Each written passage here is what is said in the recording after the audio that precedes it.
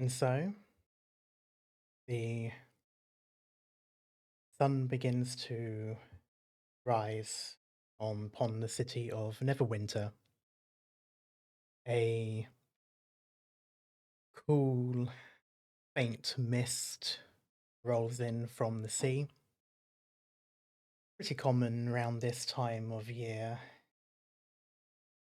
as the days get warmer, but the nights start to uh, drop a bit.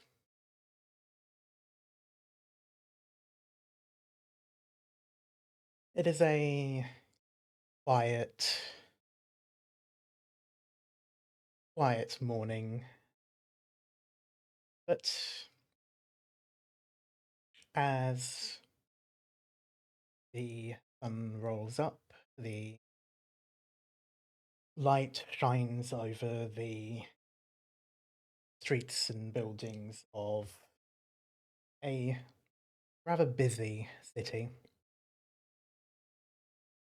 It is, of course, a Mistra Day, which for some means the first day of the week for work, going about their office, such, and usual things.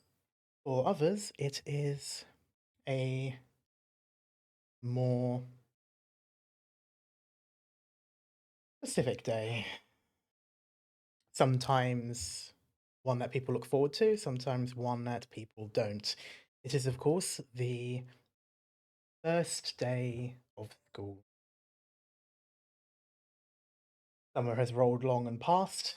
The first week of Eliant has concluded, and now students are getting ready, perhaps some reluctantly, to their way. And as we begin our day, Cat, I would like you to describe your character and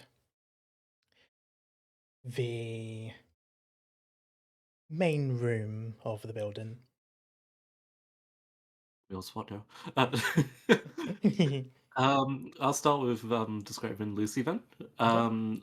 Lucy, well, she woke up very early for school. She is very excited because, well, for the first time since she got it, she gets to wear well, the dress that Miss Agatha bought for her. Miss Agatha, of course, being the patronage of the orphanage she is from. Lucy is a shifter, about 4'11" and a half, but who's counting?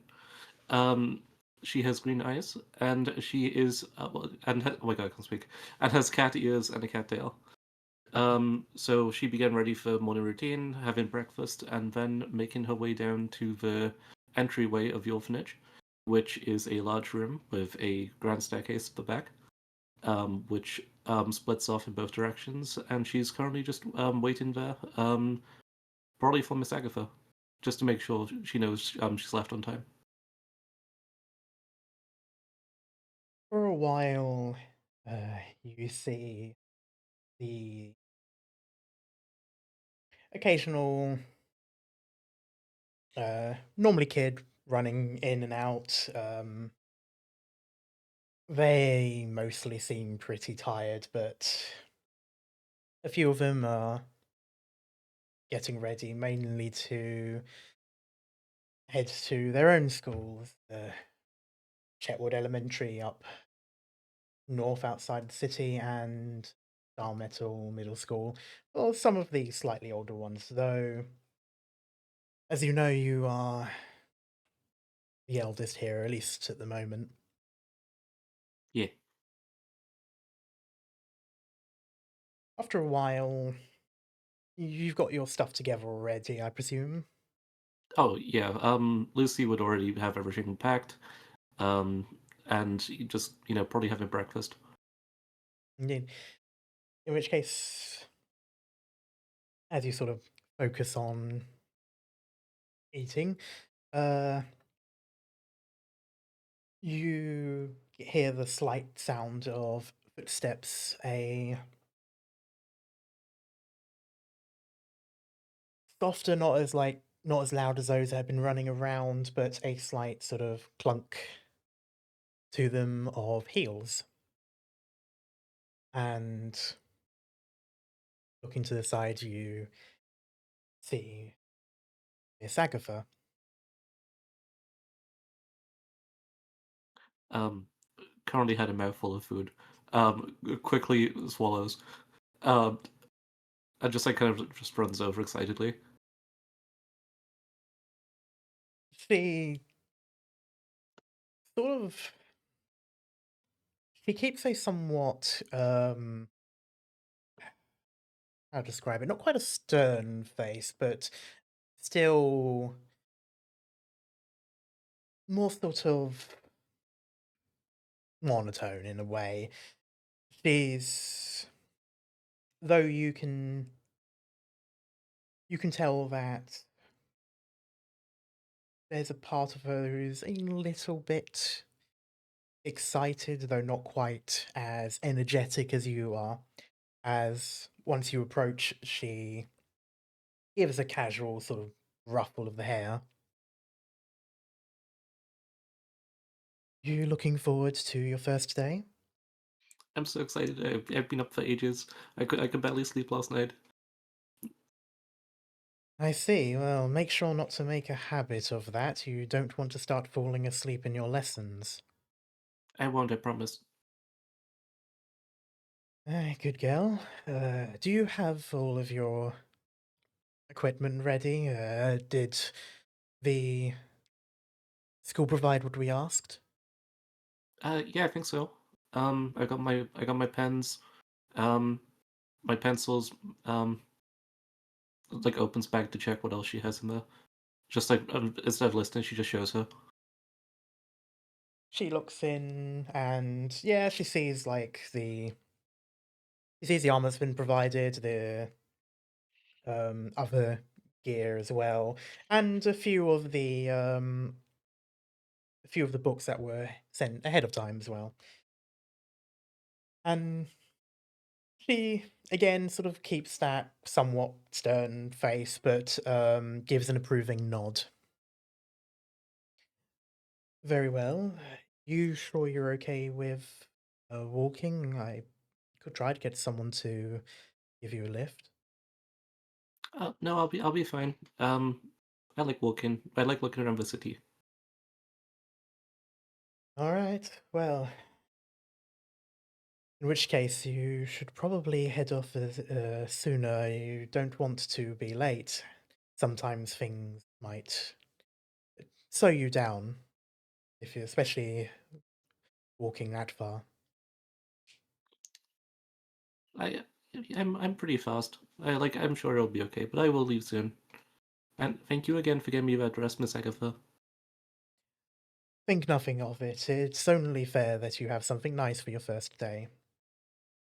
And then she sort of looks around for a moment and she leans in closer. It's not like in sort of a private whisper sort of way. It's just more so just sort of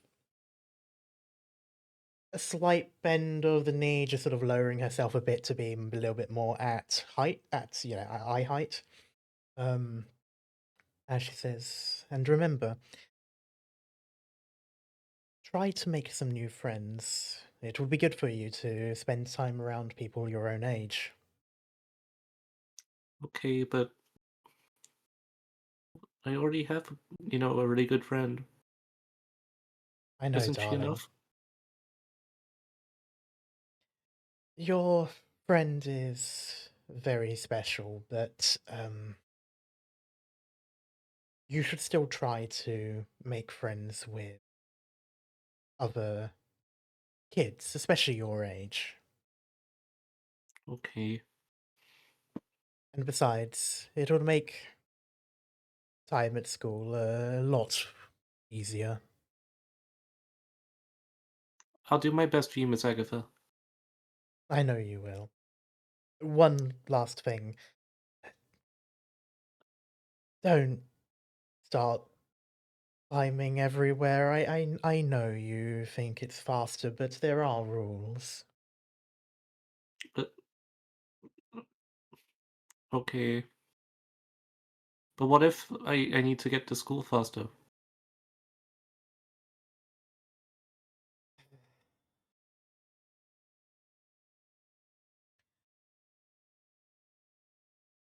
But might I suggest the good old-fashioned running? I guess I can do that. Good girl. And she does sort of crack a slight smile, although there's a somewhat resignation to her voice. This isn't the first time she's had to tell you this. Won't be the last either.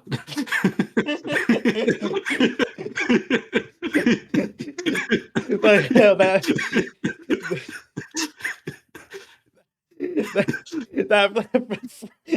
that complete switch up just threw me off.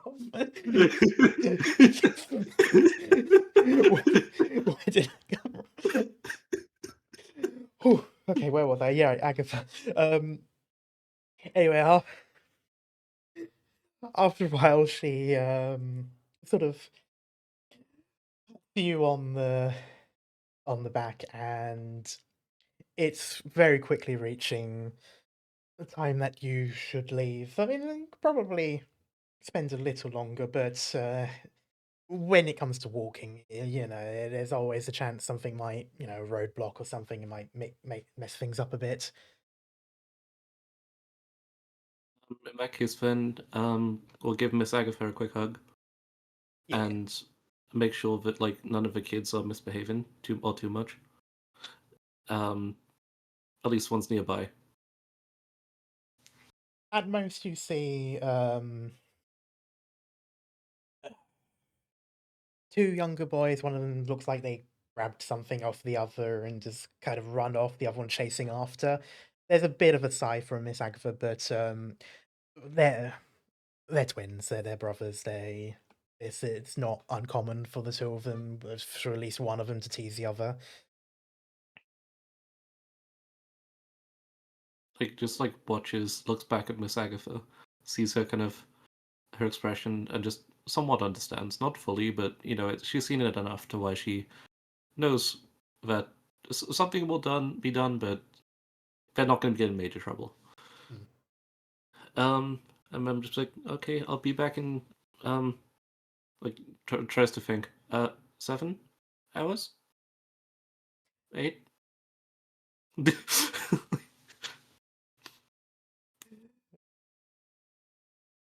Don't worry. Just make sure you're not back. Make sure you're not back. Make sure you're back before dark. Okay. And just like waves goodbye and heads out the door. Okay then. So, make sure you're not back. I realized as I was saying it, I got I got it the other way around. I think I was originally going to say make sure you're not back after dark, but that didn't make sense, so Yeah. it sort of missed. Anyways, so If it gets dark, don't come back. yeah, God. But still, as you leave Hidden Gems Orphanage, you see a relatively busy street. It's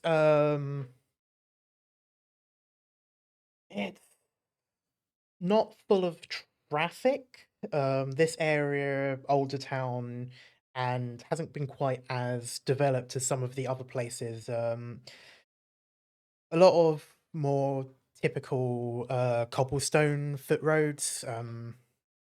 Some have cars go past occasionally in like single lane types. The occasional person who still prefers like a horse, but those aren't as common. It's mostly people walking around, and this, as you know, this area of the district is quite busy. But once you head over into the new town, pretty much past the forest, conveniently where your professor is, um, it starts to widen out a bit into more common sort of flatter tarmac roads with pavements and such along the sides. And it is a long road. It's pretty much a singular road that can go all the way, pretty much all the way towards the academy. You know, there's a bridge um, just before the beginning of the Riverside Wharf. And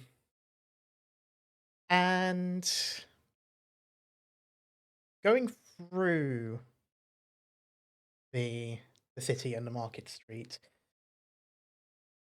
this particular area is still somewhat in development. A lot of the buildings are still being built. There's construction sites, there's sort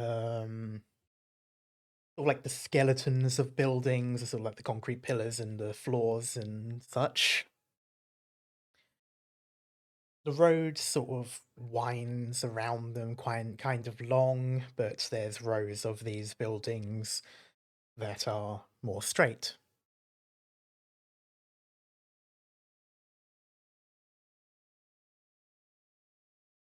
Okay.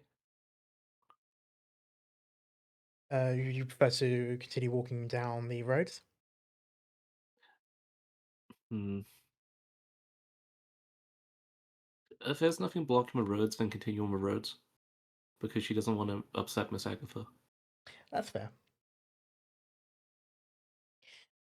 And in which case, yeah, you can you continue on, but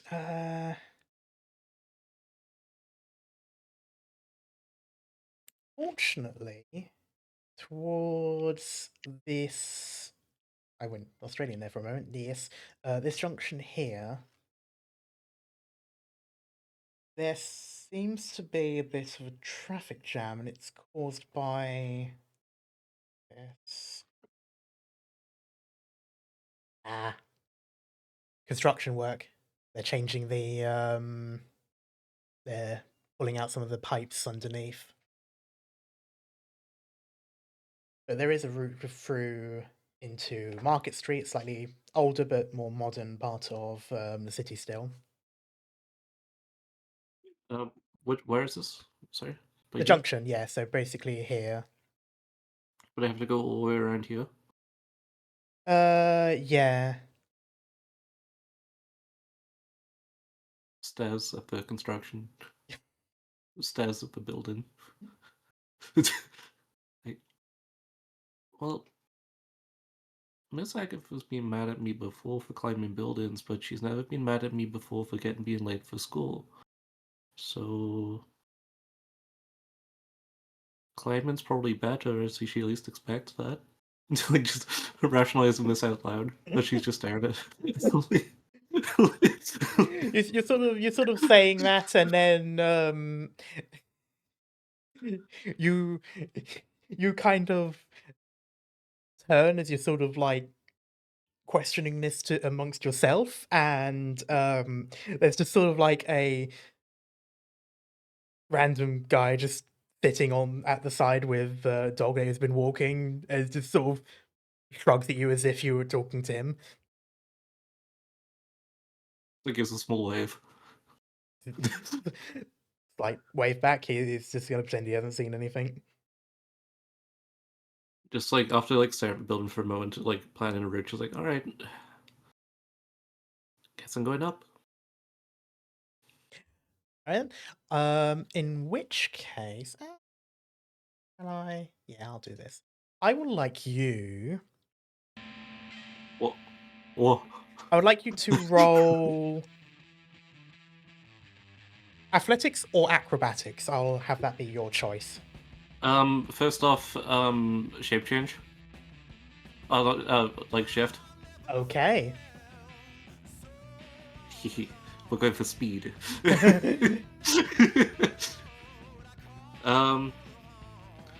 So please roll well. At no advantage. Not for this. No, it's unfamiliar area. Okay.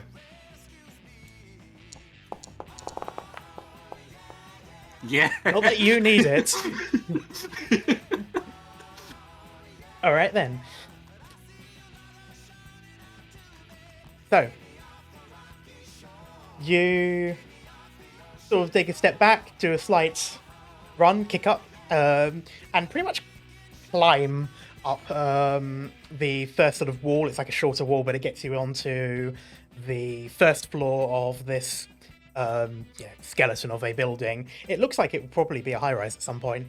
But going through, it's a mix of some taller, some lower buildings. This area is not like one with loads of towers. It's more of a low and mid-rise place. Some shops with apartments, basically. But you're able to leap from one to the other. The occasional sort of roll into a landing. Most of the time you stay on your feet, as expected of the type of shifter you are. And you continue to run through. I would like you to make a stealth check. Oh god, here we go. Where's stuff? Here's. Oh, I rolled that private. That's fine. It was a 13 for anyone who wants to know. Okay then. Okay, so for the most part, you don't think anyone sees you. Although at one point, when you jump from roof to roof on some of these like more low rises, these are more like town houses, so only really like 2 floors. You notice that one of these slightly taller ones, which is like a third floor, someone is like in their room, looks like an office room or something like that, speaking on a sending stone, and they just sort of slowly turn their head as they watch you sort of leap from one to the other, just sort of like not fully wide-eyed, but just more of a that happened, and you continue running through. You can see the bridge in sight. This one is a slightly older bridge, so it still has some of that more stone ornament sort of thing about it, but it's not quite the same as the bridge in the Chasm District, for example. But you can see that towards the distance. You are on sort of a higher floor of a mid-rise, and you just hear a "Hey kid, get out of here!" And you sort of turn to see like a an orc in full construction gear. There's not really a way down per se. You kind of went from roof to roof, and you notice there's some ladders and such further away around where the construction workers are. There's also some piping down the side, so it's all like guttering, basically.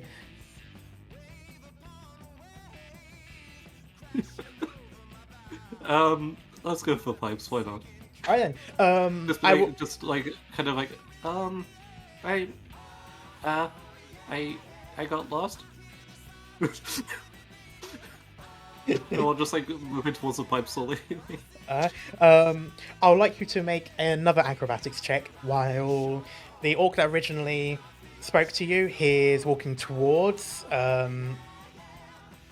You get the impression he's probably going to try and, grab you to take you somewhere. 6.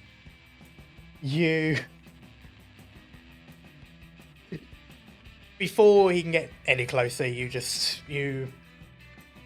get off the side of the building, grab onto the thing, and try to slide your way down, and then there's a and it sort of like the bracer that had the pipe connected to the cement comes off. It hadn't been fully secured yet. It was just put up there so that it was there first. So it plinks out of the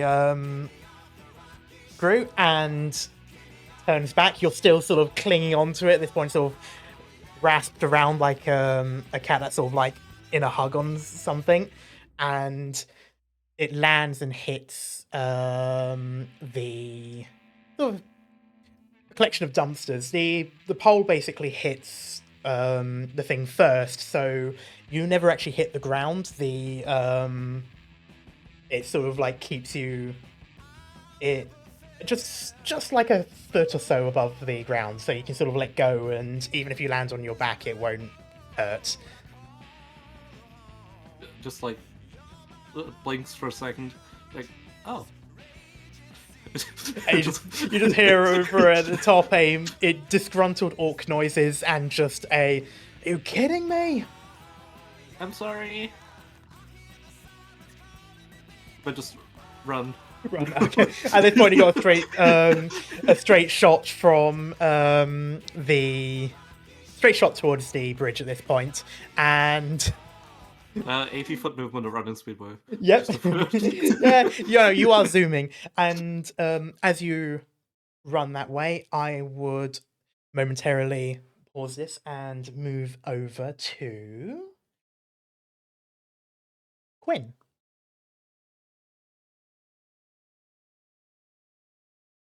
Unmute button, sorry. Yeah, there we go. I gave it a little bit of time because I figured you might forget there was a mute button. No, I was looking for my hotkey, but I didn't know which hotkey I set, so I had to open Discord and click there. Fairs. I would like you to describe your character and let's say the living room or the Living room. dining room or something like that. Okay. So basically, it's like, 4'11", so also on the bit of a shorter side. Medium length brown hair for a guy, which is a bit longer for a guy, I guess. Green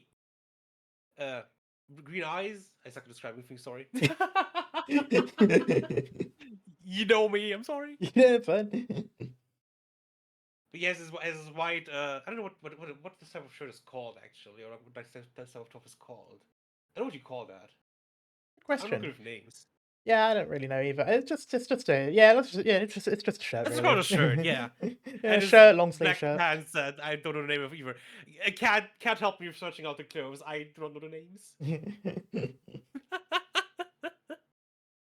But he's from a bit of more of a wealthy background because of his father's business. Mm. Yeah, just getting ready for the day, sitting in the dining room, just finishing his breakfast. Again, in a sort of, this is sort of a relatively common thing for you. Like you went to the middle school here. This is just pretty much another school day, and despite that, mm, you still can't help but feel as though your parents are pretty much in your hair the whole time. Yeah. Maybe it's because it's first day at high school, or then again, they're kind of like that most of the time. But still, every so often, one walks in, asks something, leaves. Another one walks in, asks something, leaves.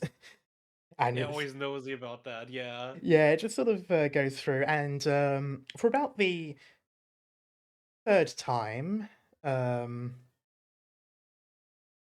your father walks in and basically just says, "You got all your books ready?" This is the Yeah, second got time everything. you've been asked this. Your mother had already asked this earlier. Oh. Yeah, I do. I must be ready as well. I got everything packed. I got everything ready in my bag right here. Just pointing at the bag right next to my chair, right at the floor. And so he gives a bit of an inspection anyway. Either way, it's not like he doesn't trust. It's more so just double checking for you. This, of course, is the second time, considering your mother did the exact same thing. But he sort of nods, goes, "All right, very good. You've already got the gear our shops provided.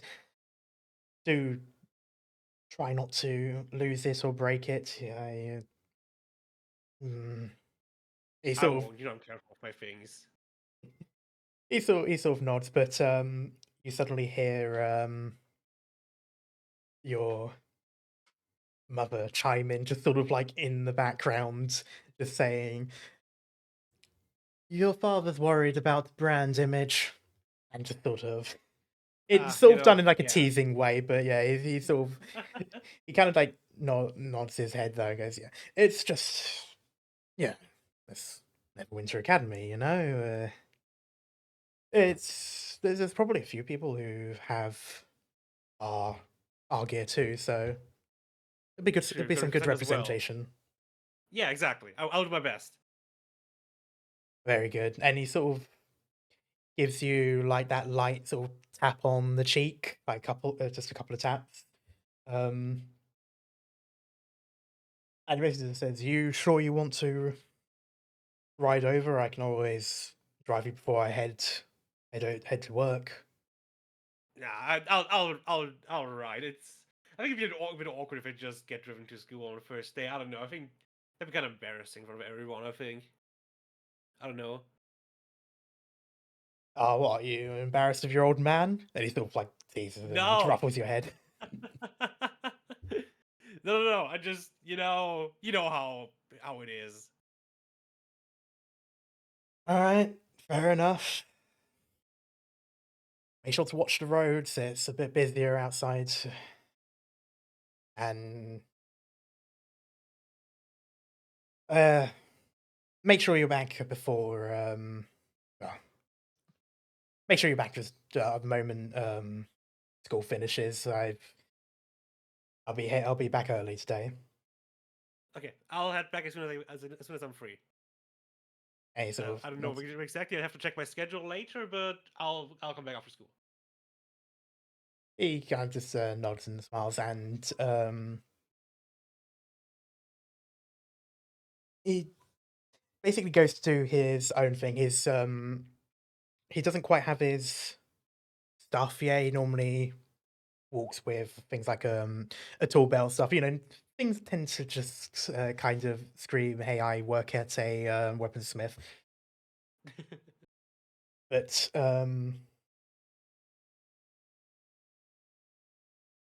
with that, I'd like to ask if there's anything in particular you would typically do. You know, once breakfast is done, pretty much. Honestly, in this case, probably just go straight to the academy to make sure to not be late. In this situation, I'd say you should probably just relax a bit more and just take it slow. But you don't want to be late on your first day. That is true. All right, then. In which case, it's a relatively um short distance to Neverwinter Academy Yeah. from Bear Hollow, but with that offers you, you know, a little bit of leniency. Like you don't have to get up as early as some students might have to, especially those further in the old Neverwinter. But For those who walk, yeah. and that too, yeah, especially. Not to mention the transport, but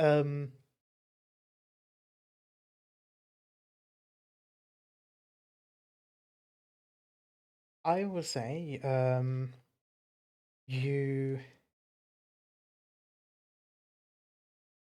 grab your things and make your way out. Then, um, this is like a standard bike, right? Yeah, just like a Normal pedal bike. Okay. completely regular bike. Yeah. Nothing special. And then, in which case, for the sake of it, let's say I would like you to an athletics check. Yeah, you're riding a Okay, bike. fair. I'm pretty good at that, so I should be fine. Yeah, it should be fine. There's a few. There's a few Uh, I'm pretty good nice. at Yeah, that. you're pretty good at that.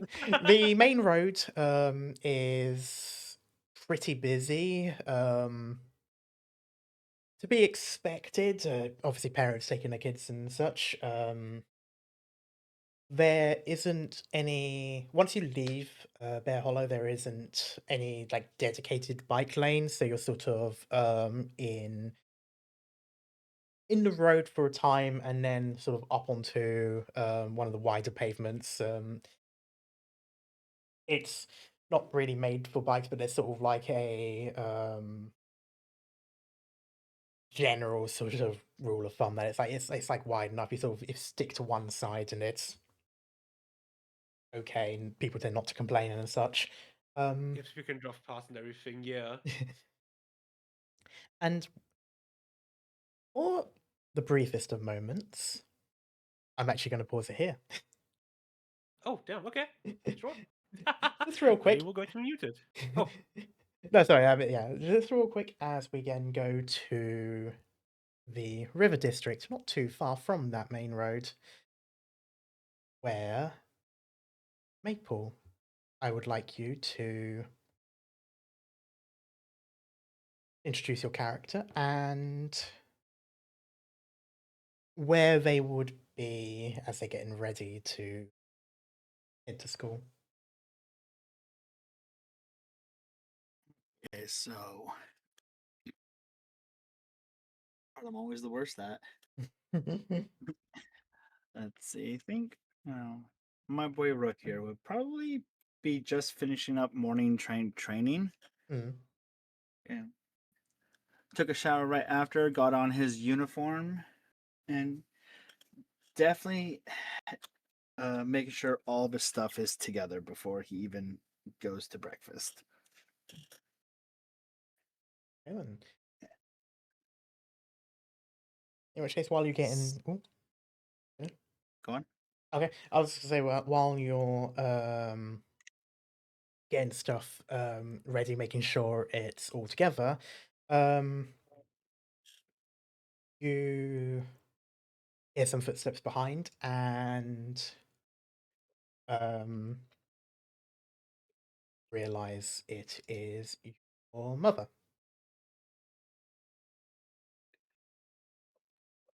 Uh, Wait, shit, I don't know how to go from here. What's it like to have a D&D character without living parents? Okay. um, she she's just sort of smiling at you for a moment. She's sort of like it's kind of like taking a moment to sort of realize that you're a bit older now. But she just says, "Oh, you've got everything ready already." Yep, don't want to forget anything on my first day. Nervous? Most definitely. That's to be expected. It's a big thing going from one school to another, especially one such as this. I'm proud of you for getting into Neverwinter Academy. He's just sort of sniffling. She gives like a slight chuckle and a hug, and you're going to do great. And just remember our teachings. Spread knowledge whenever it is prudent to do so. Keep no secrets for their own sake. And curb and deny falsehood, rumour, and deceitful amounts of accounts and histories whenever you're engaged. If you can do that, we'll be fine. It's just, she'd be like, yes, and do the typical like monk bow that he's been taught. She Oh, has a wait, slight. and Hmm? he does it. Like, oh wait, no, and he just like hugs instead. There is like a there is a bit of a laugh. She while she like appreciates it, at the same time, it's like she can't help but chuckle at the enthusiasm and such. Um, but she hugs again, and then sort of you can feel her move, her arm, her wrist, as she checks the time. Goes, oh goodness, you probably be off soon. Shoot! Gonna start scrambling to grab his bags and make his way downstairs through the kitchen. Okay. Grab a piece of toast. You make your way down, grab a slice. Mhm. The You hear sort of like a deeper cough, and what it is, your father is just like, Hmm? oh, that time already. Yep. I gotta run, so I'm not late on my first day. Oh, be it far from me to keep you waiting. Guess you're going. So you notice your brother, who's also getting ready. I believe Star Metal. Um, at least based on some of the books. Um, there's a slight there's a bit of a side eye that he's giving you, which at this point, well, after so many years, you know that kind of means that there's something he wants to ask, but is a bit too shy to just go out and ask.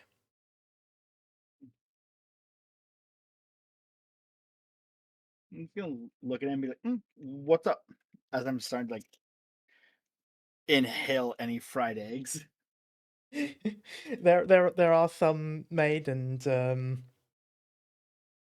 it's not often you see a look of horror on your father's face, but there's certainly a moment there as you're um like that. There's a bit of like a slight lean in, okay, like thinking, oh, you might choke for a moment, that sort of thing. But anyway, uh, as you ask, your brother is sort of like, he makes himself a little bit smaller, scratches an arm, but he basically just says, on your way back, could you get some cherry cola? Oh, absolutely. He sort of Gonna get beams a myself bit. one too. Wait, Karma, do I have money? You have some. Yeah, you have a bit of an allowance. Hell yeah. You've sort of got the, I think it's like the modest status being part of the temple. But Alrighty.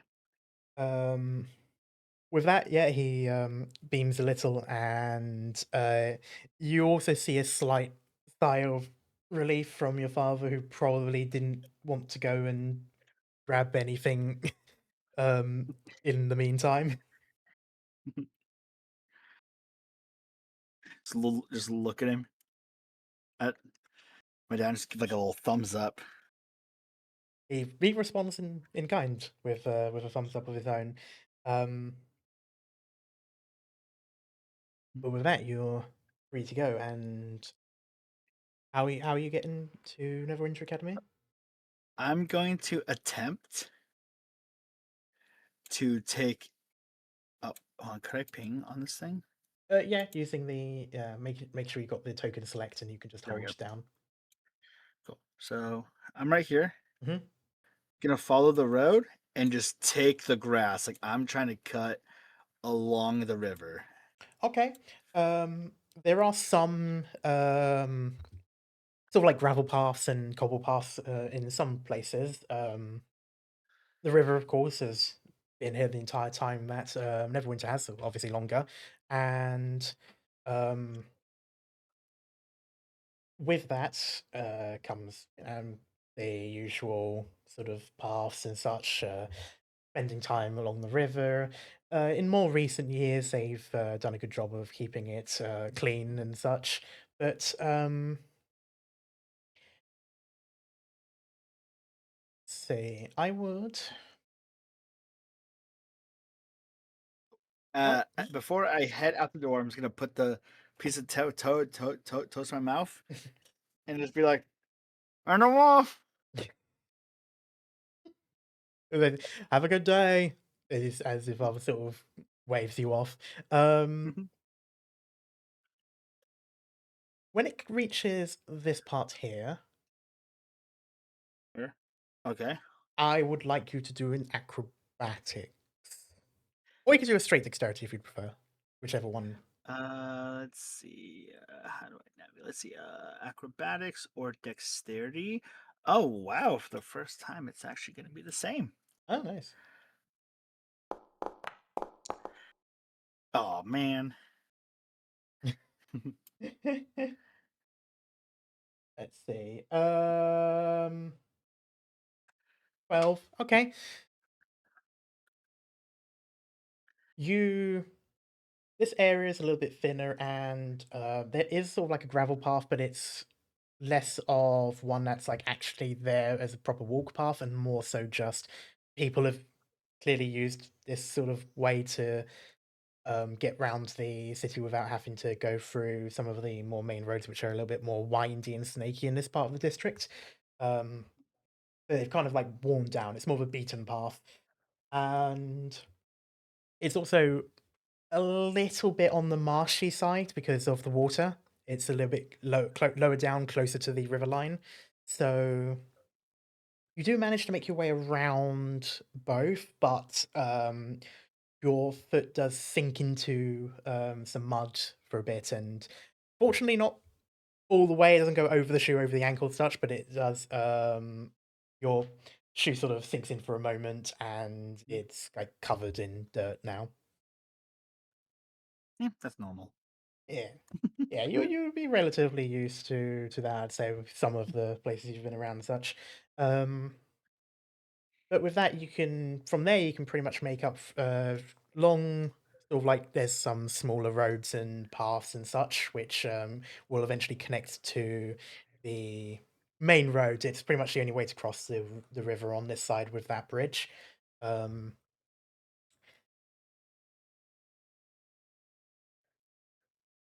You are starting to get towards the later side. Like, you're not really like in any threat of um like missing registration or anything like that, but it is expected on the first day for people to come in a bit early. There is some sort of, pomp and circumstance and such about that, meeting some of the teachers and things. So would you be in like a hurry at this point now that you've sort of made your way around the those older towers? Be possibly giving it like a little brisk jog. Okay. And with that, as Not a you full-on sprint. not a full-on sprint, fair enough. But yeah, so you're still making red. At this point, it's starting to get quite busy on the road. Hasn't reached that point where there's any sort of like traffic jam or anything like that, or at least, well, thankfully for those who are driving. But with that, I would like, as you reach the pavement just before the bridge, I would like you to make a dexterity saving throw, and I would like Quinn to make a Oh, dexterity no. saving throw. I'm not running into him, am I? Well, I we'd think have to you see. You'd are. have to roll. Oh well, it'll go get luck, Maple. Oh shoot!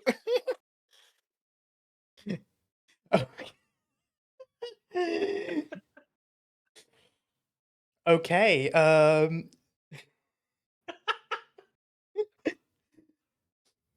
you just reached the beginning of the bridge. So you haven't actually gotten onto the bridge yet. But at this point, the wider road, the wider pavement gets smaller as this becomes more of a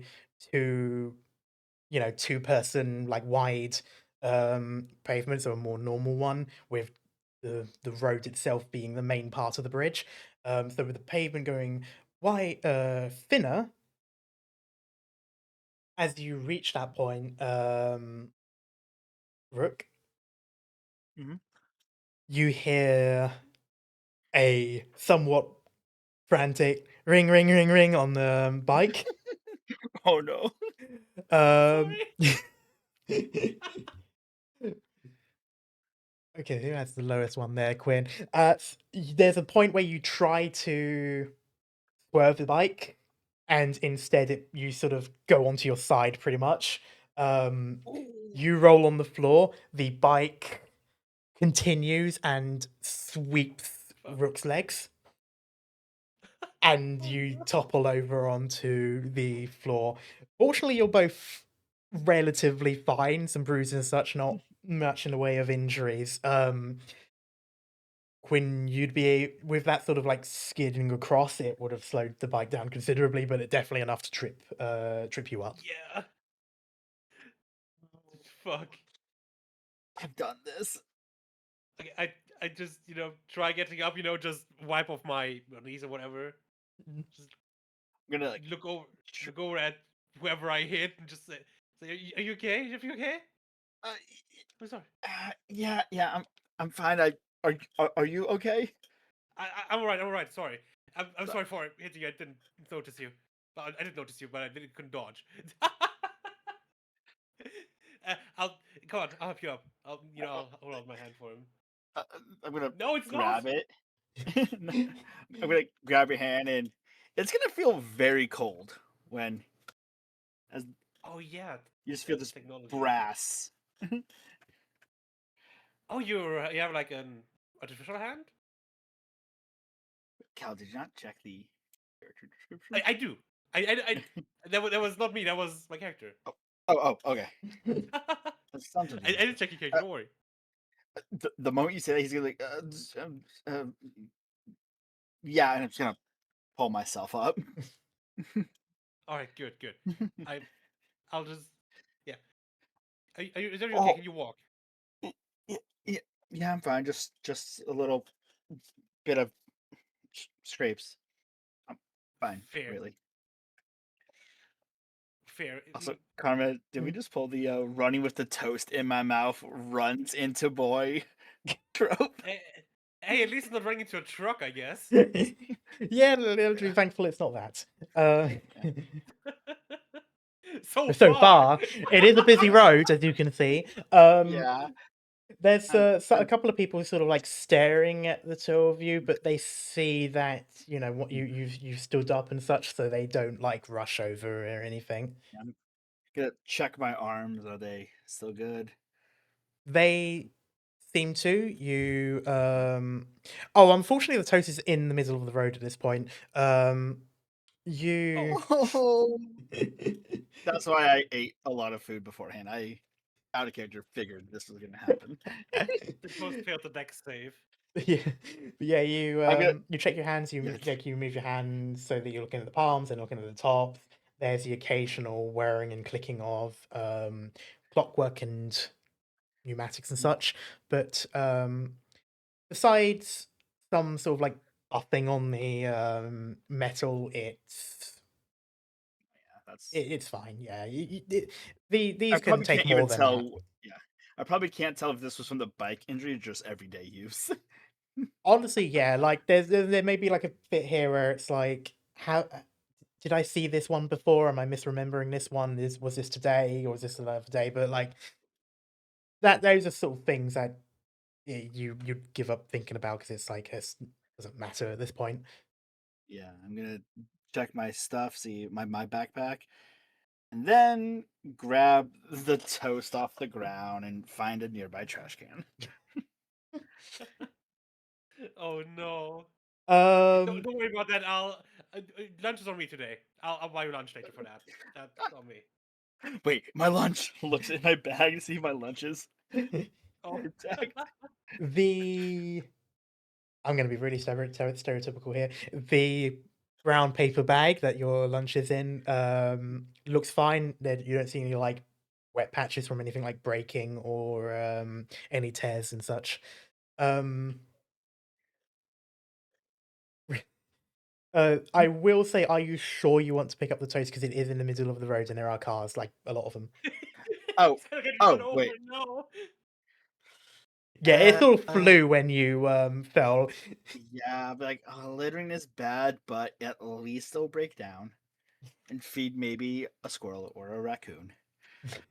I'm Hopefully. okay with that. Yeah. I'm not gonna go for the toast. Then I'm not running into traffic. Okay, we just feel had like- we had the van talk just a moment ago. Yeah.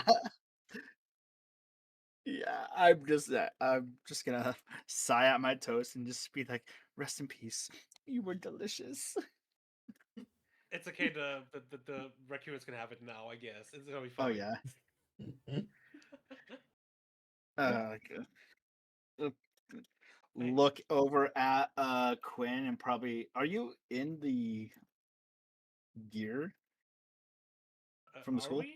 Or So is it just generally for your show? speaking, no. So like with Lucy, the gear you'd have it in your backpack or maybe like a second bag, like a PE kit type of bag, if that would be easier depending on what you've got. But I He's really I just was gonna say backpack, because I guess. my character would just be wearing it because doesn't want to have to deal with putting it on and on. yeah, Fair. that's fair.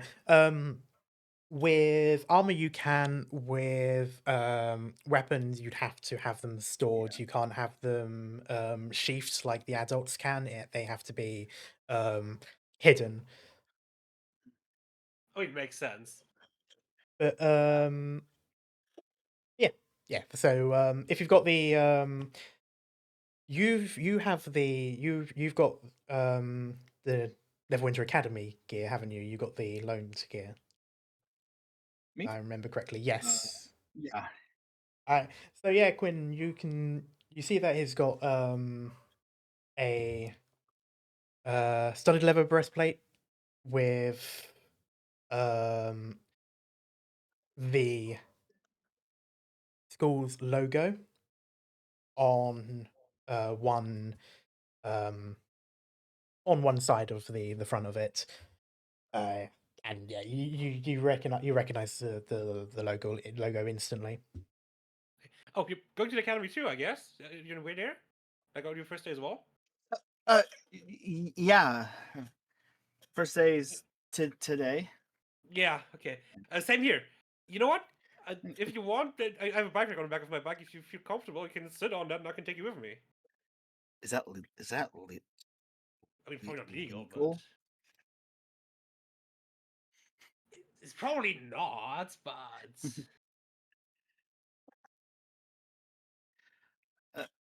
Kind of like look at my non-existent watch, look at the bike, and like shrug and be like, "Yeah, sure." hey, sure, I'm, you know what? That's the least I can I'm. do for hitting you. You know, I'm sorry again. It's fine. I'm Rook. I'm Quinn. Nice to meet you. Well, Nice to you meet know, you. could be better circumstances, I guess. But you know. Hmm? Guess I'll gather my bag and get on the back of Quinn's bike. Yeah, I'm sure you won't crash again. Right, Connor? How romantic. There's no romance, no. I would like you to do another athletics just because you now do have, it's a little bit heavier. When you will notice that Advantage, Rook right? isn't the heaviest person by the feeling of it, but yeah. So I do you do a athletics, but Okay, just normal. just a normal one, yeah. This will be less of a succeed fail and more of a whether or not it will. It's a bit of a struggle, but you'll still get there Yeesh. faster than it would take Rook to walk or jog. You're saving him from having to sprint. Hey, at least that. it's a little bit awkward for you. It's again less to do with like the additional weight and more to do with just that it's a bit awkward. This bike isn't made to have a passenger. It's not second seat or anything like that. So you're sort of a little bit closer to the handles than you would like and stuff like that. But at this point, it is literally just a single road all the way through into Neverwinter Academy. So you can pretty much go as is. And with that, we will move on. At this point, while this is happening, Lucy, you're pretty much on the main bridge, and you notice, well, with the cars going past, but you notice a particularly fancy-looking one, slightly straighter, more smooth edges and stuff like that. The kind that you don't see very often in the Chasm district, but you see them occasionally when the few times you do go beyond that that district. As we go to the inside of this vehicle with an older man at the front, driving towards the Neverwinter Academy, and Vex, I would like you to describe your character in the back seat. All right. He's a stupidly tall 15-year-old, as you can probably tell. He's 6 foot. Pale as hell, white, like this, like feta cheese skin. All right. Yes, you can tell that he is a snow elf, but his ears are not that pointy like normal elves. He also also you can all see that he is freakishly scarred on the right side of his eye, and on his lip, you can tell that the scars barely healed. He also has a permanent scowl on his face, but he's too busy polishing his big warhammer, and some people could be a little bit worried because he's holding that thing with one hand easily. He's also cursing a lot because it's got an oil stain he cannot at all clean. I hate it when that happens. So around in public. Technically, it's still in private as it's inside a vehicle. But yes. Oh yeah, it's a carriage. I forgot. I thought it was an open top. This one is a car you're actually riding in style, although Fair that's enough, yeah. if I remember from your questions, being in the car is a little bit more. No, it's not as good. Yeah. He's also the scowl is because he's kind of motion sick. Occasionally, you notice the older gentleman driving. He sort of occasionally flicks his eyes up at you from the rearview mirror. Partly, just make sure you're all right, but you can tell he's also checking to see if you're about to throw up everywhere or not. But he basically just says, Master Vanus, you should make sure to hack that away before we get to the front entrance. How? You see this fucking thing? I'm surprised Father could even carry this stupid thing.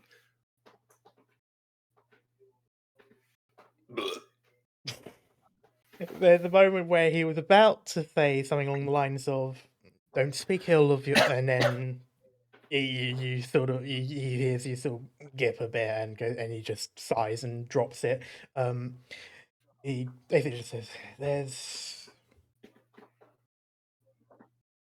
underneath. There's a okay, above table. I've actually forgotten the name of this, but basically, kind of like a blanket that you specifically use to wrap around objects and stuff." Yeah. Oh, professional DM. Anyway, he as he explains this and he just says, make sure it's wrapped up before. Once you're inside, I believe you can keep it in the locker until you need it. Just be mindful of the rules, be mindful of the law. You know I never break the law, Balthazar. I know. But I can't promise if some students piss me off though. and that, Master Vernus, is precisely what I am worried about. I do not want to hear that on the first day you already cause an incident. This will be the first time in a while that you will be in a place with so many people your age. I can understand that will be difficult, but try to compose yourself. You are, after all, representing House Aurelian. I know very much well. Good. I will not press it any further. Wait, I can carry the hammer in the classroom? Bummer. From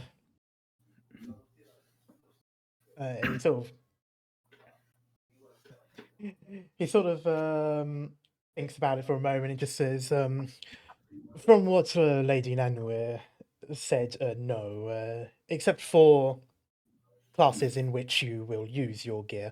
Besides that, it is best to think of it as any regular school. Well, at least I won't have to wear the stupid chainmail all the damn time. It's a pain in the ass to even get it on. Master Vanus, did I not advise that you kept it in your bag?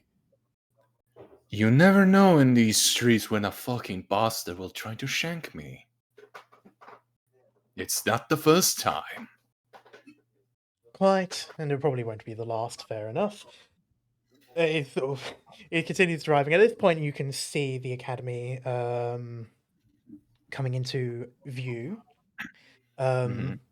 It's a, for all intents and purposes, it is very much a modern building. Like, compared to the streets of Lord's Row, which a lot of the larger townhouses and manor homes have not changed much since the 1500s. This area is more recent, but also the building itself has gone through a few changes. You've seen some photos of it in its past, older, back like original cameras, and some drawings as well. Like a much older building, much smaller building. This has now become quite the monster in terms of architecture. But the main thing you see is just how many people there are. There's cars upon cars in the sort of the overflow, the road that goes off from the main road and actually into the school grounds, some of the car parks there, but also just the amount of students and parents, seeing them off and such.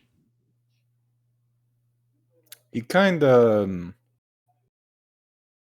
has mixed feelings seeing the parents and children being happy as well, kind of reminiscent of what could have been. And he just asks Balthazar, Mhm. for the first time in a while, he's not actually a cunt. He's basically Balthazar. Yes, Would they Master be Vanus? proud of me? Would they be proud of me coming here? I believe they would. To be frank, even should they still be here with us today, I believe they would have pushed for you to attend this school. It is one of the best in the region, and if I may say, it is a damn professional one. I can already hear Dad laughing like an idiot, and Mom just crying and nagging me to make friends. It's good for you. Always the worry word she was. Probably has a bird or two being a druid and all. I can't even imagine my dad actually not being happy. He never had an education. Quite, it was a different time, but things change, and so do people. And he does sort of look you directly in the eyes through the rearview mirror. But he just says, if your mother made that suggestion, I would say that it would be a good one. You should try to make friends. A it is important to have comrades, even if it may not feel like it at times. You shouldn't expect everything to be put on yourself. That is why people like us exist. I know. I very much know. It's a heavy burden, though, and I don't think like, I'm not an idiot. I know my status. I know I'm probably going to be different from 90% of these kids. It probably will be tough. Given my temper as well. I can't help it anymore. That's why I'm taking anger management, sadly. Yes, I believe that was your sister's doing to convince you. Uh, yep. Yep, I did not want it, and she gave me an ass whooping of a lifetime. Well, that is one thing I must admit I find quite reliable about her, and there is a slight chuckle, even though it is at your expense. But still, he gives like Oh no, a cough. he giggles as well. He is self-aware very much. Don't worry, he's giggling as well. But yeah, there is a moment where he just sort of he's still like cough to sort of hide it. There's that part of him, old school. He's keeping himself professional. He's the butler after all. But he basically just says, the fact that you have gained quite the self-awareness, it does give me hope that you will do well. I have to be Balthazar. I represent Aurelian. You do indeed. But don't forget, as he sort of gets into the offshoot on the road to get up to the entrance, that you are also representing yourself. And at the end of the day, Aurelian can wait. You are not yet Lord, but you are Vanus.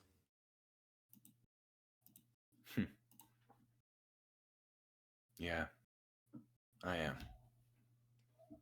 That you hear that sort of crack as he pulls on the handbrake, and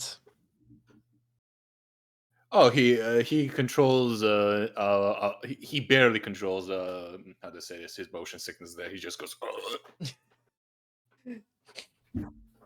as you sort of like reach the point where you're almost like cooling down a bit, you notice a sort of like a brown bag just kind of move into your line of sight as he's leaning over now that he's no longer driving, just to sort of extend it to you, but he just says, "Once you're ready, Master Vanus,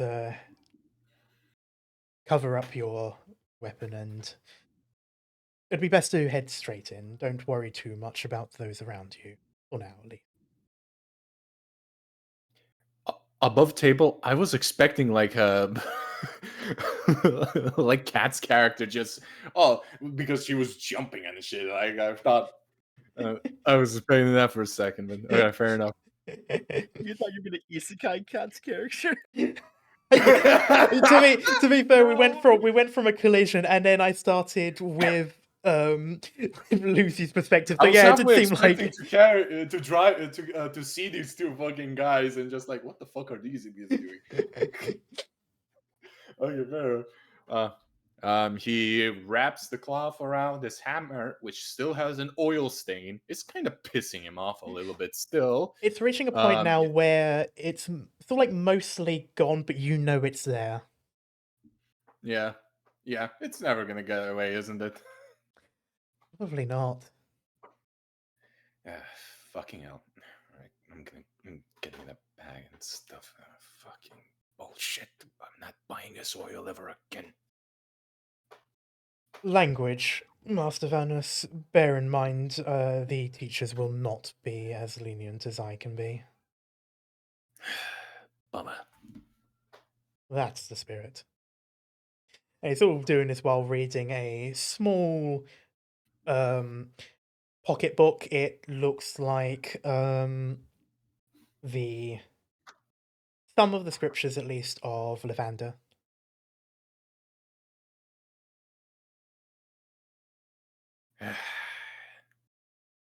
Is there gonna be a church of Lathander nearby? Not near the academy, I'm afraid. They keep it mostly secular for the amount of people that are here. I believe there is one not too far from the Temple of Saluna in the River District. Maybe I'll go there after class. In both. Mother was a Selunite after all. Very well. If you do make sure to let me know so I know where to pick you up from. Don't worry, Balthazar. I'm at least on point. He sort of nods, and while he keeps that sort of professional look about him, you do notice a slight smile. He's never really been one to show it. Again, that sort of old-fashioned working for the house kind of thing. But if you can allow yourself for a moment to believe it, he does seem somewhat proud. Alright, I'm heading off. Pray to Lathander I don't break someone's kneecaps day one.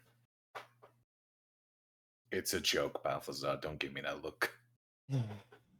He sort of nods and just says, "Enjoy your day, and please keep that as a joke." You never know.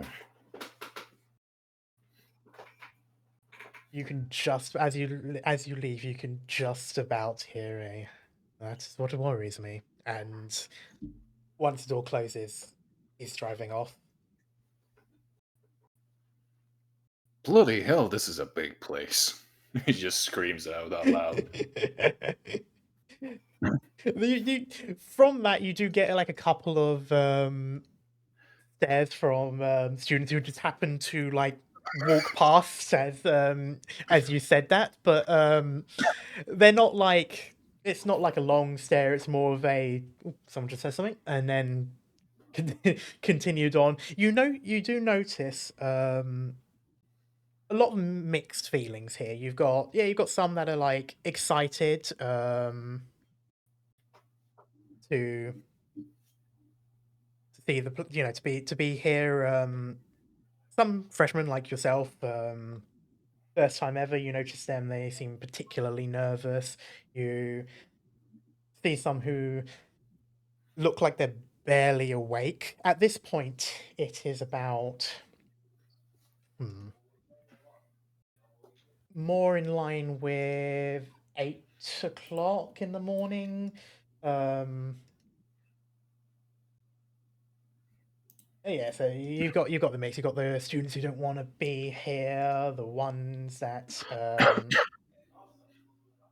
the ones that are excited to be, the ones that are like, "Ugh," but still.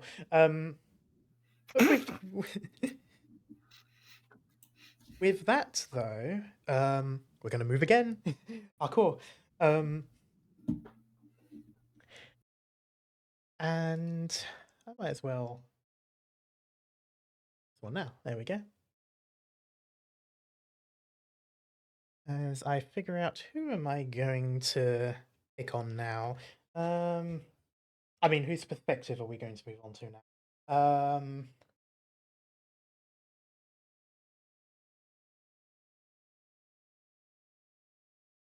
Immoral default. Rook and Quinn. Hello. You Salutations. make. Sorry, I just thought of the gift. You make your way to the entrance. Ironically, not this front entrance. You actually make your way to the side one. There's another sort of rondel like this, albeit slightly smaller. It's the closest entrance from that side of the street, or that side of the street. That basically from the road that you went through. Okay, Um, Karma, this Okay, yeah, architecture Karma. looks like my high school. It isn't because I know where this is based on. But it's very stereotypical American high school is why. Did With you a draw little this cat hint as of asking? I'm curious as well. pardon? Did you draw this cat as asking? So I'm curious as well. Did you make that? Yeah, this is what I was rushing through at the end of yesterday and today. Oh, looks great, Good Karma. job. Damn, good job. That's awesome. Okay, fuck you. I'm a mutant. You did amazing, comma. Shush. You did amazing. You really did. That's honestly incredible. Good job. Holy honestly, shit. real. I saw it for a Motherfucker second. just speedrun Picasso level art. What the fuck? Yeah, like, comma. I saw it for a second. Like, do you only have to look at it for a bit to realize it wasn't official art? It's from I've got like a decent number of references, all photo ones. I haven't taken from like You did so any good. artwork, I mean, but yeah, that's normal to take photo reference. You did awesome. sure. Nah, Anyway, that's pretty damn good. yeah, get back onto the table. Okay, fine. We got on the table. Anyways,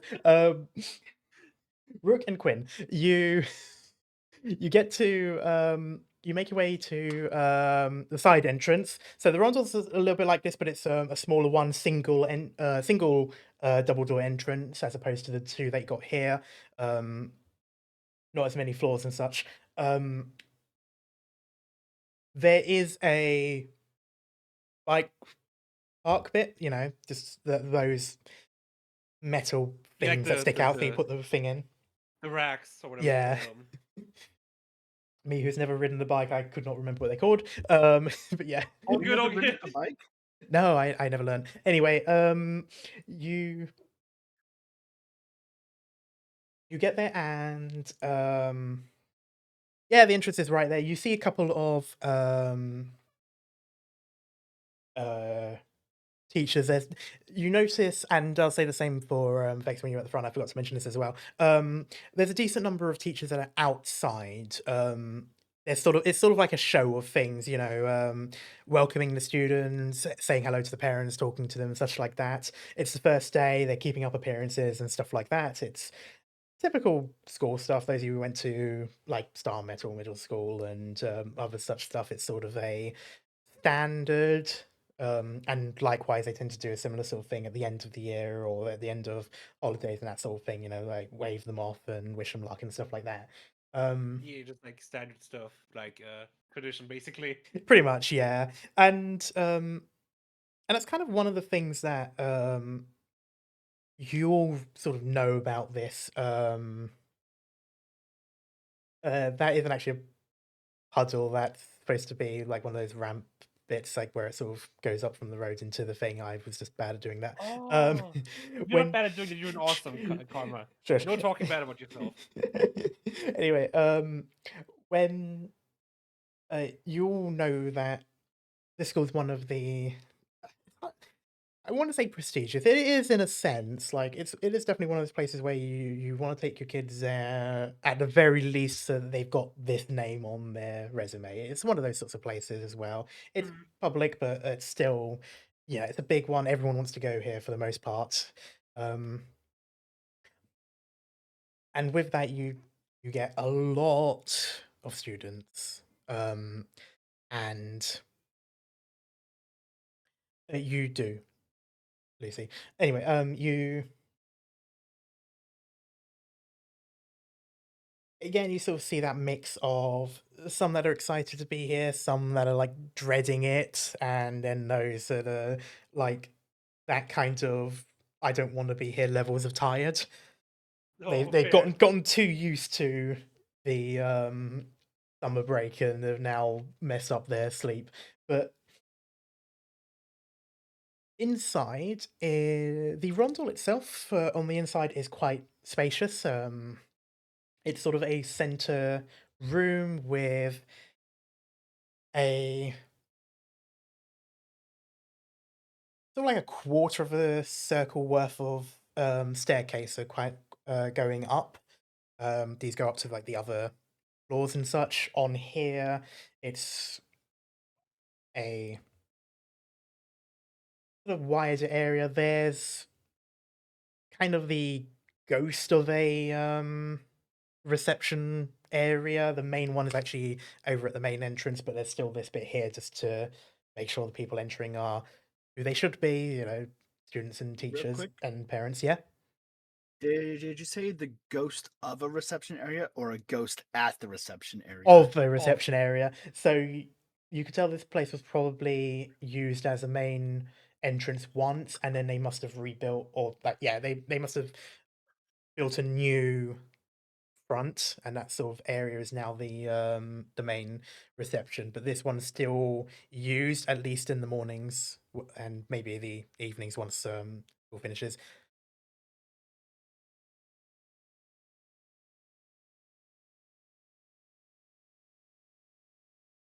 And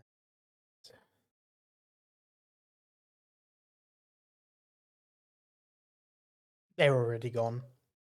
Okay, wasn't sure. Yeah, I was trying to ban, but it was all blocked down. That's because they were already deleted.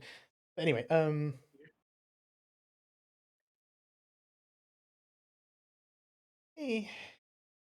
put in something.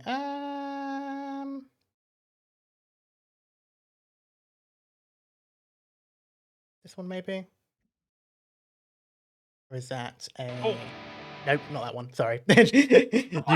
you get I one just jump seen it scare of too. a thing. The combat starts. Fight for your life. Actually, zombie campaign now. Yeah. For that boy heard. Yeah, it's just an intro sort of riff. Now I'm just gonna go back to the original one. God, I love that song. It's so good. Yeah, we'll go to this one. I'm just gonna put it down a little bit because there is talking in the song. So anyway, Not me out of character forgetting my schedule, and not me also in character forgetting my schedule. Because I do that all the time, day one of school. I really hope that you guys have your schedule somewhere because I will be referencing it. I do. I had to look for it because I didn't know we had to have it ready right now, so I didn't get it out if I have it ready now.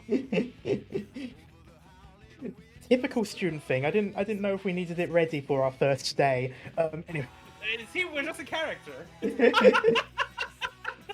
Fuck. Okay, so we just realized everyone. I sent it to all of you in DMs, so you can find it there. I'm like scrolling to it. Yeah. Here it is. Here it is. Cool. Yeah, you pin it to if my you phone, want. not to my computer. Ah, fair. Anyway, yeah, it is busy inside. Once you leave the sort of rondel area and you actually go into the corridors, these are relatively wide corridors. They're like, you could probably have like 3 or 4 students side by side, and it will still be fine. But with that, it is packed. And Sorry, were you going to say something, What Gwen? is it? Yeah, I didn't understand it. I just it's and then you cut off for me. Yeah, you cut off for me too. That'll be. I heard it's packed. Yeah, it's packed. This is also it's my packed, cue okay. to For me, leave. it was just after path. Sorry. Back. Hopefully that will last me for a little bit longer. That was probably the quickest it's been before that happens. Anyway, Okay. with that though, yeah. So this, the corridors are busy. There are a lot of students. You can easily tell this is a school of like a good 3,000+, maybe 4. God. This is one of those sorts of high schools, and that's not too surprising. There's literally like one other high school, and that's for this area. It's a little bit further out. It's sort of between here. It's along the high road between here and Lothgarn, closer to here than there. That's more up north, but and that's more of a regular high school. Good one, but doesn't really focus on things like magic and adventuring like this place does. So Fear. with that, a lot of students. And Yeah. with that, a decent amount of commotion as you both hear clatter of like those locker doors. Peering over some of the people that sort of stopped in their tracks to look at what happened, you see a younger student, probably same grade as you, so another freshman. It's basically been shoved against the lockers by a older student, probably a junior, if you had to wager a guess. For context, that's a third year out before. Yeah, of course, pulling the younger ones. 'Cause that's, Pretty much. you know, With him is another freshman. They look like siblings, but you can't quite hear what's being said over the sound of some of the people just sort of like chatting around. You know, a lot of people are actually outright ignoring this and just going over to wherever it is they want to go, while others are sort of like talking amongst themselves. Oh, what's going on? What's happening? But it looks like one is warning, threatening the one that he shoved against the lockers, who looks a bit stunned. Oh. I'm gonna start approaching. Yeah, I was gonna say we're gonna approach this wall and just like see what's going on, see if we can figure out more. So as you get closer, you can start to hear the older boy. The other one's not really saying much. If anything, the younger one seems somewhat not necessarily embarrassed, but more like doesn't really want to be here. But his brother seems to be the more confident but aggressive one. And meanwhile, this other boy that he shoved against the locker, smaller, younger, about your age, more sort of like an auburn hair. And it's like, he's basically just like, sorry, I wasn't looking where I was going, okay? Just let me go. And the old one's basically just, is he like, well, why not? First day, right? Perhaps I should teach you a lesson before you run into my brother.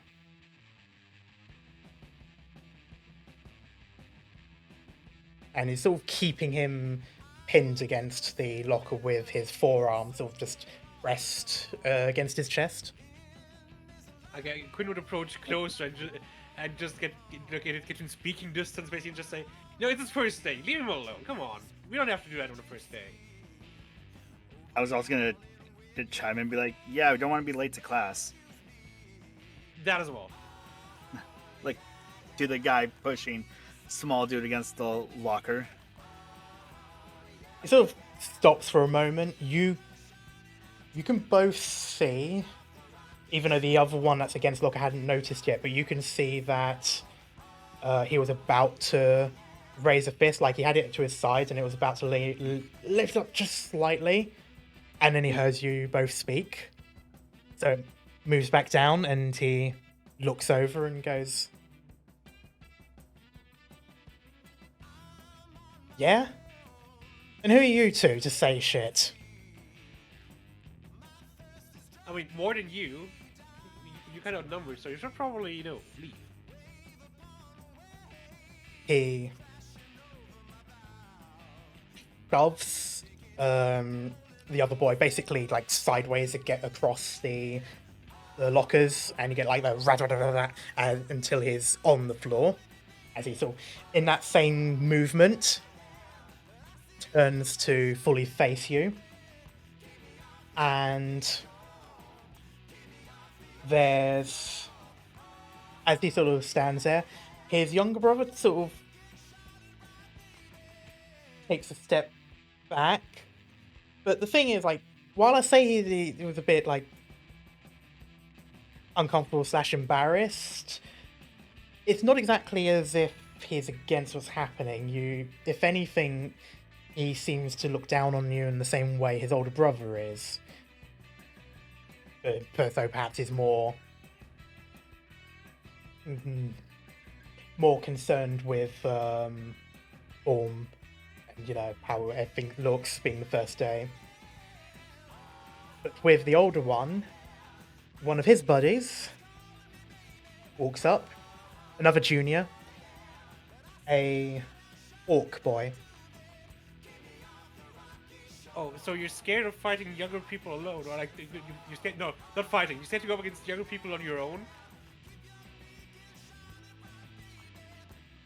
He just sort of looks you up and down and just goes, "Do you have any idea who you're talking to?" I don't think you do either. Hunt.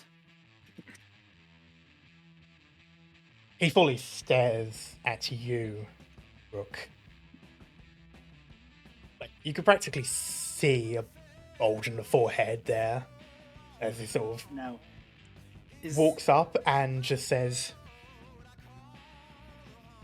"You are talking to the eldest son of the Castellantas. Know your place." just gonna give like a little head tilt and be like, who? Why should we care? Could I, We're all. with like my peripheral, is there any like staff room doors nearby? At this point, no. In this area, you've gone down the corridor. It's mostly classrooms. You get given everything that's happened and the fact that this has been allowed to happen for the time here, you get the impression that most of the teachers must be outside at this point still, and so there's probably a minimal amount of people here to look. However, Vanus, by this point, you would have seen this younger freshman who is quite easily like foot shorter than the guy that had him pressed against the lockers. So you see him throw him down by this point. That's pretty much the first thing you see as he round the corner. And this squabble between him and these other two men. And at this point, you see that other older orc boy walk into his side, and he's like shoulder to shoulder with with that boy. You can instantly tell that the The boy that was pinning the other guy to the lockers and the younger one that was with him, you can tell that these are a noble family. Like, they have that air about them. And even before he mentions being the Castellantas, you do know of the Castellantas. They are a family predominantly in Waterdeep, but they do also... They have a member of the Chamber of Lords here, and so they have a home here, and obviously they're going to send their kids here instead of the academy at Waterdeep. So you know of them. And you also... How much they outrank me? The older one, assuming that they don't have an older brother outside of school, would probably be next in line. So around the same But I am yours. technically... You are Okay, of so a we're the same ruinous rank. house. So and they are the Castellantas have been well established for centuries. They go as far back as the 1300s. No, I mean, my family's kind of... Oh, yeah, we are having struggles, but I still am technically his rank. Okay. Yes. Maybe a little bit, because I am actually the head of my house. He isn't. Okay. Yeah, I can work with this. Okay. I want to ready just an action. Yeah, before we move on, what action do you want to ready? If this dude connects a swing with me, Which one? the one who's I'm like mouthing off to you. If any other two bullies connect a swing to me, I want to send my left foot into their nuts. All right, you can ready that action. Okay. But they have to land contact first. We'll see if I mean, I'm definitely interrupting. I am definitely. Yeah, and I will say, probably in good time too, because as I mentioned, like those two older students were like shoulder to shoulder, and there was a reason for that. The orc is Are they clenching taller his than me? fist underneath. So the noble, no, he is probably a few inches shorter, so he's tall, but is not as tall as you. The orc boy, however, is probably about a couple of inches taller than you. Like, that one is less uncommon for their kind. They do tend to be quite tall. Okay, still. Alright. I am gonna walk up behind them. You know the Undertaker meme? Yeah, I do know. Alright, you're the... So, okay, do I need to roll a stealth check or something? If you are aiming to be there, if you're aiming to not be noticed, then yes, you'll have to roll stealth. Remind me, does chainmail give you disadvantage on heavy. stealth? It's heavy, so I It's think heavy, I so can. yes. Nah, I'm just gonna walk up the... I mean, they're too busy arguing. They're probably not even gonna notice me. Yeah, they'll have a lower passive perception, but yeah. So. All right, I'm just gonna walk up on behind him and just the Undertaker meme. Yeah. I think I sent the gif. Yeah. All right. So, Vanna sees that fucking thing. He just muffles in the stuff. Oh, sorry, Balthazar. It looks like I'm gonna break that promise, probably. I also did not put my hammer in that fucking locker. You have not done that yet. No, you were on your way to do that. All right, so I just walk up behind there, and I have a vein on my fucking forehead because he does not like bullying. He notices everything. So I walk up behind that fucking noble. All right. Are you two gonna react or not? I didn't know if you were still doing something. Sorry. Okay, behind. I'm behind them. Yeah, so Like, you will see him basically sort of walk up behind the two. He is tall enough that you can just about see like his eyes go above the other noble boy. Yeah, angry dude behind these two. So I just look up Scarred to him. and, angry like, dude. nod just to gonna Scarred give angry dude. a Yeah. raised eyebrow. Yeah, just because I was gonna nod really quickly just to acknowledge him, but not like give too much away, so they just don't focus on anything behind them. From Rook's It's just like- perspective, it just looks like maybe another bully is ganging up on them. I mean, So he I does have touch- the expression to not be happy about them, so I don't think I wouldn't think that could think that he's a bully. Alright. Okay. I touch the shoulder of that. Is there a fucking problem? Oh, they're trying to bully this little kid over there. The So, Oh, I saw. As- What's this shit Okay. here? as you're He both gives going a off that, very passive-aggressive smile. at this point he turns. He does take a step back. He doesn't seem intimidated. But you recognize this. This is a slight bit of distance, purely in case he needs to swing. But at this point, he's still keeping a somewhat disciplined approach, despite his clearly more violent outbursts. He just looks up to you slightly. He doesn't have to tilt his head really. He can just look up with his eyes, and he clocks you instantly. There's that look in his eye. He realizes who you are. Oh shit! When you said clock, like that's what we use here. No, yeah, sorry, I forgot about that. Not clock as in I was punch, about clock as to, in roll realize. for defense. That would be funny though. Not quite, but no, he recognizes you instantly, and he basically just says, "And what makes you think that the son of a ruinous house has any right to talk to me?" I don't know. Maybe what does a fucking water deep and below bastard thinks he's high and mighty? Did this just get racial? Well, No.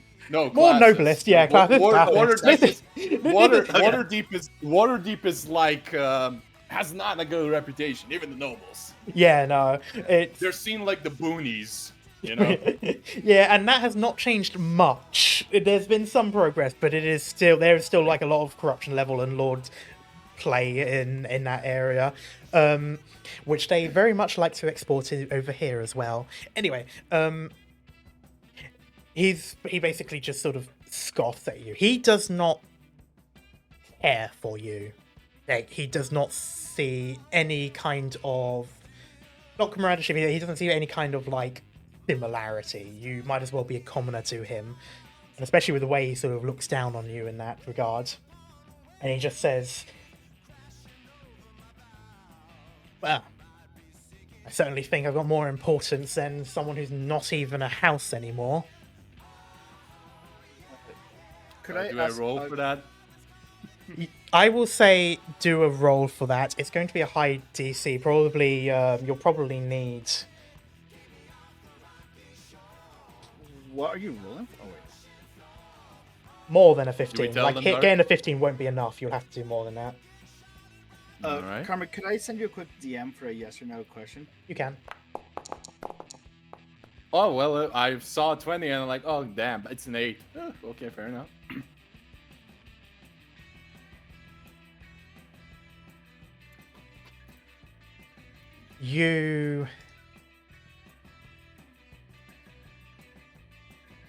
You do not maintain your composure.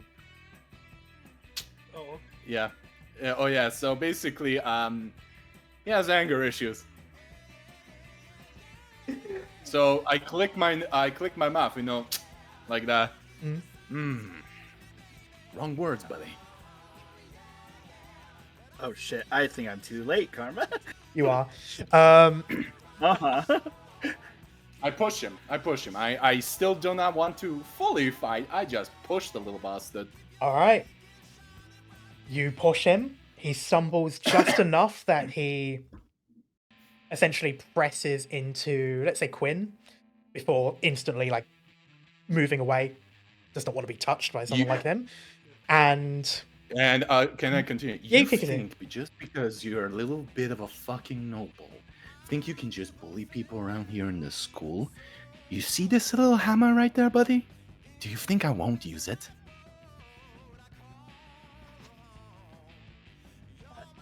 In this moment, could I do what I messaged you? Oh.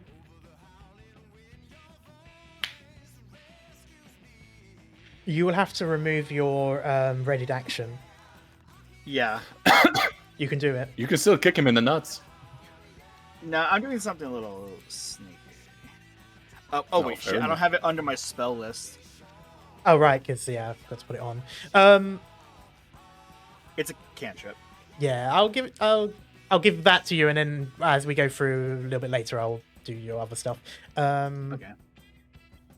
And you're forgetting that one. I don't have spells yet. I'm good. Yeah, I'll you're cast nice. it on myself if I got to. Right, there you go. Oh.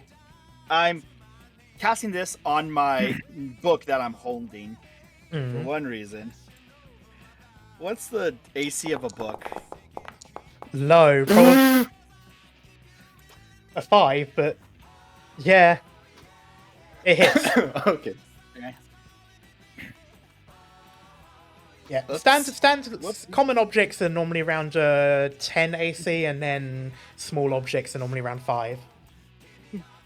So you just barely did it. You Yeah. barely did it. Whoopsies. Did I do that? Did you set something on fire? No, hopefully not.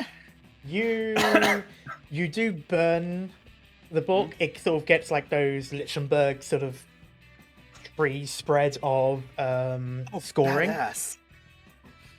and with that, the orc, of course, notices. Well, they both notice this, but the orc notices it first as he was still staring at the two of you. I'm just giving him a little slight smile. Yeah, he gives. And I still do I notice that? No. Well, you notice this spell, but this happens immediately. This was a readied action. Yeah, right, fair enough.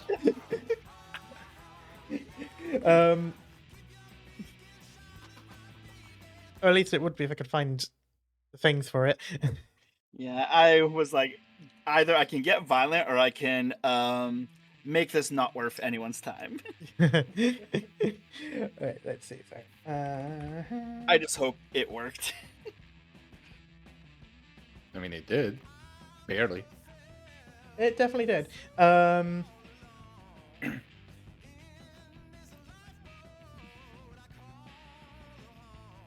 glad I didn't skip orientation.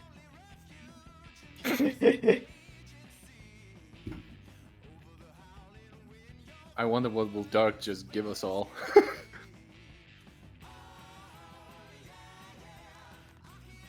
Ah, that's strange.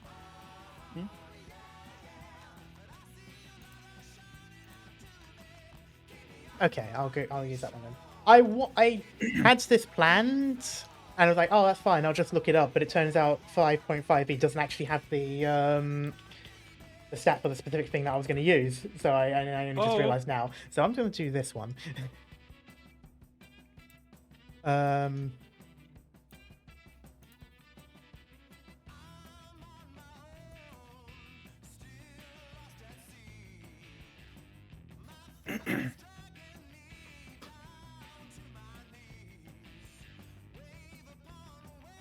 Okay.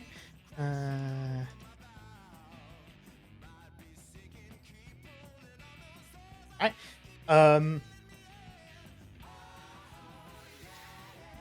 Seeing you cast a spell, the orc lunges to try and punch you in the face. Okay. I'm Do it. going to just tank it. Oh, are you? Hopefully. Dark? This is a readied action, so it will happen regardless for this Ah, particular damn it, one. I thought Alright. So we all had ready actions. Yeah, there was I didn't. some tensions. No, there was some tensions. There was Yeah. a couple that did. Remind me, what is your AC without armor on? Oh no, you've got your Oh, armor. So what is it? Oh, it is a total of 14. All right. He swings. You just see it. He's more of a brawler, so like wide arc punch. So Haymaker. you see that, you dodge that. It like barely reaches you. Like the knuckle of the pinky sort of rushes your cheek. Like you feel the wind of it. And with that, Day one, you're already asking me to dance? Conrad, Yeah. quick question. Yes. Is the other guy turned to Vanus right now? The not orc. The Oh. not orc guy. No, he has turned to Savannah, so they're having their discussion. Since do you want to say something? Sorry if I've interrupted. Sorry. No, you can ask your questions because I realize I need to. But I wanted to do an action. I wanted to do something. Oh, I was about to go into initiative, but I now realize that I need to figure out how to do this. Fair. Oh man. I'll wait for my turn then and for that. I think Doug didn't plan this to be a little bit of a brawl. I know I did. did. I just realized now that I've messed up a few things. Okay, so If you want to run with what you had, I you like can the hybrid fact it. I like the fact all three of our characters were ready to rumble. Pretty much. Well, my character's not ready to rumble anymore. He saw tensions What were if I do getting a this? little bit too high than he liked. Does that add you? It does. Okay. Sorry, Quinn, I've already rolled for you because I needed to test this, but the rest of you go into your character sheet and press the initiative button. It's basically the plus. wait. It's Okay, fair yeah. Is it- All right. Click that, press normal. So that will be you three. Oh wait, the initiative. Oh, 11, where nice. again? Underneath your armor class. It's top, bottom left of that. Yeah. I just had speed initiative. There we go. Oof. All right.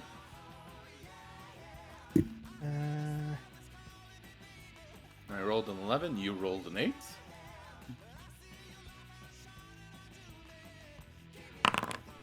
And we don't have weapons. Well, at least I don't. You do not. I mean, I technically do, but I I'm don't not. usually pull out I weapons, can't. so I it's promise. smart. I promise Balthazar not to use the weapon. So I'm just going fisticuffs. Yeah, We're just gonna pull out the weapon as well. That's an easy way to get expelled, I'm thinking. We're probably gonna get expelled either way. So, initiative begins. I just imagine Lucy just outside, you like roll- Cat said, just wait, playing in the puddle. Wait, oh, Cat is too busy playing in the puddle. I'm Yeah. afraid we will get back in a moment. But with that, Quinn, it is your turn. If you're just Okay, punching, please. it is unarmed strike. Do I have that in my list somewhere? I don't think I saw that. So unarmed strike is, instead of using a weapon, you make a melee attack. You can use a punch, kick, headbutt, blah blah blah blah. In game terms, unarmed strike is a melee attack that involves using your body damage. Blah, blah, blah, blah.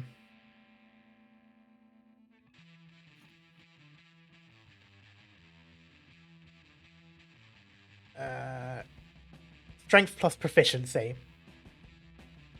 Okay. So what I So was gonna do is, since the other guy's turned to Vanus, Hmm. I was gonna like kick him in the back of the knee. You know what I mean? Like. So oh, that to when try and forward, force him just, onto like, his knees. it's to try to kick him like over. You have to push him over technically with that. Yeah. That's my kind of my idea. All right, yeah, you go for that. That's plus strength plus Proficiency. Yeah. It's 1d20 plus stats plus 2 plus 2. But it's plus 2 right now with the proficiency bonus, right? Yes. Plus Yes. 2. Okay, I see it. Oh my god! Aw. You Welcome to Too Small Prize. you immediately move to try and like kick / stomp like the back of his knee. In that moment, the orc basically nudges his side, and he instantly realizes that someone's about to attack him from behind. They've clearly done this before. They've been in scuffles together before, and so he sidesteps. Your foot goes past and sort of stomps the floor between the two of them. Yeah. And with that, we'll go to Vanus. Is he still looking at me? At this point, he would have swiveled to turn to face the one that was just about to attack him. Ah, okay, so his back is towards me, right? Pretty much, yeah. Alright, can I do a grapple? You can. That will be an unarmed strike, but instead of doing damage, the target will have to make a strength or dexterity. And I roll... I'm trying to not hurt them, technically. I want to, like, immobilize them you and don't stop the have fight. to. You do not have to roll for this one. If you're grappling, that is your action, and it's purely on the defender to do their. Oh, yeah, check. okay. I'm gonna do that. I'm just gonna fucking grab him and stop the fight immediately, because if I have him, the orc will not be able to do shit. We shall see. Okay, so you will try and do that. So I have to do one of those two saving throws.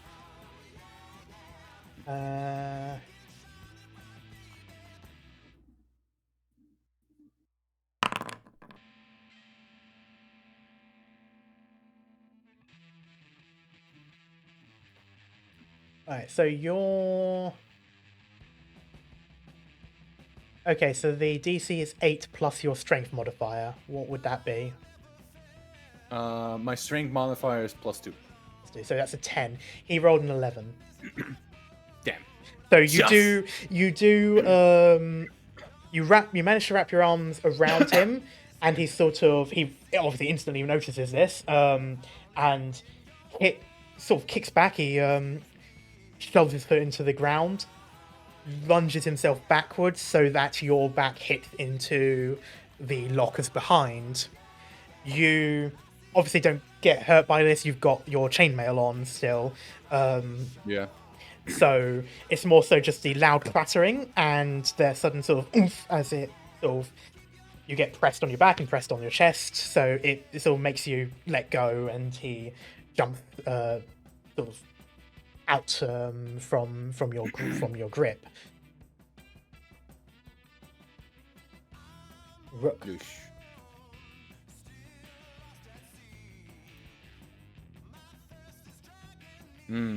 Well, it's my turn then. Yeah. So Rook, what's up?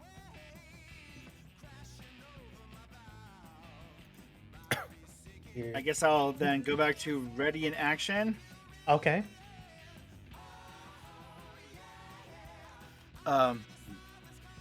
Shit, my spells are. You know, I'll work on that then while you're. What's your plan? And if a bully hits me, I'm going to hit back, but I'm not going to strike first. Okay, that's fine. I'll just go for the typical, nut kick then. As you're readied. Yeah. Okay. I just need to. And I mean, straight for the gonads. Oh my god. The only fair fight is the ones you win. Good. That's good. Good. Good one to do.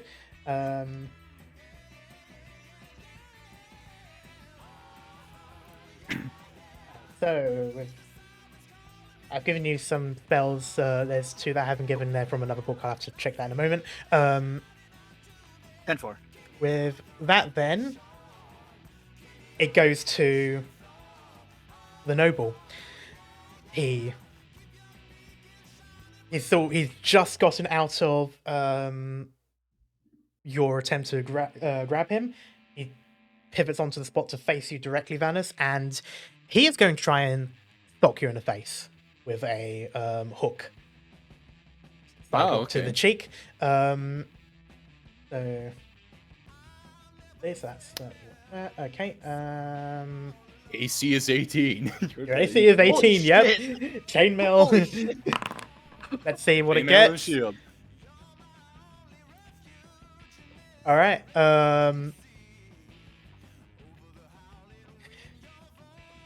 He tries. I tank it. I'm not even gonna dodge it. I'm gonna tank it. All right. Yeah. He does hit you That in is- the. He does hit you in the side, but it you pretty much like push back against him, so it doesn't connect in a way that really like hurts. You just sort of you just tank it instead. Weak, he just says. Oh, now it's self-defense. So I cannot throw my shit. He Oh, swung first. he I swung only first. pushed him. He swung first. Arden shot first. And with that, the other bully, he's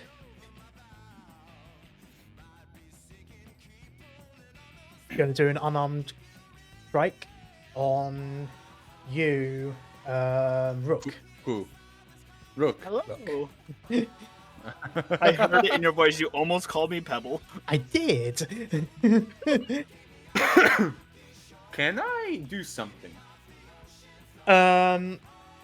You've already done an action, It's so a you can't bonus ready action. one. Bonus action. What is it? I can do that before. Shield of Faith. Shield of Faith.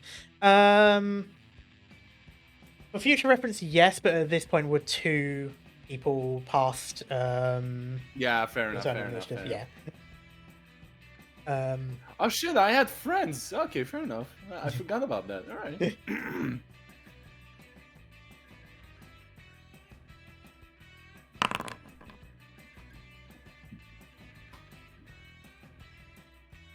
Please tell me he connects this one.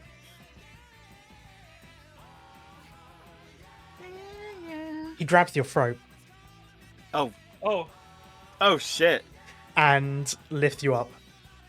I can't just try to kick. You can try. You can try. Yeah, you've rated that as an action, so do a try. How do I do this on here? As this is an unarmed strike, that is D20. So you press that dice button, Yep. and then the plus symbol. You can press that for however many times is equal to your strength and your proficiency. So 2 plus whatever your strength is. So my proficiency is +2, Yep. and my strength is -1. Okay, so it's Oh, D20 plus 1. Okay. Oh! Damn. Oh! God! All right. Fuck him up. Okay. You kick. You. nut shot. Yep, you kick He is and not it hits him right in the balls. His grip Oh, yeah. tightens on your throat, just in response because like everything about him like tenses up, which unfortunately means including his hand. And he's like, he lowers slightly, almost to the point where you could put your feet back on the ground, but he's quite a tall. He's a tall guy, and you're not. And he just looks up at you and growls. And we will pause this as we go back to Lucy. I wanted to make a funny joke about ending his bloodline. This is so sad. Okay, hello. Sorry, my table's covered in stuff. I have to move everything. That's fine. All right, let's mute up, lads. I wasn't expecting to move that quickly. But Lucy, it is you. You arrive at the Oh, we don't front need to mute. Okay. entrance of the building. You know where your homeroom is. It is towards the back. It's on the sort of like the other building, where that sort of makes that square shape. Vika? Oh no, this is the front. So the way that it's structured is there's sort of like 2 L shapes. One's big Okay. and then the other's the smaller one. So you're over in like the smaller one. The easiest way to it is to basically cut through the quad, the sort of open area. Okay. This area is a little bit calmer to outside and inside. Some students are sort of here to pretty much escaping the rest of it, hanging out with friends and such. And in the middle is a massive, pretty ancient-looking tree. There's some benches around it. It's providing a decent amount of shade, and it's pretty much like sort of slap bang in the middle of the of this area.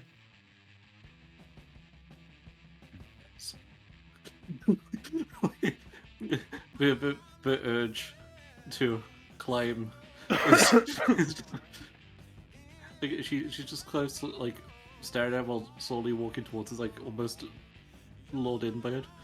It is by far the biggest tree you've ever seen. Like, literally, there is no tree in the city that is this big. This must have been brought in from somewhere. Walks faster. If you do wish to climb it, that will be an acrobatics check or an athletics, whichever you choose. Okay. Oh boy. Here we go.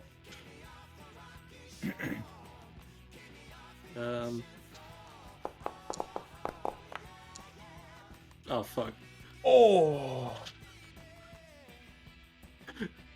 What was the roll? I didn't see shit. no. Yeah, we're both reflecting very She hard. rolled a 1. Oh my fucking god. We're going to do something funny with this one. Okay, so... You do climb up it. Oh no. Oh, I know what you're doing, you shit. In cat-like fashion, befitting your particular kind of shifter kind, you realise once you're up there, you're not sure how to get back down. A part of you doesn't really want to admit this, of course.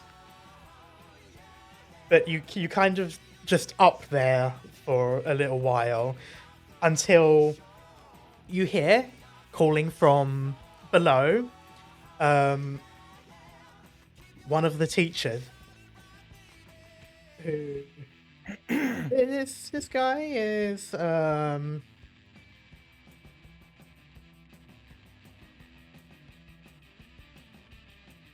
the shorter end. He appears to be a dwarf. Look, in some kind of sort of more sporting attire. He's got like the shorts on and a jersey kind of shirt. That's a typical PE teacher then. Pretty much. It has the school crest on it, so this is like a school team. It's got school crest on one side and kind of like a dragon that's sort of like got it up on its hind legs, almost like a horse braying sort of thing, but a little bit more aggressive looking. Okay. It just sort of looks up and goes, "What are you doing? How did you get up there? I climbed. Well, get back down."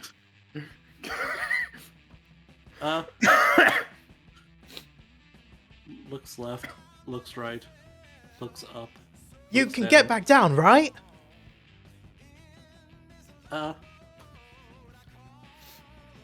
we all just gonna be in detention because of this? I Oh, hope it's so. all to meet, huh? When you just said, sort of- "How did you get up there?" I immediately saw the husky on the Yeah, that was what you're thinking Yeah. of. He just sort of pinches the bridge of his nose, sighs. You can hear the faintest, like, it said something in Dwarven. You're not too sure what he said, but one of the students has walked past, kind of like gave a double take, clearly understanding what he had said, and just Oh, shakes his head and just goes, "Don't go anywhere," and walks off. I can't. Eventually, you see another teacher, a half elf. She looks fairly young, but she's got this sort of aura of a much like older, seasoned professional. and she is storming over. Waves. She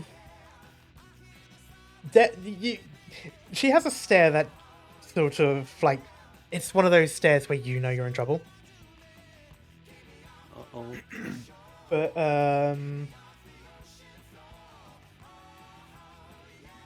ooh. Yeah, sorry, I had to check something. She looks up, looks down, sighs, pinches the bridge of her nose as well, and takes a wand. And casts Mage Hand. It, or some variation of it at least. And it flies up, grabs you by the back of your shirt, and pretty much like grabbing a cat from the scruff of the neck, just lifts you up and then lowers you down. Hello. Consider this your one only warning for this week. You are not to climb any of the places here without permission. Do you understand, young lady? Yes, ma'am. But does that mean I can do it next week? Of course, I was just waiting for that. Don't forget I mute up when you're not here. So yeah, man.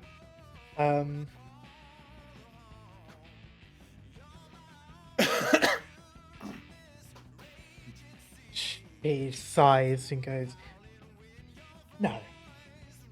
If there is something that you're allowed to climb, you will be told.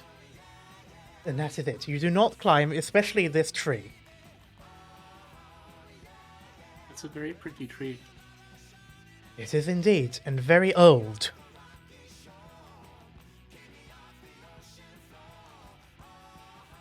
Okay. She sort of nods and walks off. The other teacher goes with her. Even he seems a little bit nervous around her. But with that, you're free to continue over to the main, well, not the main, the side building area. Okay, then in that case, I Where continue we on. are. Mayhaps. But again, guys, mute up.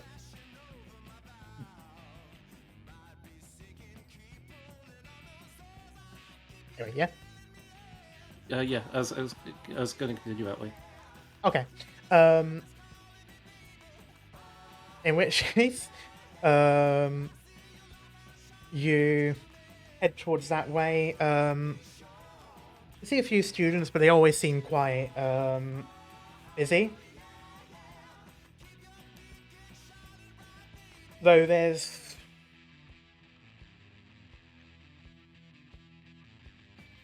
one girl that's sort of like on her own, but like she doesn't seem to be looking for anything. She doesn't seem nervous or anything like that. She's just sort of waiting for the day to start, essentially. This is sort of towards the entrance of the area. Lucy remembers what Miss Agatha had asked her to try and do. So she walks over, she's like, "Hi, I'm Lucy. Do you want to be my friend?" This girl just sort of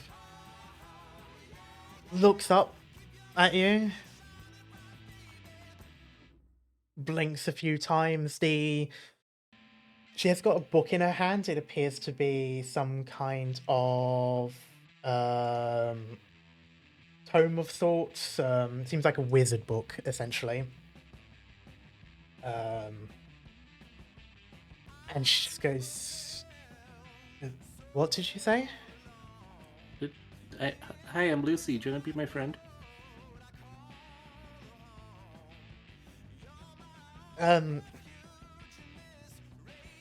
That's a little direct, she sort of says. She's still there, but she's sort of giving you a look up and down and seems somewhat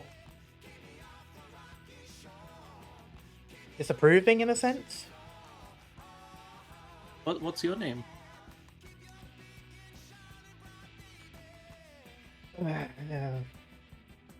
Rebecca Taldori. It's nice to meet you. I'm Lucy. Nice to meet you too. I don't really talk to people. But you're talking to me right now.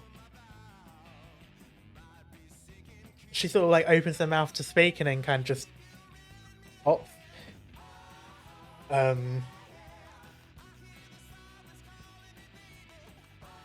And you can kind of see cogwheels turning in her head for a moment as she thinks, and she just goes, "You want to be friends?" Yeah. Okay. How about you go away for now, and I will think about it. And she sort of gives a like half smile. Okay. I'll see you later, Rebecca. And then just like walks off. You can just about see her sort of like roll her eyes, but and then go back to her book. As you walk off, you head in. Again, busy corridors, people sort of walking back and forth. It's a slight bend into another one, but you're still a little bit further away. And your homeroom is not too far. It's it'll be around that bend, probably towards the end of the corridor, if the map is correct that you were given. But as you're walking through,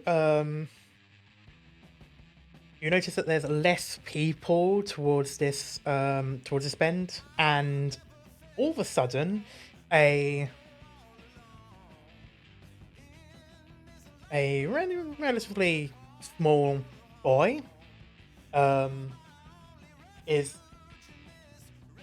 basically flies into view and hits the lockers on the wall to the other side of the corridor and slumps down.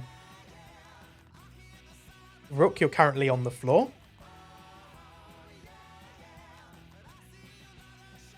And you notice that there is a fight going on to the side with this boy basically having slammed it back into the into these lockers after having been thrown by the looks of it, and then just sort of landing face down. Lynx looks at him for a second, and then like kind of just walks over and just like crouches down next to. Well, Rook is on the floor, right? It's Rook, yeah, it's on the floor. Okay. It's like crouches down next to him, almost like in a kind of like squat kind of thing. Just like, are you okay?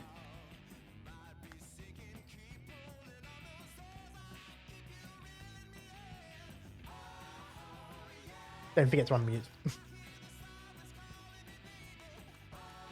God damn it. I think it could be better. And as you sort of you look up, Lucy, because you can hear sort of thump thump thump thump as this large orc boy is bounding towards him. Lucy just stands in front of Rook and just like looks up at the orc boy and like, what? Why are you hurting him? He's just a kid.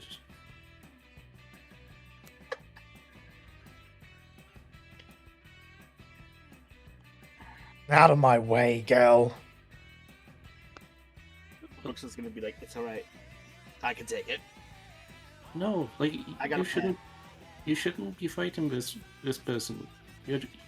It's my job as someone who's older than you to look after you. And like puts her hands on her hips and just like kind of like looks up at the orc. Mm. Like you shouldn't be picking on people who are younger than you, mister. I'm just like kind of like whisper, like, I'm not gonna fight him. I have a plan.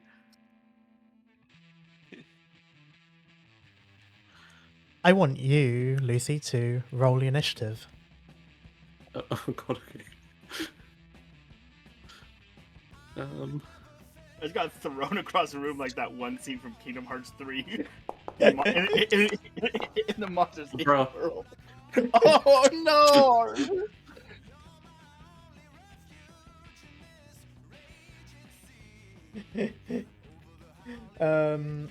One second.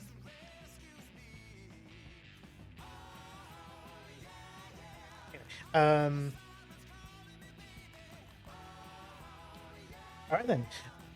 We go back to the top. Quinn, you're up.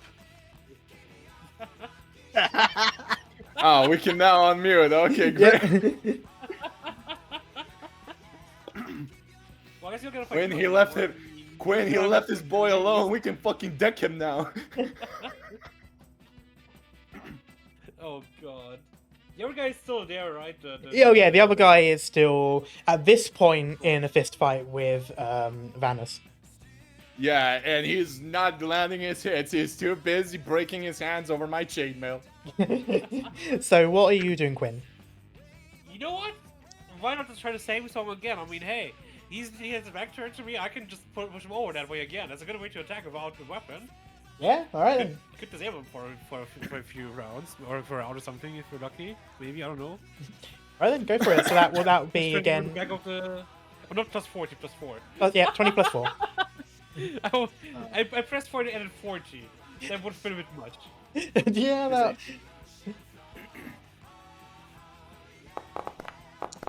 I'm just gonna say this in the chat right here. Oh. That seems about on 14, par. does that hit? 14. 14 does hit. Yeah. Oh, fuck yeah. Just a question, Karma. About lucky, do I have to use that after a roll that failed, or do I use it before a roll? I think luckies you have to fail the roll. You have to fail the roll, yeah. Yeah, it's fail. You have to fail the roll, okay. But wait,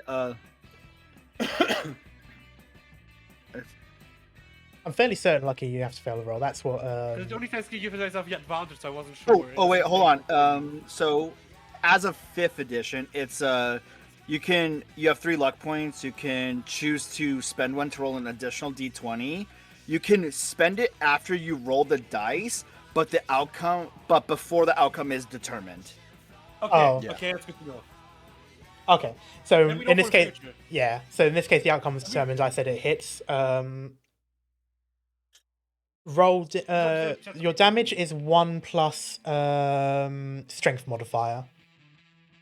1 plus strength, that's 3. 3. Okay. All right. Well, the modifier is 2, so it's 3 in total. Sorry. Yeah. Okay, so you slam your foot into the back of his knee, and he yelps and drops down to his knees. That's kind of pathetic, huh? What are you stronger for, I don't know, what are you, 2nd year, 3rd year? Oh look. Listen, man. I don't swing that way. You being on your knees is flattering. I didn't mean you, I meant the guy on the floor. Yeah, I think he's talking to him. I understand what you, I got just completely said, I'm Yep. stupid, sorry. But with that, we do go to Vanus. Yes. All right. So he's on. He's like.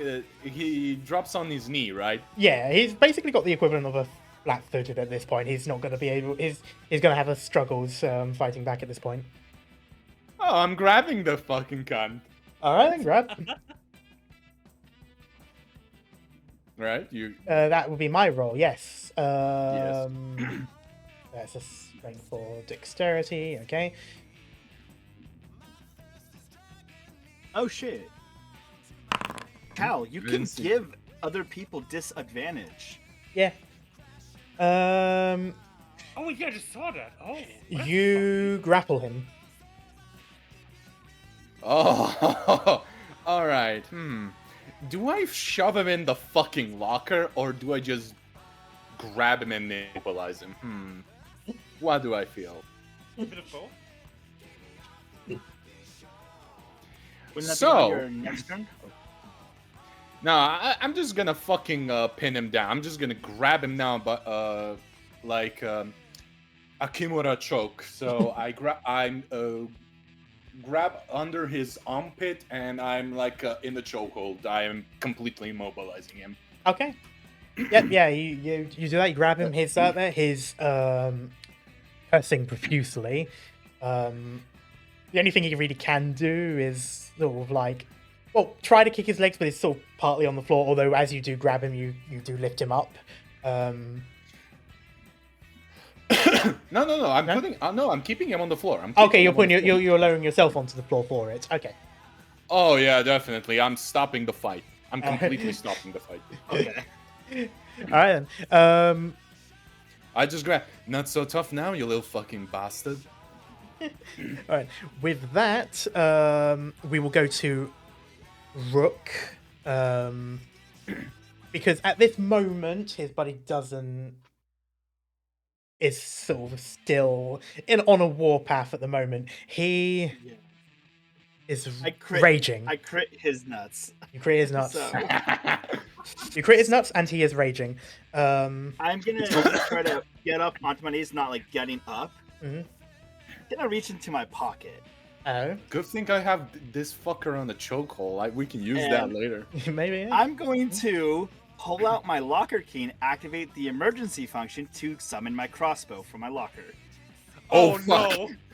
Oh fuck! I thought, and you all thought I was gonna fucking bash someone's brains in. All right. Well, no, and have my crossbow like up to his head and just drop the crossbow and be like, you know what happens now? When that thing goes off? Oh, you smart son of a bitch! He growls, and that growl sort of goes into a rather wicked smirk, like showing his tusk and everything, and he just leans mostly over Lucy, but basically to get closer to you, and says, "Go on, do it. No balls." Well, no, I dropped the crossbow. Like, Oh, the you moment dropped I summoned it. I dropped it to the ground. But Oh. you know what happens when the emergency beacon gets activated? Oh, he does know. He does know. He does know. He does know.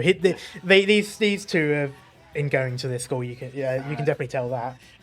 There is that Yes, sort you of gotta look, finish- but as he was saying that, that's when you drop the crossbow, Yeah. and he sort of growls. He seems more annoyed by the fact that you're not going to use it. Better finish beating the shit out of me before staff shows up. With Like- that will be it for you, because that would be an Yep. action to use that ability. Yeah. Lucy. I'm snitching. That's what I'm doing. She's just kind of like looking up at him, like, because she did ask like why you like picking on someone who's younger than you. But she's not planning to fight, because she's like more trying to protect Brooke, because, well, to put it bluntly, she thinks he's a kid. God, you sound like his little brother.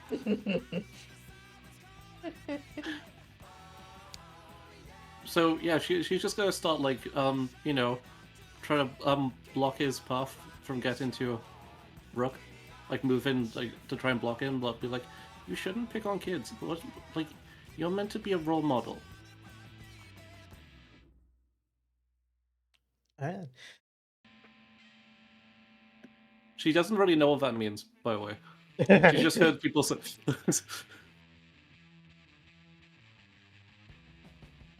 There's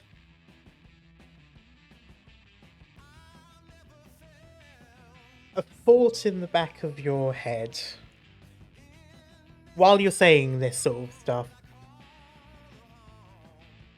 One could call it an intrusive thought, one I don't know, whatever they could say, but you can't help but think, oh, just put him down. But while that's the thing, you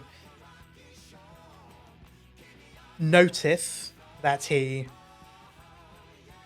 raises his fist rather. It's just about a backhander, like where you would. It seems like he was about to say. Well, it seems like he said something to Rook, but he didn't quite catch it. But Rook, you basically hear. Should have fought back like a man when he had the chance, as it looked like he's about to do one of those hefty right hooks towards Lucy. And in that moment,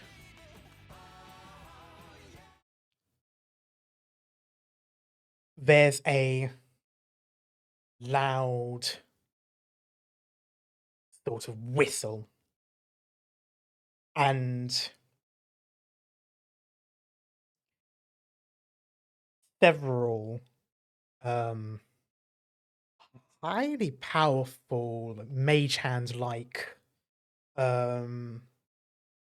spells are cast pretty much all at once, and they launch out from the other end of the corridor and latch onto all of you, grabbing you by basically all the way around. These hands basically go all the way around you so that your arms are pressed into your sides, Mhm. basically completely restricting your movement. Yeah. And as for Vanus and the other noble boy, these hands basically go in, and with a strength that you have not felt for a long time, you lose your grip on that that noble boy Vanus, as he's basically ripped out of your grip, and the two of you are now also completely grappled by these hands. As much as you try to move, there actually isn't anything to force yourselves against. Every time you move your arms, it's sort of like pressing into something, and then it sort of gives an equal amount of force back. Oh, I'm not fighting it at all. I know where this was going. Fair, but it's still equal way for everyone else. And those other two junior high boys, they are not junior high, no juniors. They are absolutely trying, but they soon realize what Oh, this is. they're gonna realize why I have a 5+ persuasion. I'm with persuasion too. Nice, but Shit. they Yeah, but realize charisma 60. why they are like what this means, and they instantly stop, and you start to hear whispers all around.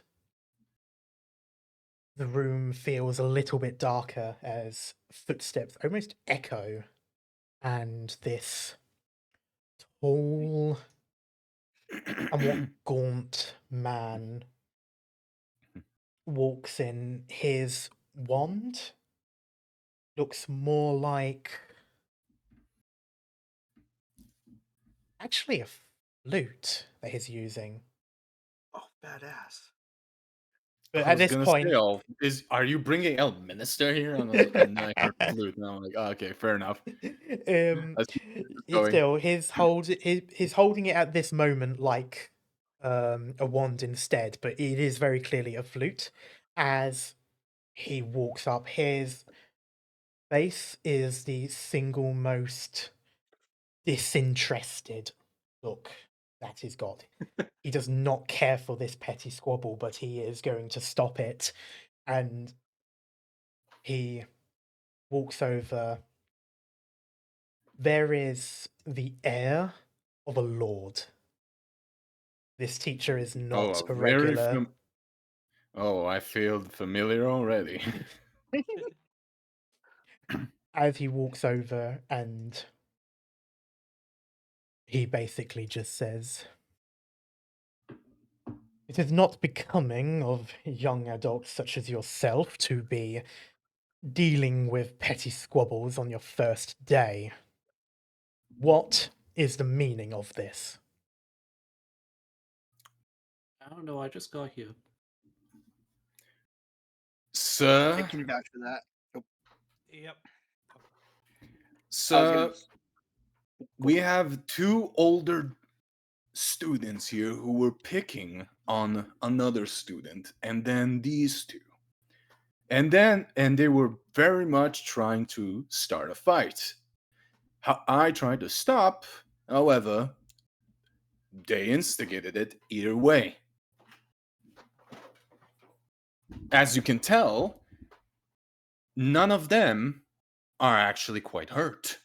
On the other hand, my fellows here were very much hurt. And so, instead of getting the help of teachers, you decided to take matters upon yourself. How I'm befitting gonna of a noble speak up. house. I Well, tried my to lord. alert you guys myself, but I was pinned down and couldn't, which is why I tried to fry my book in hopes you would notice a spell being used, and why I resorted to using my beacon. This And I have not thrown a single punch. Instead, I was trying to stop the fight before it escalated into something far, far worse. Exactly. I did the same thing. I just pushed one guy over so he can't fight, so he hunted and hurt other people. We're just trying to stop the fight. We're not trying to start any fight. Yes. You hear, sorry, Lucy, but just one thing. You do hear a grunt, and you hear the noble boy basically speak up and goes, "No, that ruin started this. He continued to press me and pushed me. And what did you do before I came? At this point, sorry, Lucy, what were you going to say? I was just gonna have Lucy kind of point at the orc, who I'm guessing is still in front of her, and just be like, "This man was trying to beat up that young boy over there, and I didn't want to let him hurt him. There You said wasn't that? enough time to give the teachers." I was gonna say trying. He did. He just looks at a lot of you. You can somewhat see the faint, almost ghostly lines of this magic as it sort of goes from the tip of the flute, at least in the way he's holding it like a wand, and sort of extends out to those hands. And he just sighs and with his free hand pinches the bridge of his nose and then like sort of like grabs and strokes down the side of his face. And he just goes, "I should have joined the university." Right. I want all of you to. You two, and he sort of points to the two instigators. He just says, "You two are going to be having a very important lesson with me at the end of the day." And he looks at the rest of you. While you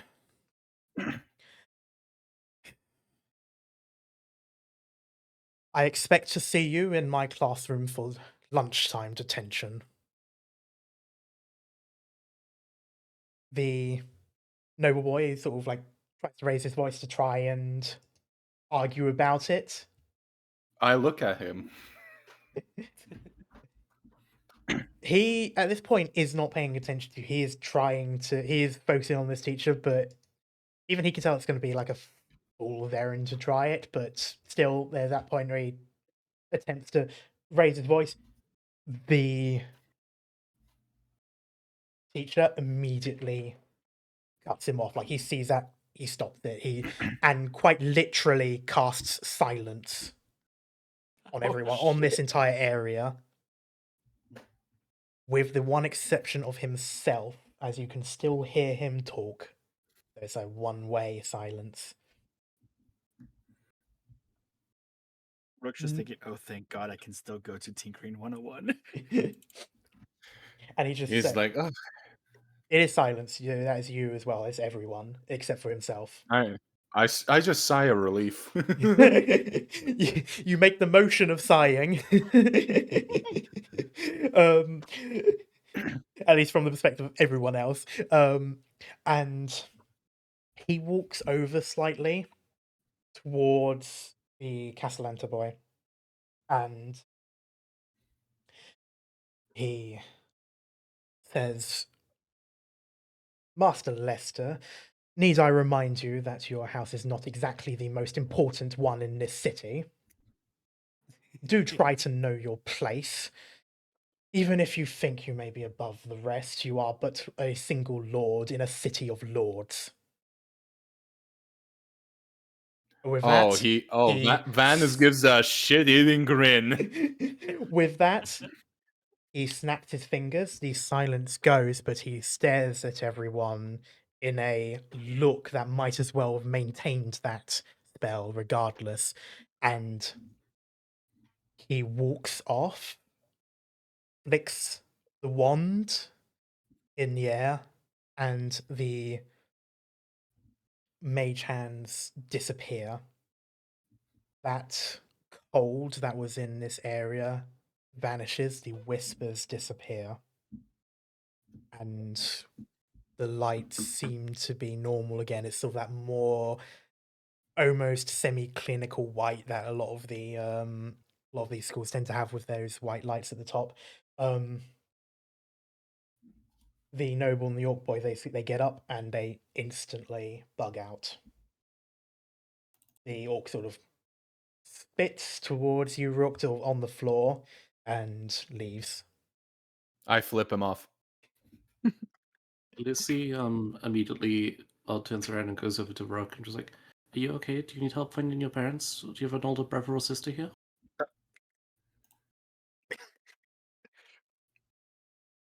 Oh, I God, think he needs a little bit more help. Rook's just gonna Yeah. look at you and give the. Is No, he like? No, sure. Did he take some Did he take any damage, Dark? No. So one thing you'll notice is, regardless of all the hits you took, there is something dampening these effects. So it's not just spells; it's also physical contact.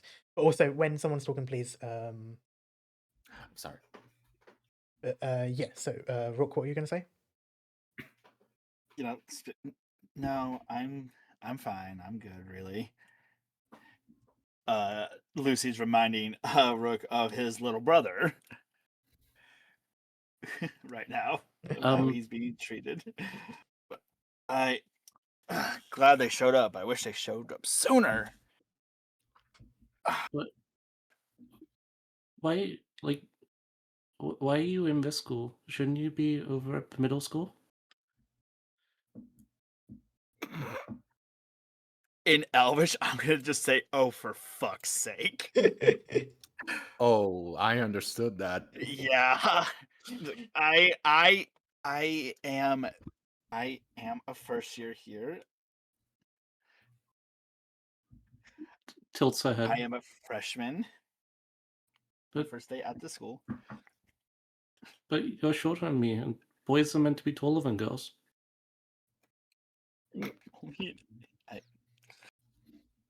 He's gonna like put his hands to his head and just inhale. Just, I'm just short for my age. It's just how I was born. Oh, I'm sorry.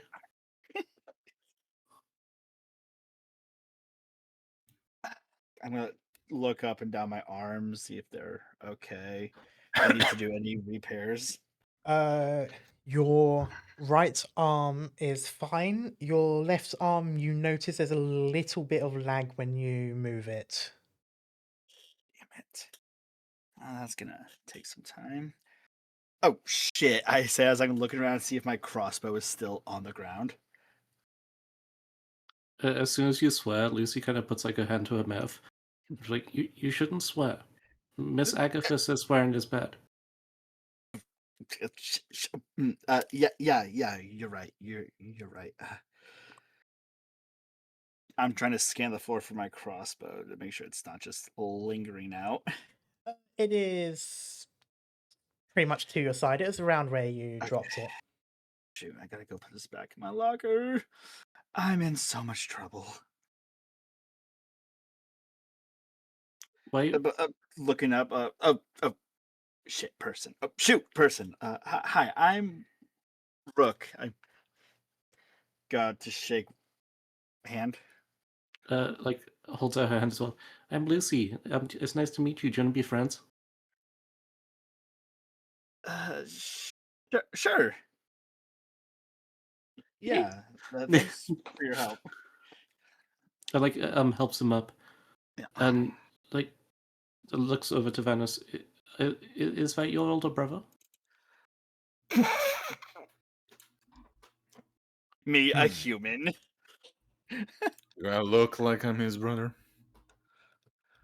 I don't know. I don't have one. I mean, No, he's just an upperclassman. I am No, a you first are. year. It's my first day here. I may look You like do as this. well. Oh, with the way you carry yourself and how professional you are, I thought you would be at least a senior. Nope, I'm probably your age. I'm 15. I'm Lucy like walks up to Venice and just like holds out her hand, just like, I'm 14. My name is Lucy. Do you want to be my friend? He raises his eyebrow, like, well, that's a first. Usually people run away from me. Do you like playing tag? I prefer dice. He just shakes her hand. He somehow has an eerie feeling a little bit. He's a little bit weirded out, but he promised Balthazar he's gonna make friends, and he'll be damned if he tells, I gotta fight, but I at least protected like 2-3 guys and made a friend in the meantime, so he's probably gonna let's chew me out.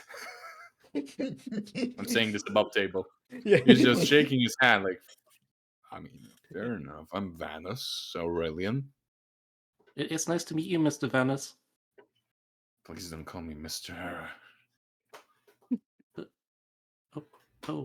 Okay. I am probably. It's my first day. Judging how you're acting, it's probably yours, so we're probably the same age. But you're so tall.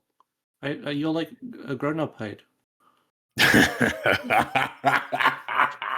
He laughs for the first time since forever. He's genuinely laughing because he's funny, because he was dead fucking, how do I say this, depressed. I needed that laugh. No, my Lucy's father very was confused. just very big.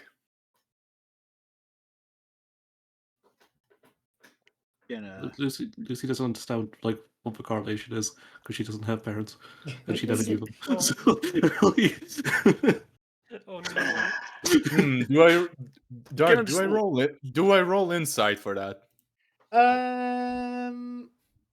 You can if you want. It would be a very high DC though. I mean, With he how Lucy- suspects he's gonna suspect something like the mansion of parents and like shit. Oh, okay, plus 2, 15. 15. Okay. well, you can tell she's confused. Maybe. Yeah, like there's definitely something that's For not quite mentioning of the connecting. parent. So you could probably assume at the very least that maybe she just doesn't know a lot about this sort of stuff. There is definitely something about her that seems quite sheltered. Hmm. Well, he's just you- okay. Are you weirded out by the word parents? No, Hmm. You don't have any, do you?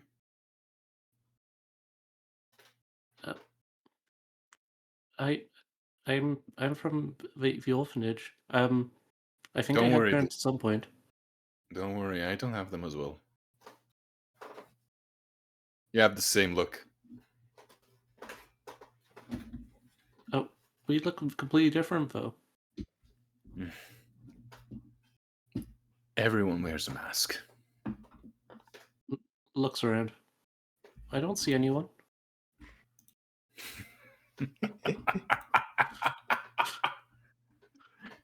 He's I- laughing again. Yeah. Genuinely stupid. I will say at this point though, with everything that's been going on, all of that action and such, and now just sort of talking about it, you sort of lose track of time until the bell rings. In Elvish, I'm gonna just say, "Oh fuck, duck, I'm late." I heard Um, that. Before everyone like runs off to I the heard it too. classes, she's just gonna quickly turn to Quinn as well. Because she feels bad for not talking to him yet. She It's hates just me. like hi, I'm Lucy, do you wanna be friends too? Hi, I'm Quinn. I mean, sure, why not? I mean, I'm so good at Andre? this.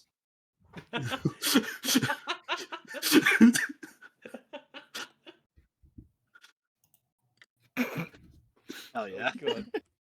You throw good hands, Quinn. Thank you. I- You did too. What was your name? It was Venice, I think. Aurelian Vanis. Oh, do you prefer just Venice, or what do you prefer? The school forbids my rank, so let's just keep it at Vanis. Okay, but yeah, thanks for the help. We wouldn't been able to do it without your thing. I'm Oh, slippery gonna. bastard he is. We're gonna be late though. I was gonna give Venice a handshake too, like Rook Paragon from the Mistvale Temple. Thank you for the help. If you swing by, I'm sure my parents would like to give you some sort of compensation for sticking your neck out for us. I didn't do this for compensation. I swore an oath. Well, I really You appreciate it. swore? You shouldn't He's do that. He just says in Elvish, fuck. Is it gonna be like a concept we're all swearing in Elvish, so Lucy doesn't hear us swear? She all speaks Elvish? In Gnomish, I'm just gonna say fuck me. It reminds me of a thing of where they have to spell the word treat so one doesn't get excited. Yeah. Yeah. No, But I'm saying it in hope that a staff member doesn't get me in trouble. And the one gnomish teacher. No, anyway. Oh, I just realized I can also speak Elvish. Oh, shit. Oh shit! Oh fuck! Yeah. Oh crap! But yeah, Like, go on, sorry. I'd say with this we will move on, because at this point you start getting the flow of students that start rushing through the corridors. Basically, one's from outside, one's from inside. They're now going to their rooms, and the day officially begins.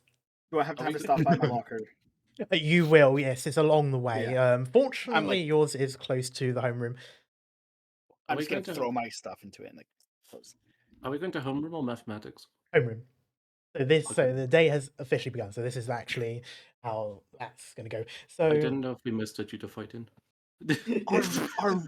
Are we in the same mathematics class too? Holy shit! so Mhm.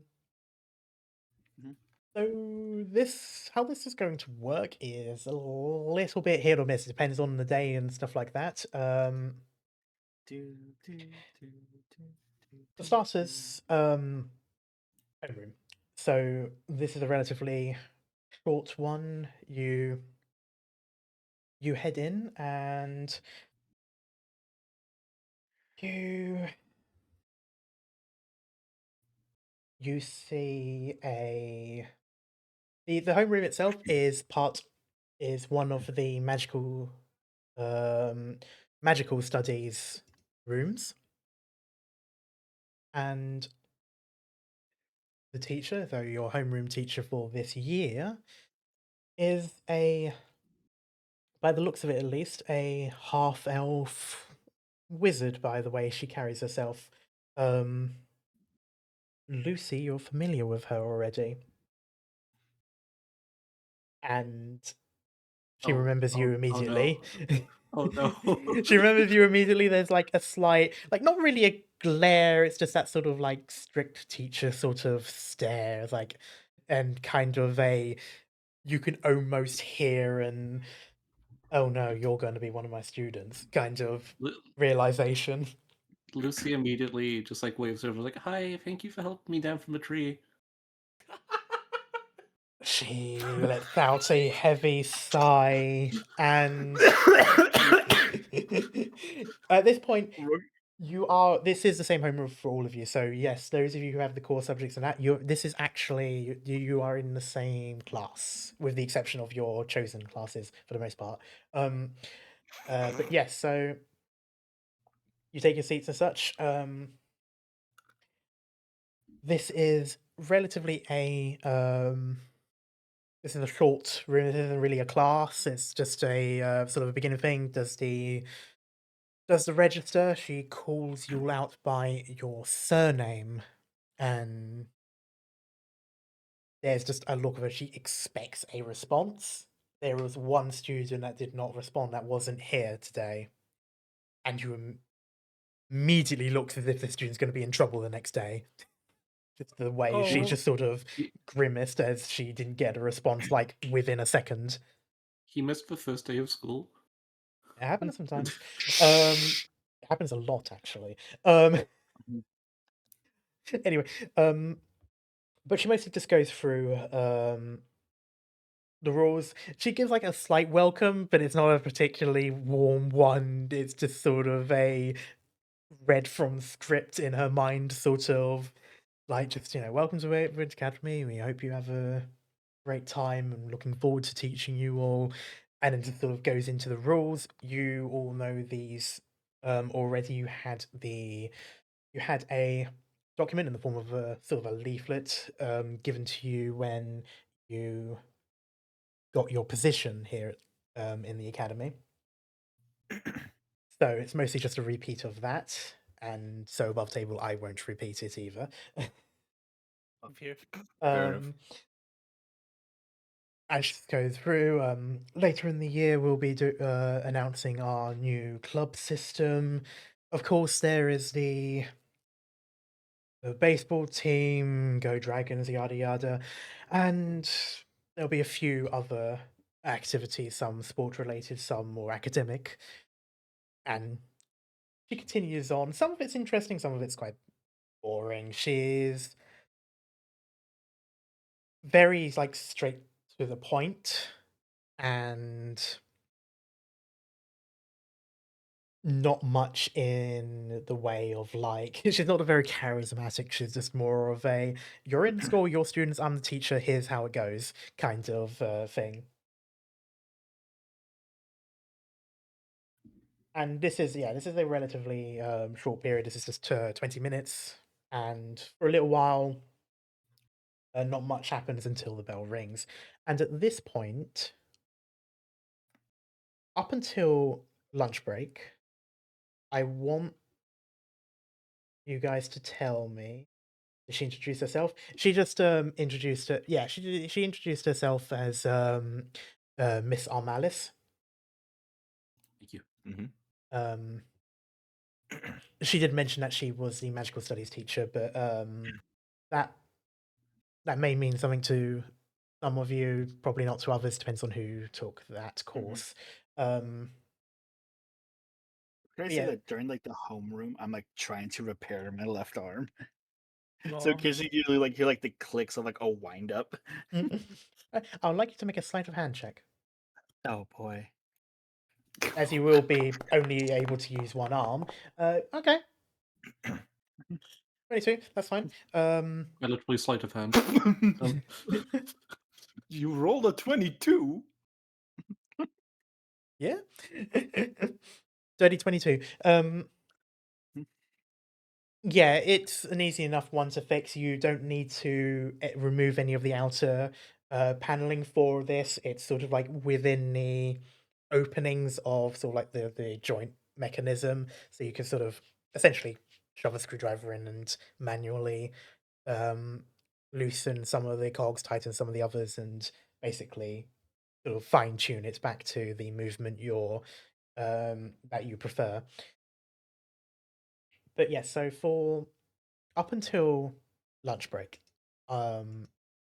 this point it gets a little bit loose. So the way we're going to do this is similar to when you're in a city during downtime in regular D&D, where you can choose activities that you want to do and stuff like that. What I want to say is, if there are any of the classes here at this point that you want to take specific interest in, so obviously this can be any of the core ones or any of your individual ones. So basically the first 4 periods for Mr. Day.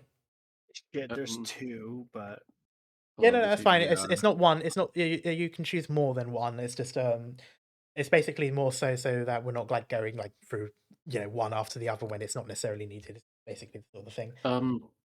I would say I for mean- me it's probably gymnastics. Okay. I mean, for me, it's theology.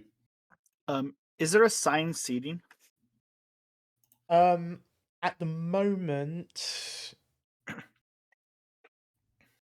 yes, she's already had a thing, and Okay. you're all pretty spread out, so you're kind of like in different parts of the room. Yeah. It doesn't seem the- to be deliberate. It seems to be mostly there seems to be some sort of system involved. You're not entirely sure what it is, but yeah, she's sort of, and she's also got it like boy girl boy girl. The desks are separate, but it's like it's just in that pattern. Because I think like me and Lucy that have the first 2 classes together, going by what you said of homerooms and then Oh, mathematics. I think it's for everyone because I have a homeroom maths. yeah, too. everyone has, so the core subjects: mathematics, common, history, alchemy, astrology, PE. Mhm. Those Oh, are those are your core subjects, and because you're all in the same class, you're in the same homeroom. That means you will be in that same class as well, unless they move you to another class based on abilities and such. okay. Gotcha. For me, it would probably be first aid and merchant thing. First aid and guild studies. Okay, yeah. I'm Yeah, definitely yeah. interested in artificery and tinkering basics. Vanity said theology. Yeah, martial studies. And martial Yeah. Okay. And Lucy, your gymnastics. Do you also want to put some into defensive magic as well for that one, or? Yeah, sure. Yeah. So essentially, everyone's chosen their chosen subject. That's fair. Like I'm not shirking my mathematics or common. Like I'm still focusing. Oh yeah, no, absolutely, But yeah. artificery No, it's and more so tinkering, like I'm what like, we're going to like focus on in terms of like what the camera sees. So like basically, it's just going to go sort Yeah. of like this will skip some parts, and it's not going to be like a full lesson either, because obviously, but No, you're having full lessons now for everything. yes, we will now have 8-hour sessions. We're going to be doing days, but no. Comma, add a character quickly. Did you see what I posted in general? it's really cool. What did you post? Oh, yeah, that's cool. The notebook. Notebook, Oh, yeah. that's so cool. And you can prevent yes, I love that. Okay. Yeah, so yeah, first lesson, mathematics. How do people feel about mathematics? I like maths. Lucy loves That's maths. good. I was I was a Oh, science math major in high school, so you know how I feel about math. You got my character document. Yeah, that's fair. So, yeah, I know Rook likes it. Hmm. Yeah. Well, fortunately, regardless, it seems to be. It's the first day. It's relatively chill, and this does become sort of a theme for most of the lessons. You're not like going straight into like, oh, welcome back. Here's long division. No, you. It's sort of C equals a. up to b plus my square root. It's mostly just at least for maths, so that you have. I can find them. You have an older dragonborn gentleman. Whoa. He's got glasses that just sort of rest on the end of his snout. That he sort Aw. of has to like look down through his basically look down the length of his snout in order to actually look through them, but they are like old-fashioned spectacle kind of glasses, so they don't have the arms that go over to the ears, and that wouldn't work for him anyway. But it just rests on the end of his snout, just pretty much on the nose. Occasionally, he sort of has to press it back up a bit, especially as he's not super like energetic, but you can tell that he really loves the subject, especially as how he sort of like he throws his arms up and such. He talks with his hands quite a lot, and he moves his head quite a bit. He's very animated in that sense. And yeah, so he's not really teaching like a lesson per se in the sense of like, learning a different type of mathematical skill. Like this is the first day, it's an introduction and sort of a what to expect for high school versus middle school, that sort of thing. A lot of it is very sort of through the perspective of why it's important. So he draws a chart, a graph basically with a curve, and then draws a dragon. Just a little, almost stick figure dragon, essentially. And he explains about how someone watching for potential, dragon visits or worse attacks would want to calculate the speed, but more specifically the velocity, as dragons tend to move up and down and change their speed.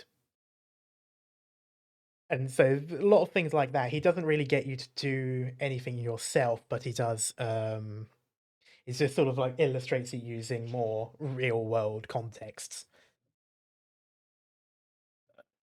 Rook's just there in class, like fiercely writing notes. Stops, puts a screwdriver like to his wrist, gives a little twist, and then starts like writing faster. Lucy is making notes, but she's also drawing the dragon. Aw. At some I have point, sorry, you first. Vanis is just doing his duty and just paying attention like a normal fucking guy. He's kind of rolling his eyes, holding back a cringe seeing a dragon being drawn, and that's about it. Fair. Quinn is following along as well, with just writing down notes and everything. Okay, yeah. As sort of like the lesson goes, you can kind of tell that he doesn't actually plan the timings for this as he starts speeding up and writing notes on the Real. blackboard a lot more. You start hearing like on the chalk against it. Like these are quite old-fashioned ones, so it's still chalk and that green sort of blackboard. The more clicking as Rook then like loosening the joints more to go faster too. Yeah, meanwhile, it's occasionally sort of students sort of like look to their side, they start hearing like but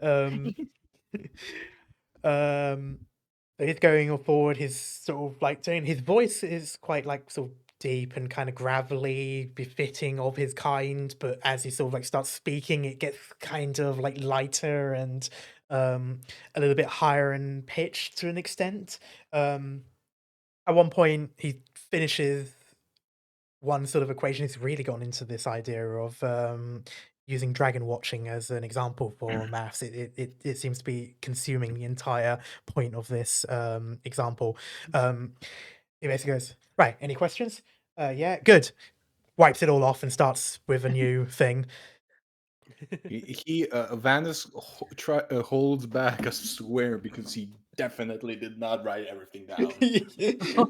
There's a few, you see like looks of horror on some of these Freshmen faces. They're just sort of like, they look down, and the ones that are closest to you, Vanis, you can sort of peer over and you can see that they've written probably about a third of it at most. They did not expect there to be more. After that blackboard had finished, they did not expect it to be completely erased in like one fell swoop, like it's some sort of etch-a-sketch, and just continue scribbling. By Lucy the puts her hand up. Is Rook still going? Like, you're probably the closest to actually keeping up, and that's only because you have a very relatively unfair advantage. Sorry, what was Lucy doing? Lucy puts her hand up. He's like, he looks over. Yes, Miss Lucy, what's up? Can you draw a dragon again? I wasn't finished copying it down. Scribbling noises stop. Vanis just like cringes. Yeah, yeah. You just hear like, he sort of looks over and goes, "My dear, that is not what you are supposed to be getting from this lesson." Just stares for a second. And he continues just- on. I'll just say like, I'll show her my notes, sir. he sort of nods. Good, you're doing well, and he keeps going. I thought like, I didn't finish it. But with that though, we go first gymnastics. Well, if they first, obviously at this point, so you go moving on. These are now your individual classes. So we're going to start with Lucy for gymnastics.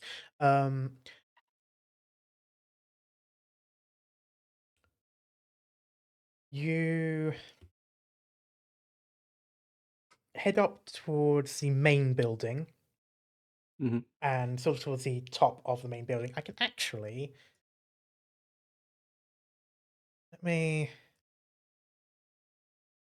not that one, this one.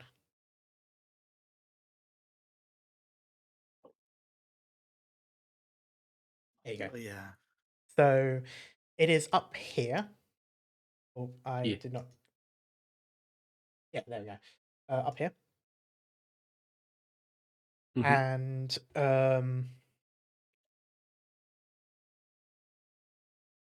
you do have to change. This was relayed to you before, so certain subjects require a P kit, and this is one of them.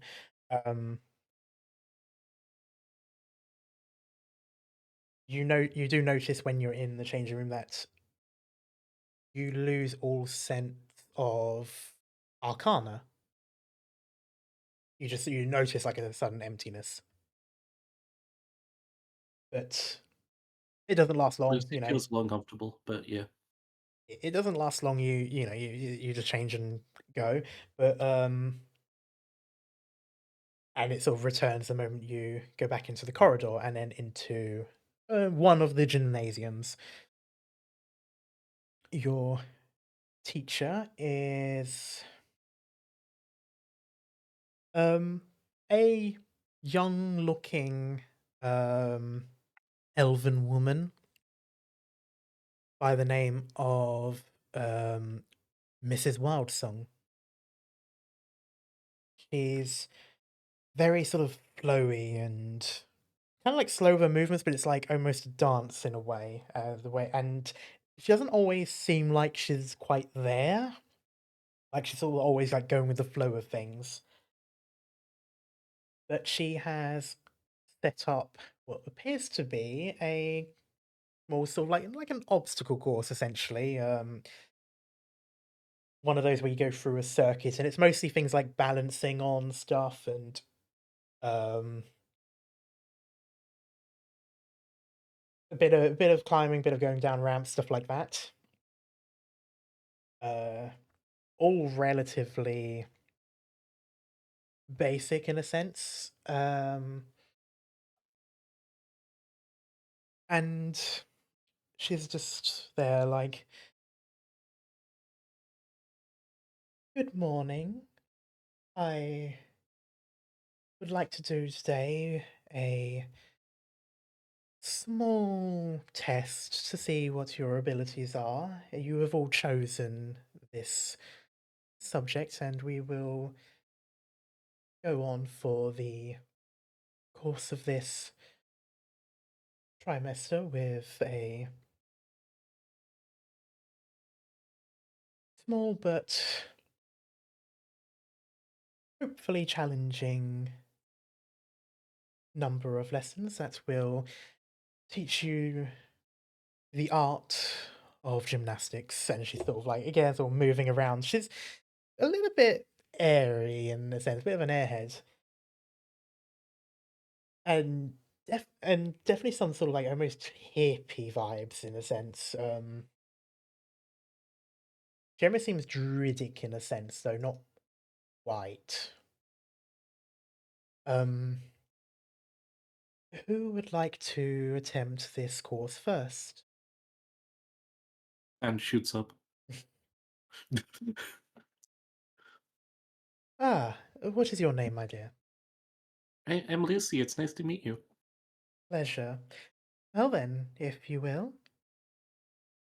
And I would like you to do a acrobatics. Like this is going to be acrobatics. There's no athletics for this one. Come on, she can't mess up the thing she's best at. Come on, come Don't on. say that. You will it into existence. Yeah, Not then awful. that's fair. She's Yeah, better at climbing than fair. this. Fair. You. This is less of a fail, more of a how long it takes kind of thing. And so this is a test, just sort of like timing and how many times you have to do something, how many times you have to redo it, how long it takes you to do it, stuff like that. As you sort of you go around the course, you do well with the parts where you're sort of like climbing or like running up an incline and stuff like that. But some of the more balancing ones, you do find yourself a little unease. You at one point you do fall, and you land on those protective mats that are all over the floor. You hear some snickers from the students and a sort of a hush from the teacher. And My mental. Oh, God. as I say, and there's like for a moment you kind of like you hear a bit of a chuckle in your head as well. Like when Lucy falls, Mhm. she just kind of like falls flat onto her back or like chest or whatever Mhm. on the mat, and then just sits upright, just like, ow, and then just gets back up and keeps going. Yep, and yeah, so you go back to not to the start, but like basically to the beginning of that part of that course. That's pretty much sort of like the rule. When you do fall, you go back to the start of that particular part of whichever course you fall on. So in this case, you were trying to balance on a pole. As in like a horizontal one, you fell, hit the rat, and then you go back to the beginning of that pole to then move through. You continue through the thing. It's not the slowest out of the students that come next, but it's not the best either. You notice these um, uh, two girls. They seem to be twins by the looks of it. Not fully identical, but very close. Um, and they're both really good. They sort of flow into these movements. They've definitely done this as like a club or something, maybe. Mhm. So they have knowledge of doing this. They're not coming in from scratch. Some of the others don't do well at all. One boy basically falls on every single part of the obstacle, and that one is probably the slowest. Lucy is just watching and like being really supportive of everyone. Well, some of the others are kind of like not necessarily overwhelmed by you, but sort of like standoffish. Some are still nervous about being the first day as well and such. Some seem to also appreciate it and smile, give thumbs up, stuff like that. But yeah, so I've made a note of your role. Okay. Meanwhile,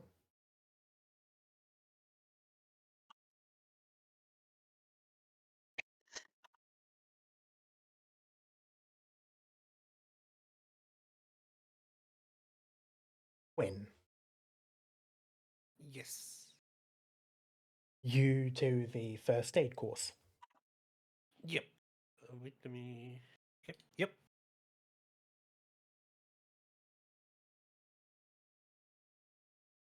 You are met with a dwarf, or some middle-aged in appearance, sort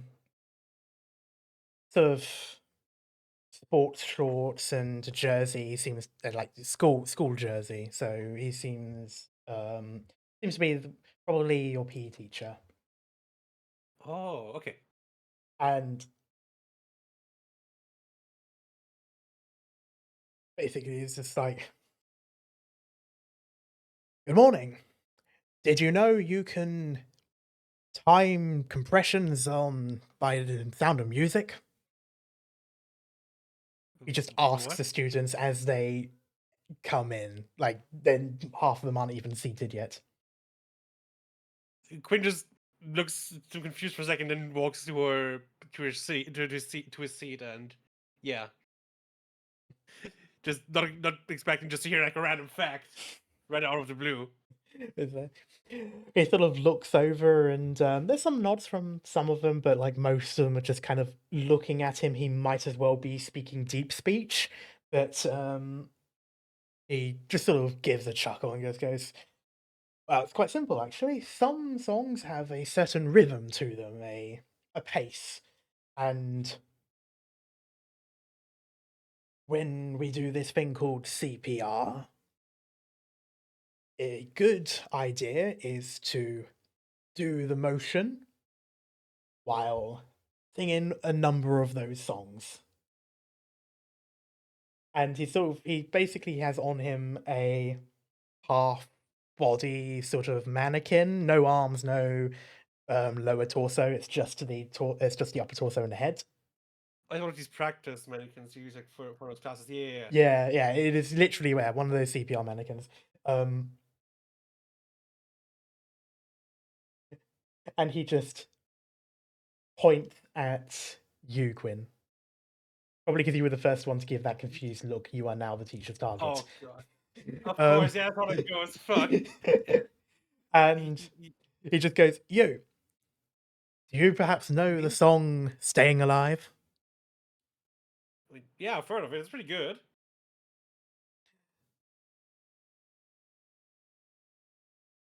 Is that one of them, or because that would be kind of coincidence? He walks over to the other side of the mannequin. It's an older tape player or boombox. Oh, Clicks God. it, and you hear the da da da da da da da da, and it starts, and he basically flicks his hand, is sort of like ushering you to walk up to the front of the class. Oh god, I hate this guy. Out of character, of course. But of course, Quinn gets up and goes over to him and just, accepts his fate. Right, so- Not too happy, but Welcome there, day Happy one. You are outcast. singled out immediately. He goes, right, so if someone is down, they are unconscious, you put your head towards their chest and you do not feel any breath. When that happens, the best thing to do is called CPR. And he sort of puts his hands together, one over the top of the other, and sort of locks fingers. And he basically shows you make sure you press your palm here, and he puts it on the mannequin himself with his hands, sort of shows you where it is, and then moves the hands to let you now do that. Okay, so I'll try to imitate him and just do the same thing, basically. Yep. You do that. You've watched the way he did it, so you can do that. And he goes, now I want you to listen to this song and listen to its beat, and I want you to start pressing the bottom of your palm down into that chest as hard as you can, because ribs are sturdy things. And I want you to do that in rhythm with the sound, with the I can beat. try. I've never done it before, but I'll give it a shot. And I would like you to roll a medicine check. I'm sure that's gonna go well. So it's gonna look more like what Maple sent in the server, I guess. So could I just say real quick, I had to take CPR in college, Oh, same. and everyone in the class did the 1, 2, 3, 4 slap at the same time, unprompted, just not planned, Amazing. and the teacher stared at us. The 19 teeth. I know, I was looking at that as well. I thought it did land on it at first. But anyway, yeah, course you I do did it, as but well. you are not you're not getting it to the beat. You're a bit too slow for it. But despite that, he's still smiling, he's all like nodding along. It's like, well, you've got the motion right, but you're not quite getting the timing. I would like you to continue listening to this song while it plays, and I'll have someone. And I want my next victim to try. And Victim is crazy. he smirks, Yeah. looks over, and points at another student and calls them over. I'll just go back to my seat, happy that it's over. But I will take note of that roll. Man.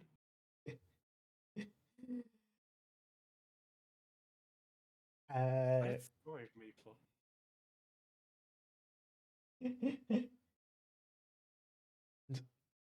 Rook, we are going to go to you.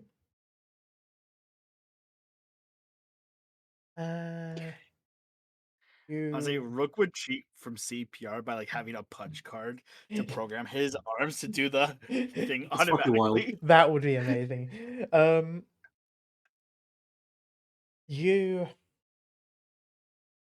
You begin your while this is all happening, you begin your artificery course.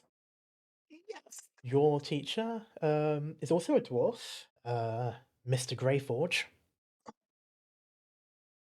I don't know who this teacher is, but if anything happens to him, I will blow up this room and then myself. By the looks of it, that may have already happened because his own hair is sort of like pushed back and somewhat singed. There is a noticeable scorch mark on his desk. But he doesn't seem Never to mind him. notice or care about any of that. This must have happened earlier in the morning. But he's just like, he is beaming as the students enter. Rook is also beaming. He just goes,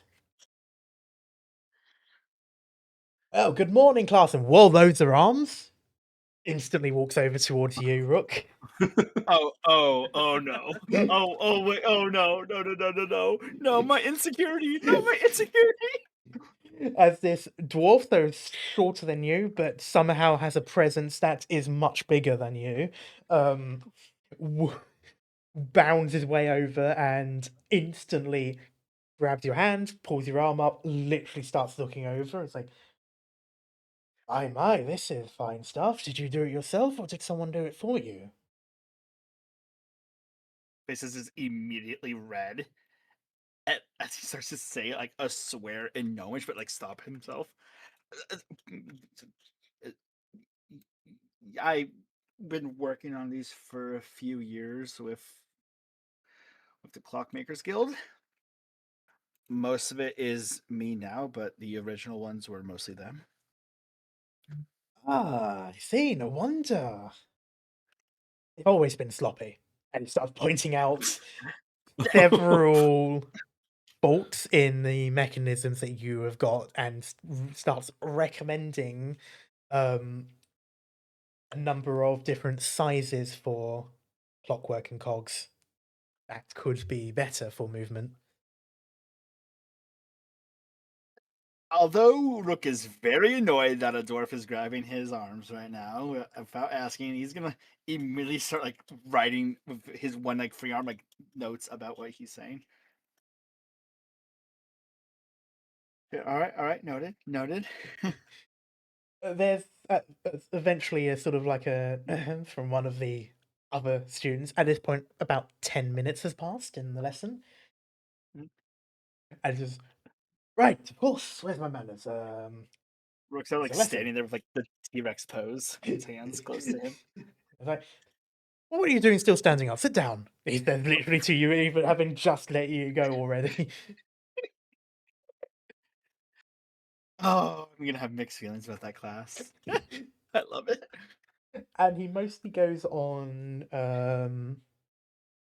this is another sort of more like introductory lesson, so kind of similar to Mr. Narjun, the maths teacher.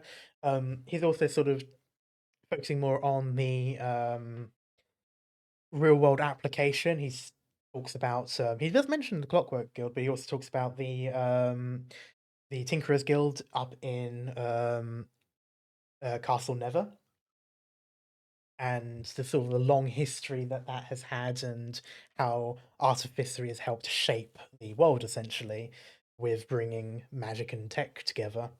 But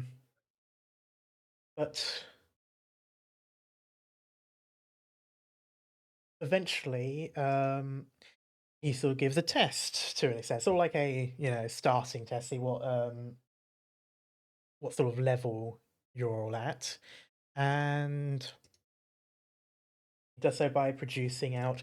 It essentially kind of looks like a puzzle box in a way, and Ooh. he outright says, "Well, I want to see how well you are good with the tools that you have.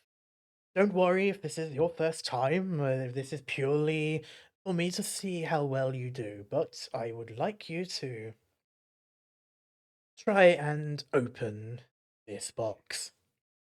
And then I want you to put it back, but not as a perfectly cube box, but as a cuboid instead. And with that, I would like you to use your thinker's tools." As he sort of gets the class to work on their own device. Oh shit! I almost clicked on Thieves' Tools. You As you steal pocket words. the puzzle box. I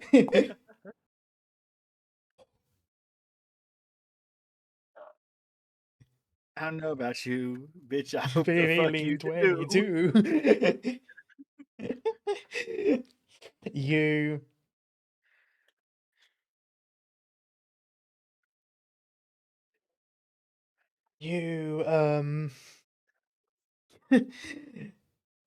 you you know, while you don't know this specific system, you've been working with very fine and finicky pieces for a long time now, especially with your own arms and the pieces within. This is not too dissimilar to what you can already do with that. It's a little bit awkward to some extent, like your arms are a little bit more accessible with the openings on the platings and such. And of course, those are made to be taken off, whereas this one, it's like a series of pieces that slot together in a way that almost make them like locks, and you still have to try and get them done in the right order in order to then open it up and then deal with the internals inside to finally have them split in two. And you realize right away, once that's done, you know that these internals can now be moved into a different shape that makes them slightly longer. So then when you slot the two together, it can make a cuboid shape. You are the fastest to do this. Oh, I'm gonna get bullied for that. You can hear a couple of like swears sort of under breath of some students as they try to do something, and then sort of like you hear clink as like their screwdriver sort of clinks off the screw that they were trying to do. They did the wrong one, so it obviously wouldn't move, and it sort of like falls out of their hand. One falls onto the floor. They now look, and it seems to have disappeared into the ether. And now they spend most of their class trying to Oh. find it. Oh, Damn. always worse than happens. You always lose pencils that way. Anyway, but yeah, I'm gonna make note of that DC.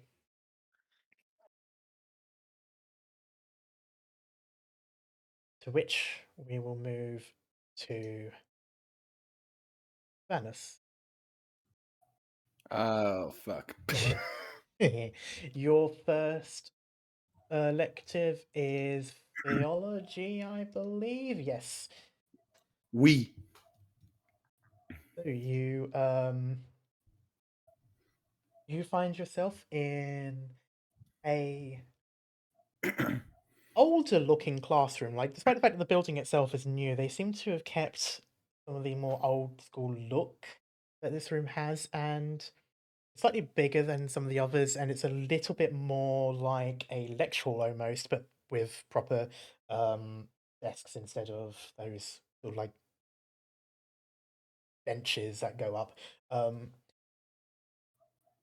And you realize as you look up at the ceiling, which is almost domed in a way, despite the sort of Mhm. flat and rectangular shape that the building has itself,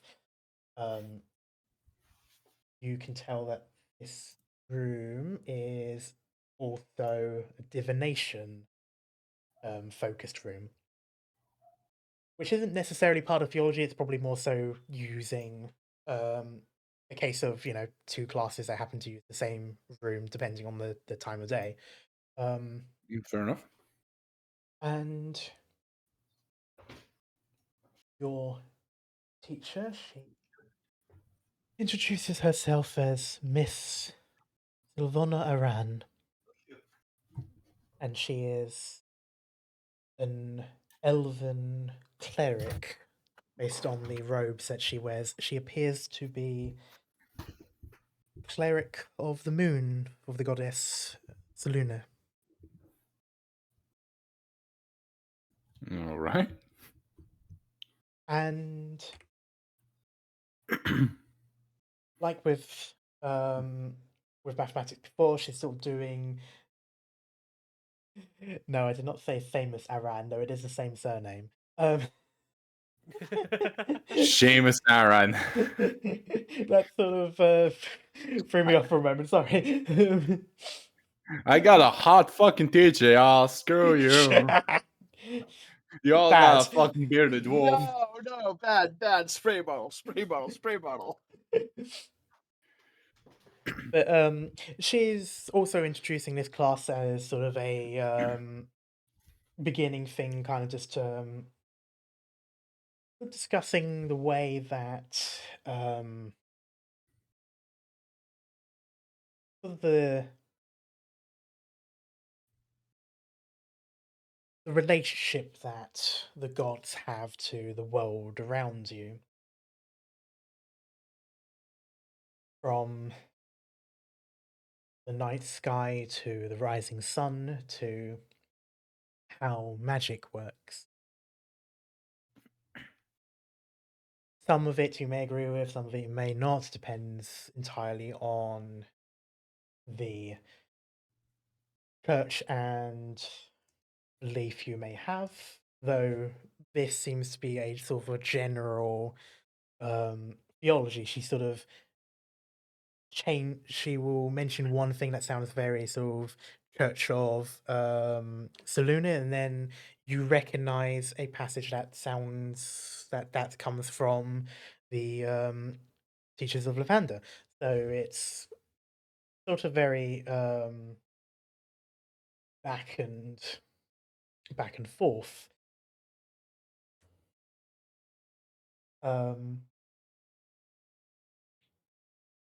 You put this.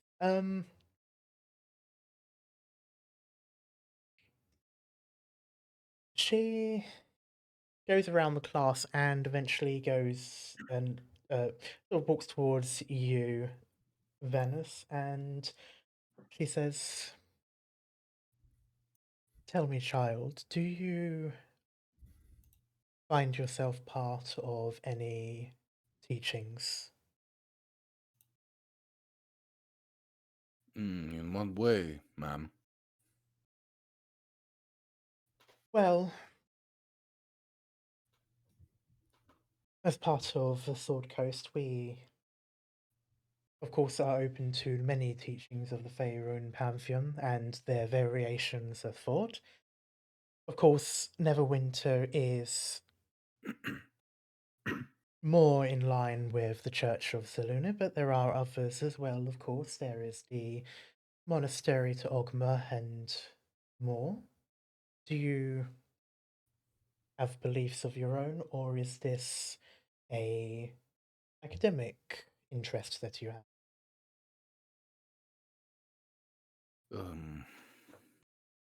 Sorta, ma'am.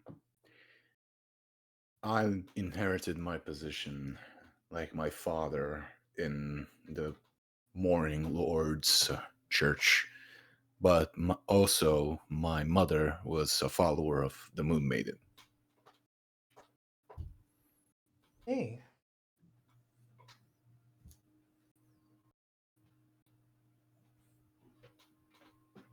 That is quite an interesting reunion, especially as the sun and moon do go hand in hand, do they not? After the moon sets, the morning rises, as my father would say. Indeed, and vice versa. Okay, in which case, I would like for you to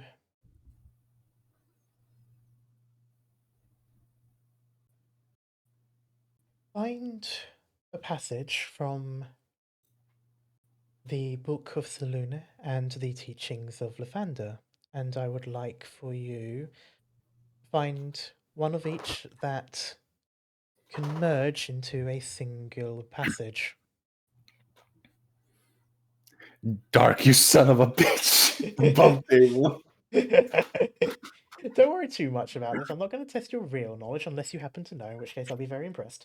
I used to know, that's the problem. Yeah. And then she walks off to the next student. So she seems to be doing this kind of like a test for them all, and it's basically sort of gauging what interest an individual student has, and is then giving them a challenge based on their interest. But with that, I would like for you to make a religion check. Okay, do I add the modifier as well with that? What modifier would You you can be doing? actually click I, on the I have a skill itself. I have a on- +2 in religion because of Oh, you just click the religion button. It will automatically roll it. Oh, okay. Oh, okay. Fair enough. Yeah, Alright. this is a virtual Alright. sheet. You can just press the names as if they're buttons. Oh, fair enough. And then it will pop So up with an option for advantage, disadvantage, normal. You just press normal yeah, for I this have case. I have proficiency in it, so it just gives me a +2. Yeah, it will automatically give you a +2 when you roll All right, fair enough. Watch me with this stupid shit. it. Now watch me whiff. Okay, Oh, yeah, yeah, not bad.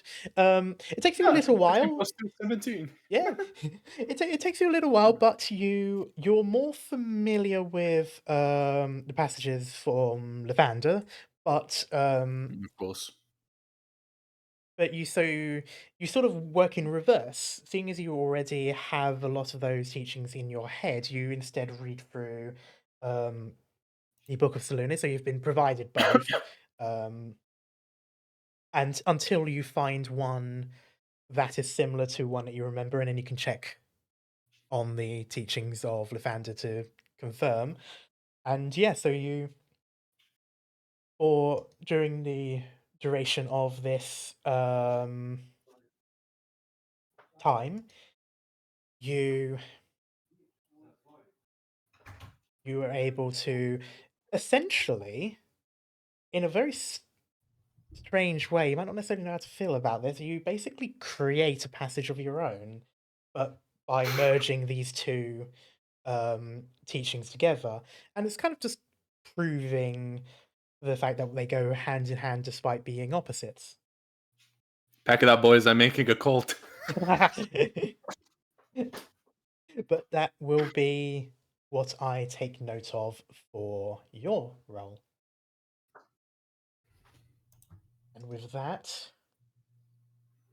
we go to common. Okay, back as well. Hello, welcome back. Just in time. Fuck, I hate common. Yeah. So, Man, Karma deleted my message about having Doom, huh? yes. Doom. Did you um, not like the joke? to be honest, I may have sort of panic deleted. I thought you revealed something you shouldn't, so I didn't. No. But Only no, that I was he like, doomed on everyone. you doomed on I'm like, everyone. Rookus knows Fireball, Freeze, Doom. Doom? Doom? Yeah, that's exactly what I was just going with. Yeah, so Love, man. Love you, Karma. so common, you'll have a young, or at least as young as teachers tend to go, a woman by the name of Miss Woodtree, a human, definitely has a fitting of her name. She looks very much like a businesswoman. So Huh? yeah, she's not. Oh, great. We're gonna get corporation. Yeah, no, she's not at all as the name would suggest. Sorry, that's just me being funny. And bad at it. Ba-doom. No, you're good, everyone. So yeah, so Miss Woodtree, she's. I'm not gonna lie to you. This is probably one of the by far the most boring lessons you've had today. Of course. She definitely likes the subject. She has a passion for this topic. She's mostly going on about how quickly Common had become the main language, not just of the Sword Coast, but beyond, and to most of the continent of Faerun itself, and even beyond. It's used throughout Toril, but she just goes on and repeats the same points over and over. She eventually starts talking about reiteration, and it sort of becomes obvious that it's supposed to be the point. But Oh. for Oh, the most boy. part, she's sort of going on about yeah, just how the way that Common has sort of shaped the world and the importance of learning it, and how, regardless of the heritage and languages of your own region or people, Common brings everyone together. it is absolutely a drag. E- Even if you sort of like the subject, it's just maybe it's just this lesson. Maybe the others will be better, but it's Bannister's just grabbing the fucking bridge of his nose. What if She's you hate trying the her subject? best. Quinn still tries, you know. I mean, she's trying, so you know he can listen in. You know, he can listen and try as well. You know what? For the funny, I want you to make a Constitution save. That's Cool. crazy. Quinn. Everyone? Nah, just Quinn. No, because like Rook was sweating bullets when he entered this classroom. Oh my god, you saved your arse there. I did. I was close to it, afraid. I'm going to admit you feel tired just listening to this, but you persevere, you do it for the sake of it, and you get through. At this point, a lot of you are sort of looking past her to the clock above the blackboard as it sort of ticks. You swear there must be something wrong with the gem that's powering it, because that second is not moving fast enough. But eventually the bell rings. I hate you. I hate you so much. Welcome back to school, motherfuckers. Anyway, Man. at one point the hand moves back. Honestly, yeah, it's like those, literally like those classroom clocks, because they are sort of like on gear, and every time it sort of like clicks forward, it does that thing where it sort of like bounces a little bit, like it wobbles. Yeah. So half the time it looks as if it's correcting itself, and you think it might be. But yeah,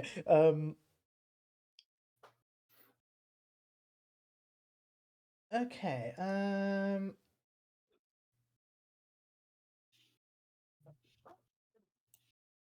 next round of things. I'm gonna push this on a little bit quicker for this one. So apologies in advance.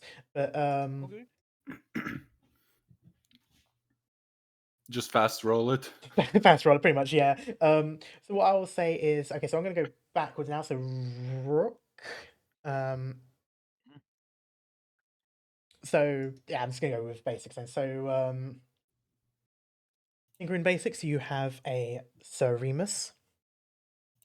Have a what? He's a human on the older side, and again, he's sort of just going through the point of this course and sort of like how it's a good one to take for those doing artificery and such. But also, it's less about making things and actually more so picking them apart, but also just how they function and how to deal with things without having to take them apart as well. And with that, I would like to make a Tinker's Tool check again.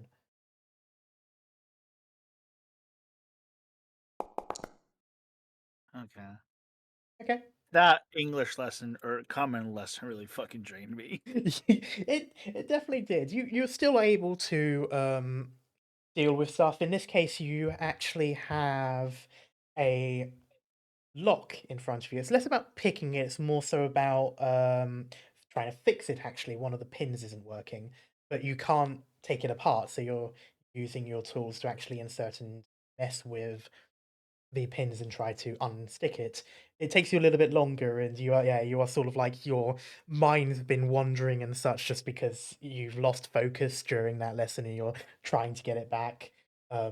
You eventually click it and it sort of goes into place and the thing actually becomes locked.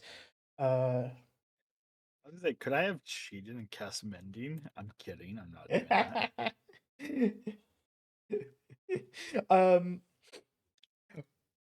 So you didn't do that, but what I would say is you can actually see glyphs on sort of like some of the walls around the classroom. There are magic dampenings. You're not entirely sure to what effect they would have. So like if they would stop mending or if they'll let it happen if it's only for like active spells and stuff like that. But you probably looked to that and thought, I'll probably get caught if I tried. He's not gonna actively do it because he wants to actually do the work, but he's like, what if? Like, you know, yeah. So that sort of thing. Like you have like a bit of a knowledge is thought a experiment in your head, and then you do see that, and you think, if I do that, it will probably mess with. get me in more trouble than I already am. Yes, yeah. Bear in mind, you already have a detention coming up. But I'm excited. going on to Quinn. Yes. You have guild studies, which is with Merchant Guild. So yeah, a Sir Darius Eckhart, as he introduces himself by full name with a bit of flair. He I love it's such a German name, Eckhart. yeah, It's an old-time German name. it is, yeah, and it's sort of it's become very common, albeit in an older sense for English as well. Eckhart's quite a sort of, it's like a fancy English surname because it's not used very often. But he has a flair of a bard. What? Oh yeah. Yeah, so the flair of a bard. He's a bit on the more dramatic side, maybe a little bit too self-loving if you have to. If you had to wager a guess, but yeah, so he's mostly just dealing with this letter. He's mostly just talking about the guilds, and in this case, about the Merchant Guild. He's very, very quick to emphasize that this class is supposedly, in fact, sponsored by the Merchant Guild Hall near the Cloak Tower. He mentions this like several times in his talk. The original VPN sponsor. Okay. Pretty much. You get the impression he's from that guild. Maybe a little bit more than an impression, but God damn it. But with that, I would like you to roll. What would I like you to? I would like you to roll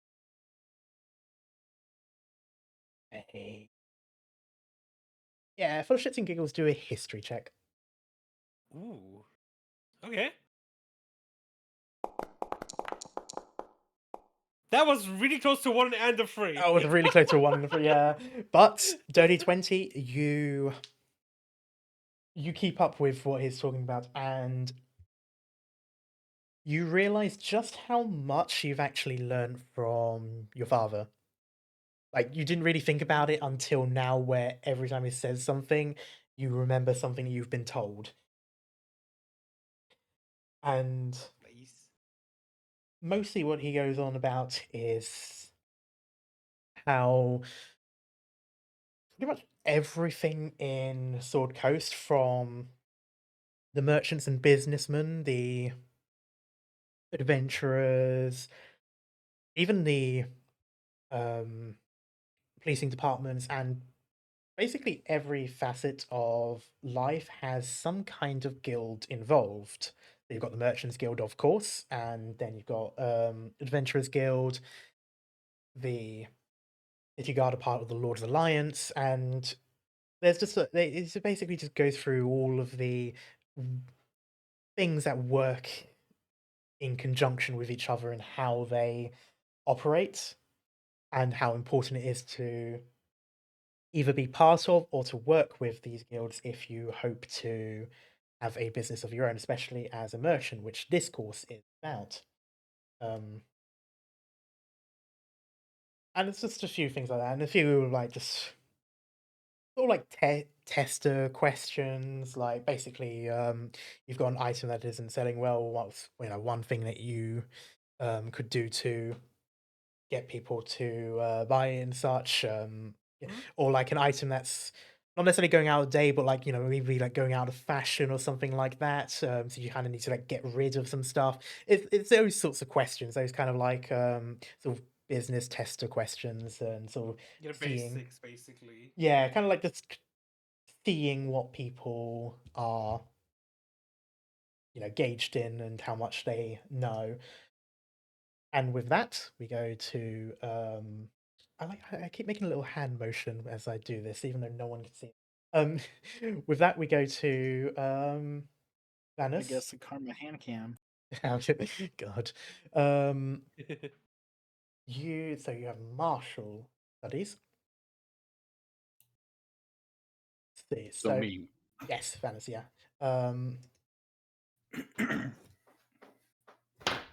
You enter this room.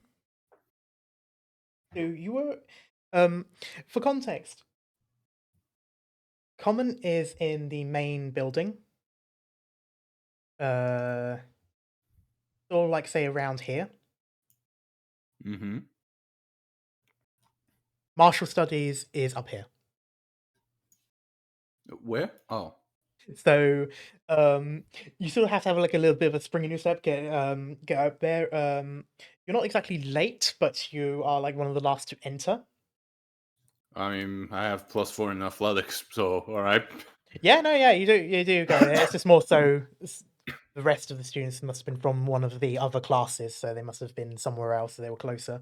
But it's just as you get in, you hear a thud, and you see this rather small human woman floor a Goliath student. Basically, By just the over her morning, shoulder, Lord. sort of throw onto the floor, and he is down on his back and Yeah, taps. he just said, by the morning, Lord. Holy crap. And he just taps the floor. He yields, and she just goes up. She stands up and goes, "Very good. You are getting better." And sort of picks him up. This is not part of your class. This seems to be the end of the previous lesson that she was having. This is a senior student by the look of him.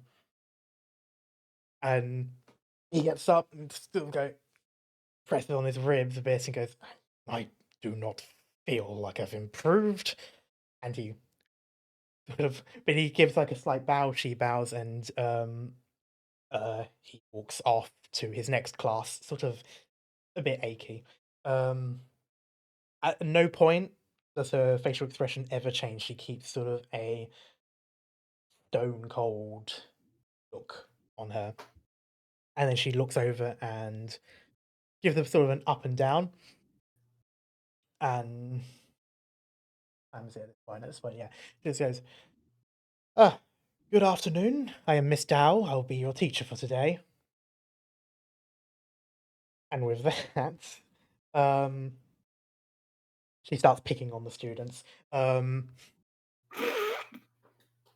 Unlike the one that you all just saw get wrecked and probably put the fear of at least 5 gods into some of these students, she is not necessarily gentler, but she's more specific with her movements. At no point does she hit back, but instead target swings and such like that, or does like a kick to the leg or something. So, something that might sting but not hurt. So this is very much someone who is very professional, knows how to spar and coach people when needed. She is not there to hurt the students, despite that previous one. She is there to teach. And yeah, you are younger than the student that she was teaching just then, so she knows how to change this. By the time it reaches you, she is almost. She's like 1.5 feet shorter than you. And I would like you to roll. Oh, how do I want to do this with you? um, Pick your poison.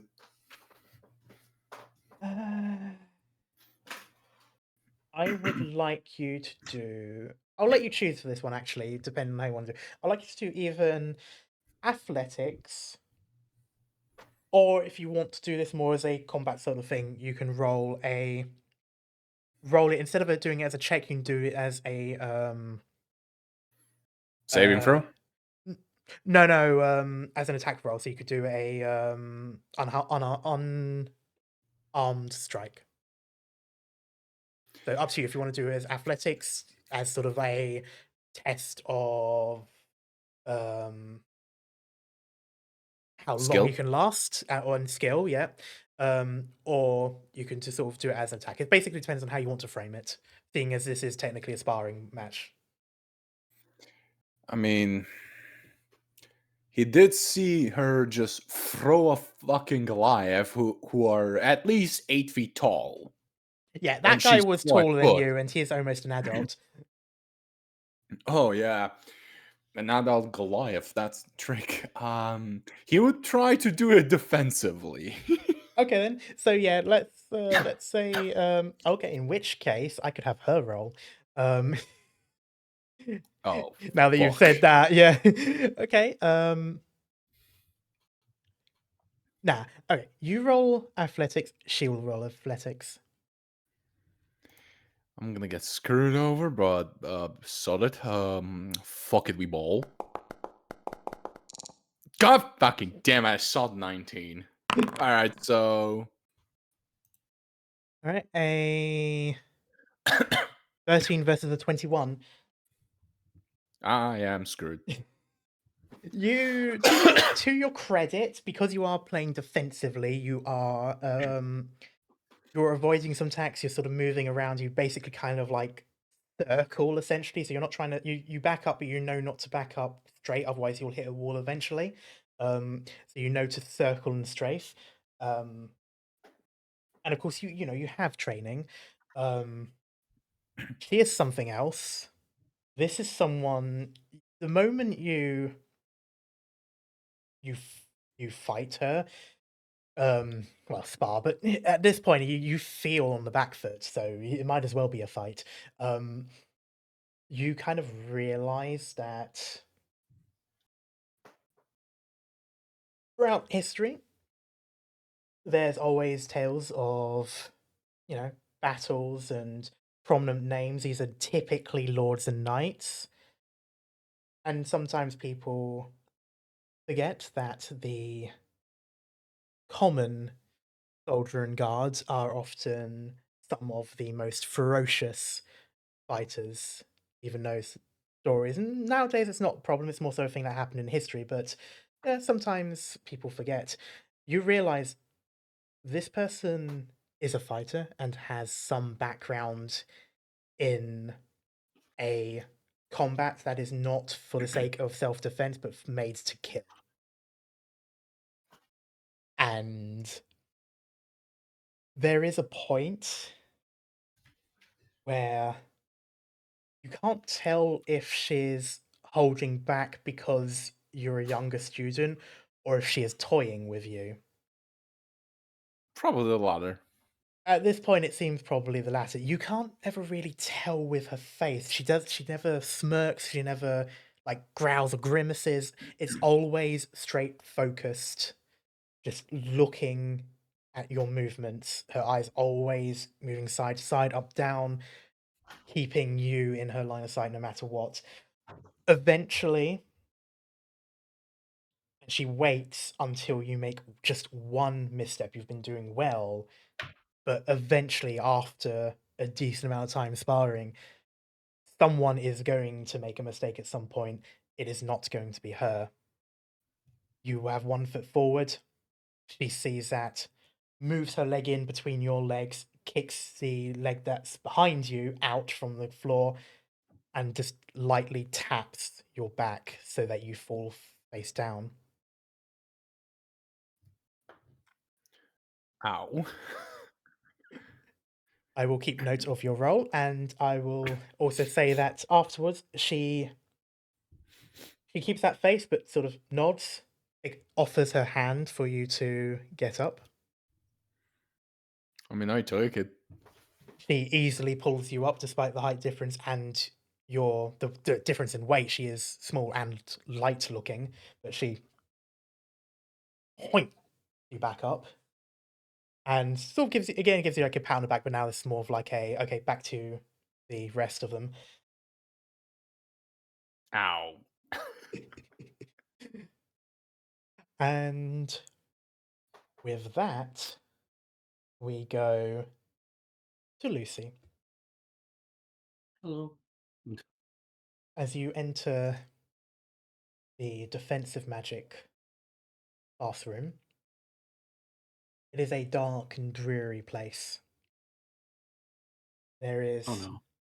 a large it's a large room with a long, almost like a stage, though it doesn't extend up from the floor. It's mostly just sort of like a difference on the flooring. It's like easily marking it out. Too thin to be like a course. It's not like a volleyball court or anything like that. This is way too thin. It's just a strip. You might recognize this from some of the stuff that you've seen regarding your sorcery course and some like things you saw on the flyers for defensive magic as well and such. Basically, all the things that you looked at when you were choosing your subjects. You would have seen this. It's a duelers section. It could also be used for fencing, but in this case, it is sometimes used for basically having magic flung Character. at each other. Yes. Is it like those mini stages in Harry Potter where it's like the long ones where people stand on both sides? Ooh, not far off, yes. I was thinking Okay. like the fencing ones, because that's also kind of the same, and they probably based it on that, especially as they do start sort of like waving their wands like fencing swords in the later movies. Yeah. So that might be what it's based on. But yeah, it definitely does look like that, but it's not staged, it's not elevated above the ground, it is part of the ground. Okay. But yeah, and it is definitely for that. This is there for dueling. And it does look like you can see the ends, and again, this is like fencing where if you step out of bounds, so if you go too far back, would be out. But yes, this room is relatively dimly lit, mostly by candlelight. There doesn't seem to be any actual electrical light in this room. There's Ominous. older stuff that you would actually expect to see in our chemical lab, things like skulls and like skeleton figures, stuff like that. The ones that sort of like put on the metal thing and they're sort of like jointed with wire and such. Basically, yeah, it's Yeah. literally like a skeleton model.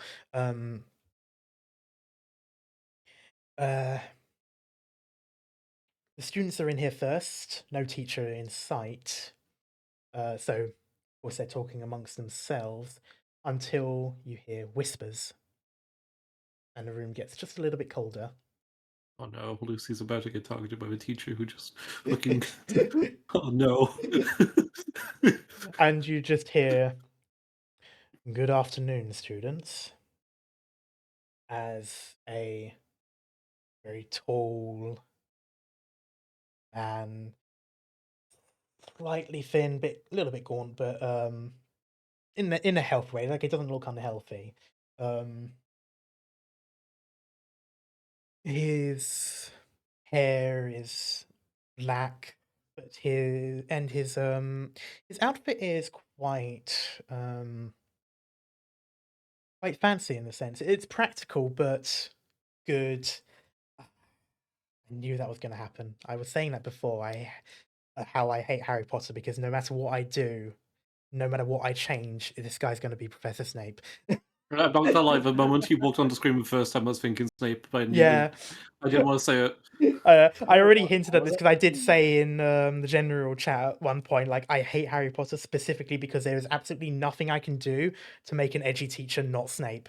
because there is literally everything ticks that box. It But yeah, makes you feel better, Karma. I didn't think it was Snape. I thought it was the guy who broke up the fight for a brief moment. it is him. That was him. Yeah. It is Yeah. fuck. Well, no, he is just him. He's just him. He's not Snape to me. Fair. But yeah, he walks through and instantly everyone shuts up. They're sort of, most people are somewhat creeped out. But Lucy just waves at him. he grimaces. Not just at you, at everyone. Maybe he just doesn't want to teach freshmen. Maybe he prefers older students, but yeah, he still looks around and is instantly like an ugh. And he goes, I am Professor Grozza. You shall call me Professor, not Sir or Teacher. And I will be teaching you defensive magic. I'm sure most of you have this illusion in your heads that it is waving your hand and bringing up a shield, but it will be far more than that.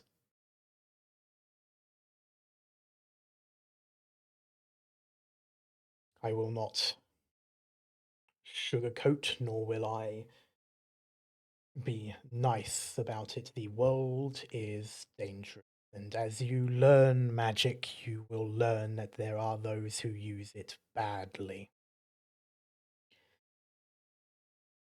And if you wish to continue your pursuit of magic despite the potential dangers, it would be prudent to know how to defend yourself and others, both passively and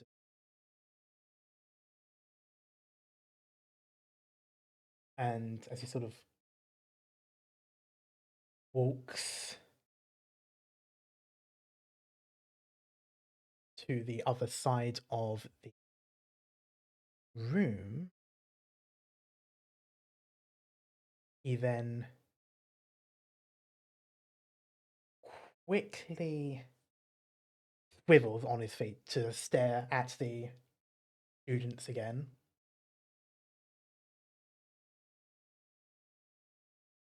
And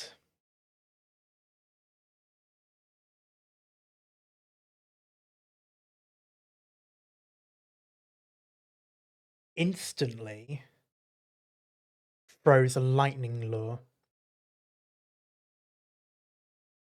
at you, Lucy. What? Huh? As he throws it,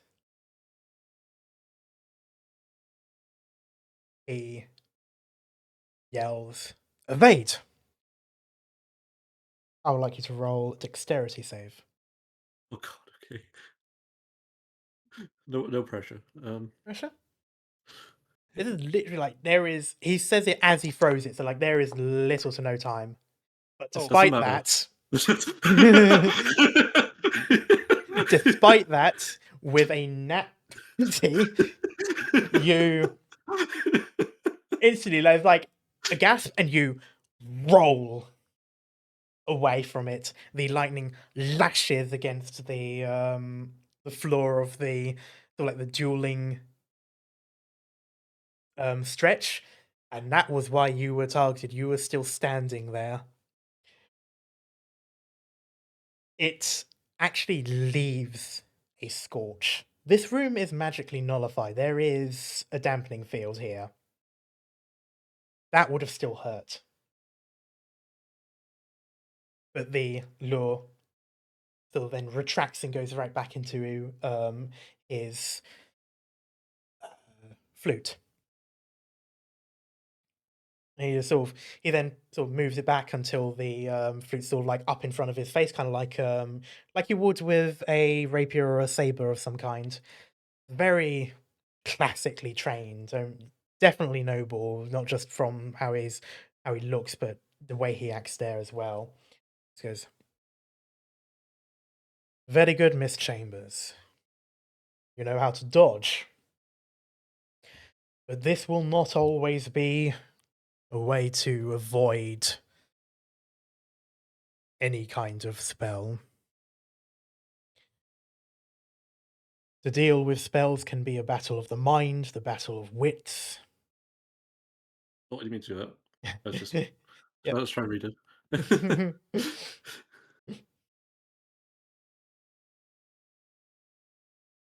And if you do not know what you are doing, it could spell your end. Spell.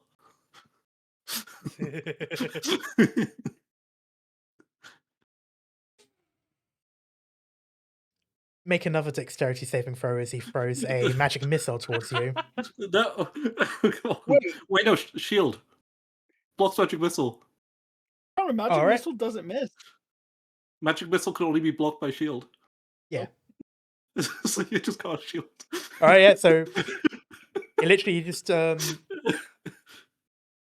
you saw like a spell, he instantly like flicks his flute. 3 purple bolts of force fly out. You feel like shield up. They slam against it, and the shield breaks. It pushes you back, but it blocks them. Lucy's just staring.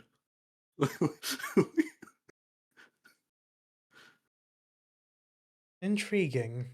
And he sort of flicks his wand as if sort of like getting rid of the sort of magical essence that had remained from the cast of the spell. Almost as if you would almost as if like when someone on TV, for example, would flick their saber to get rid of the blood that was on it. Oh, edgy. Okay. And he just goes, "Very good. You're not as useless as you look." Thank you. Slight grimace, but he continues.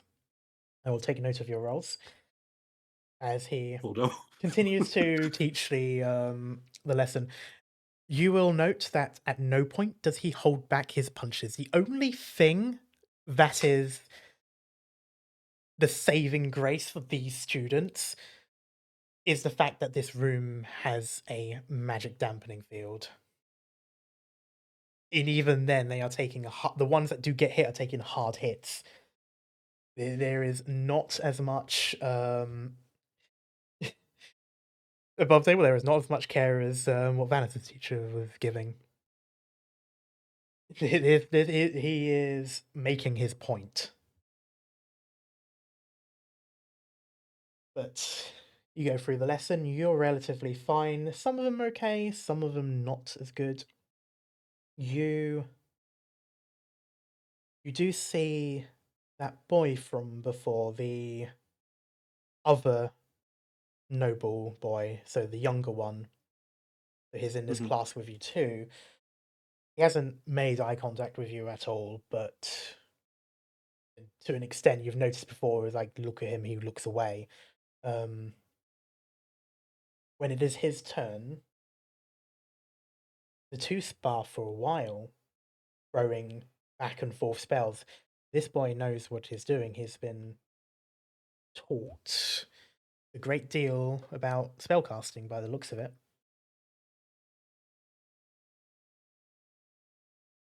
Lucy didn't have to fight back. She just felt cool. But with that, we go to lunchtime. I don't have to go anywhere, do I? No. So basically, you'll be told to stay back, which is somewhat unfair because that also means you don't have lunch. But Oh. Oi. We have detention, remember? yeah, Oh tho- yeah, that's the Yeah, thing. you're allowed to get your food and go. To that's the detention. thing. Yeah. So those of you who are coming from other classes, you can go to the dining commons for a brief moment, get your scran and go. Unfortunately for Lucy, he has told her to stay in this class, either forgetting or just not caring that she was supposed to go for food first. She's too respectful of adults to like bring it up. So she just sits back quietly, like hungry. Like, Yeah. I'm gonna head over to the detention. I just nag how a short woman managed to throw a Goliath and beat my ass. Still like upset that the dwarf was grabbing my arms without asking. They're dwarves. What do you expect?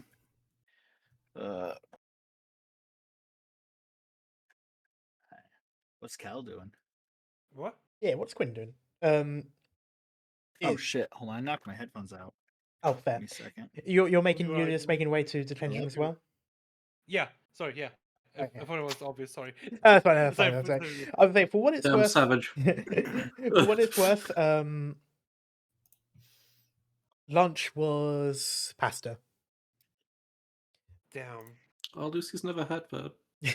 You will have your time, but Ciao Bella, ciao Bella, ciao ciao. it wasn't ciao, particularly nice. Marciano. It was standard school food, but it's one of those first days they put out the nicer, menu for the impression, the first impressions. Of course, all of the older students know that it won't be like this the next day, but anyway. So yeah, you go to detention. Fortunately for your sanity, the other two were given a evening detention, so they're not going to be joining you for this.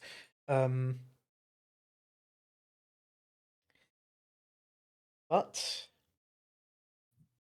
as you enter, not long after, Professor Groza leaves. He's got matters to attend to, and basically, I expect you to stay here with the best behavior. If you leave, I will know about it. I will make it your problem for the rest of the year. And with that, he walks off. Yes, Professor Groza. Oh. I was raising my hand. Like, what if we got to use the bathroom as he leaves? Looks like we won't even be able to piss here. He seems nice. Does he? Karma, above table. Hmm? Are we Breakfast Club? It's lunchtime. It's lunchtime. Yeah, it's Is Breakfast Club a show? I know the name, but I'm not. Oh, it's a movie. Okay. That's gonna be the party name for now on. Shit. I will look up the Breakfast Club and then I will tell you if it is or not. Yeah, I thought you were his ear. To be honest, I don't know. Anyway, but yeah, so you're sort of left to your own devices, but there's not really much to do in here. When there's not a lesson, most of the equipment is gone. You can spend some time staring at the skulls. They seem to stare back at you. Yay. Oh shit! Well, I mean, Lucy has a staring contest with one. I think Lucy's gonna lose. Vanis Why'd you is say just that? weirded out by that. I was gonna say, what did I get packed for lunch today? I say as I open up my backpack. Yeah, well, thankfully Balthazar made too much. If you need anything else, I'm gonna give you because holy crap, he made too much. Lucy, I'd like you to make a Constitution check. I know of this already.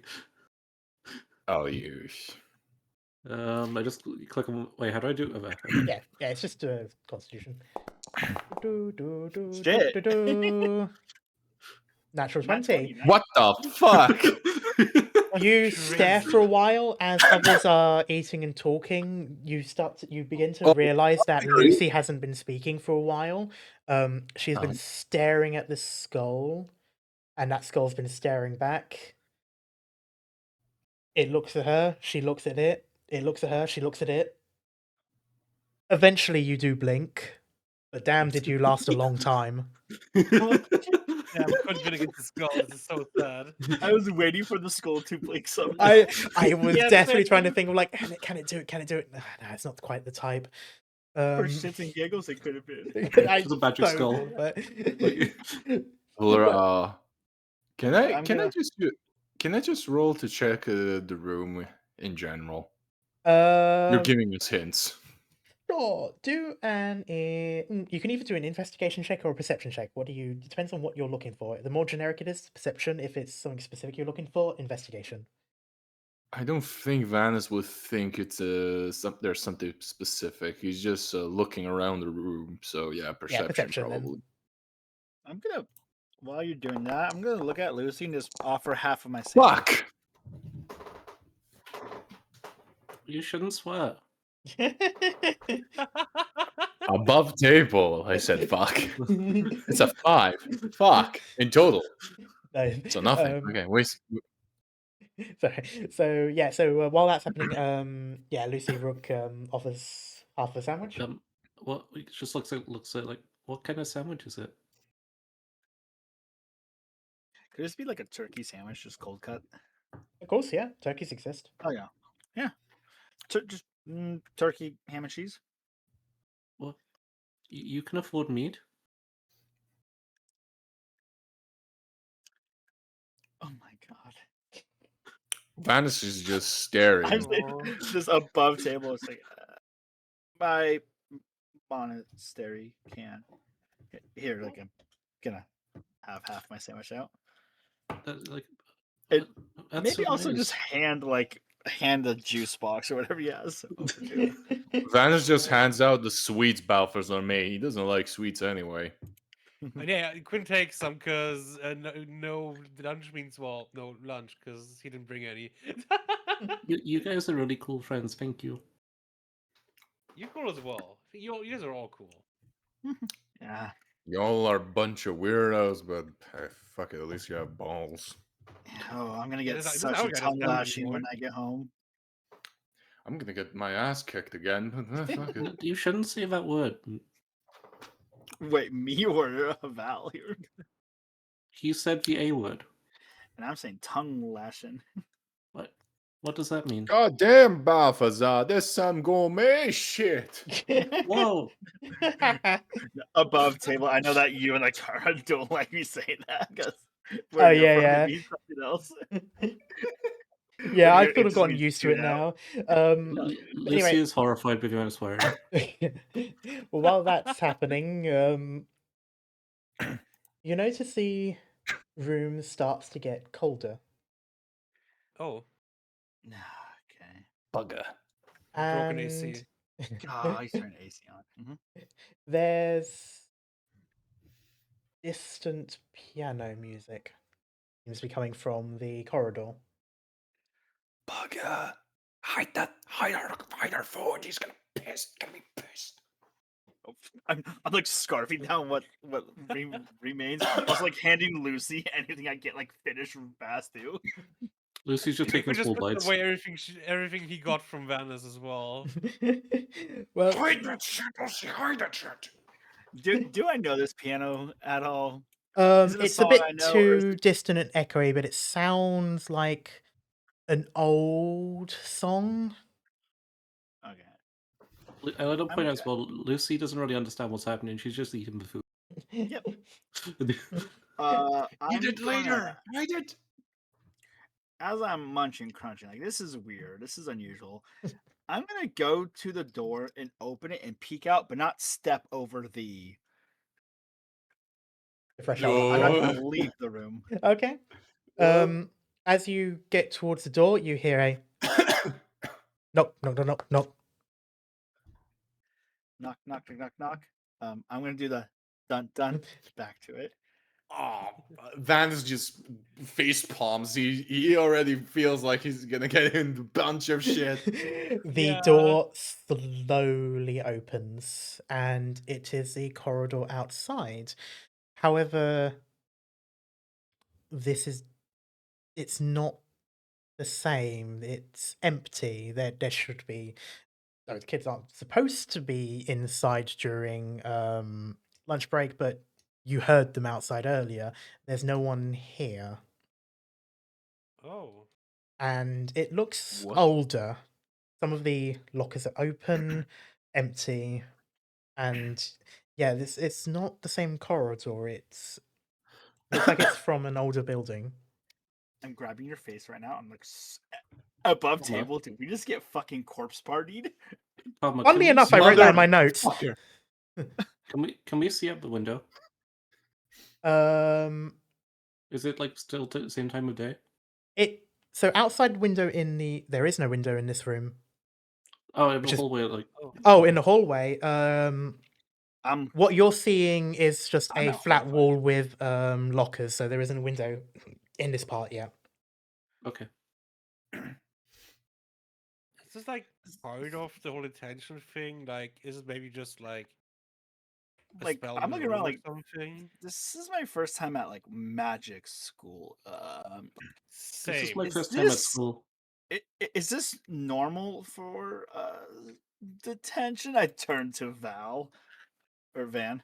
Wait, are we in detention? He is looking with cold sweat. I never seen this shit before. Are we in detention? I don't know even Yeah, if we're in the same I think so. dimension. I think. Boy. Oh, Miss Agathis Wait. can be so mad. He It said is to just like he said not to leave the room or he will know. exactly. I don't think this is think- maybe just like a spell, like it's like an illusion to, keep us in here. You know what I mean? Something like that. I wanna peel You my hear art- in the room. We heard a chuckle. Yep, you heard a giggle. You know when like cats do like a little jump? Hmm. I immediately did that. I'm preparing my searing smite just in case. Lucy just looks over while still eating. You don't see anything in the room, but you can't help but feel a very unsettling presence. Unsettling presence, huh? Mm-hmm.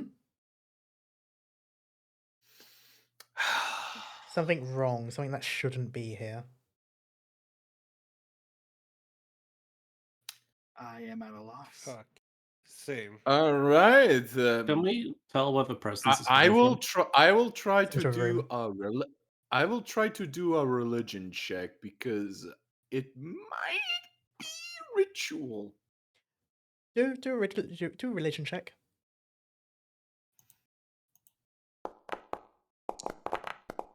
Fuck! I saw that 19. I got cocked. I will tell you this and only this. There is a wraith somewhere. Son of a. Oh. Oh fuck, boy. Oh lads, I smell undead. I was gonna make a reference, but only one person here would get that. What's the reference? Oh, it's so short of karma and irony you like a lot. Above table, I like the fact that none of you. We have two magic bastards, and none of them is using their stuff. I am utility caster. This is beyond my knowledge. I shoot people. Yeah. I was told not to use magic unless I have to. I mean, that is quite a. Do you say that in important character? Yes. Yeah. I think this is a time where you have to. Yeah, this is where it's Oh. important. On what? I touch her shoulder. I think there is possibly a very bad ghost here that it shouldn't be. You might be able to sense it.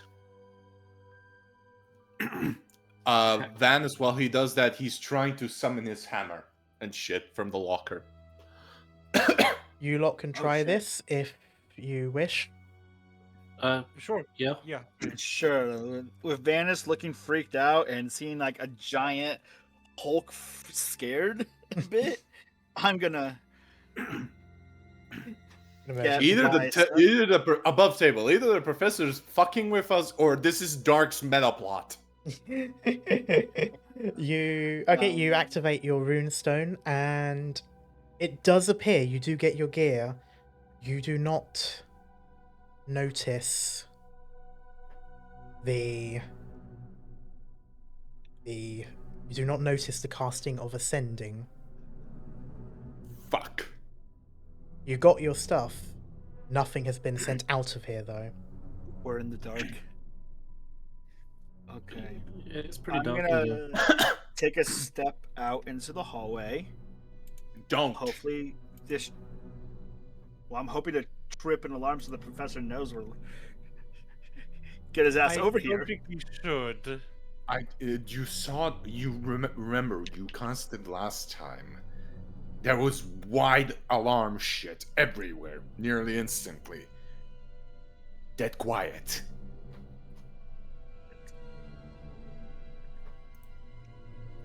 You summon your gear, just in case. Worst case scenario, we're gonna get double detention. Oh, okay, I think that's better than the alternatives. Summon my gear. Do I just have a crossbow karma?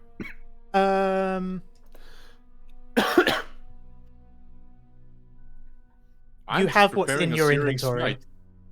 I'm just preparing a Syrian smite, just in I'll, case. I'll say Lucy also summons her gear. She doesn't really understand what's happening still, but she's just... We told her to. Yeah, Quinn just gets her and puts the crossbow in her hand, in his hand. That's what I was trying to say. In English hard. I'm gonna say to Lucy, just I think we are in danger. What do we do? Do we wait for grown-ups? We fight. We are staying put here, just in case. Because if it's what I think it is, it would have killed us by now. So something's here preventing it, probably. Maybe just us feeling the presence is part of the whole detention thing. I don't know how the school works. Neither do I. You're just making us sit for an hour. That's not really punishment. You know what I mean? Probably, I don't know. At this point, I think our karma is just tricked us all into having a corpse party fucking session. While you are discussing it in character, while you're discussing it, you, from the center of the room, you hear a chin. What? As black smoke begins to form in the center of the room, there is but one thing that you can think of in your mind, and it is run. I got chills when you said that. Okay. While we're running, can I think of what he said? You do not recognize the language. It is not one that you speak. Neither do I. None of you do. Okay. Oh, Son of a bitch! I knew it was a dungeon. Welcome to the corpse party. I fucking love this. Okay. I now have a problem. Why does this guy not see anything? Okay, I can move my shit. Okay, fair enough. Cool. Oh, wrong one. Sorry. we're going back. We escaped. That just flashbanged me. Yeah, I know. Shit. I'm gonna turn on my lights on here now. Don't move anything yet. So.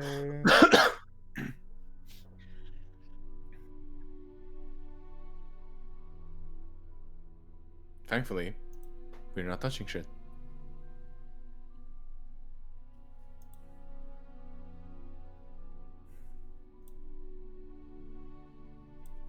Fuck did this Oh, I didn't do. That's why. I am completely underprepared for what I meant to do. Classic D&D. Classic D&D. Hell yeah. So fuck it, we do it live. Yep. Okay, I'm in school dungeon. All right. Fortunately, it's quick enough to do. Let me close my calendar. I doubt we're gonna need this right now. No. All right.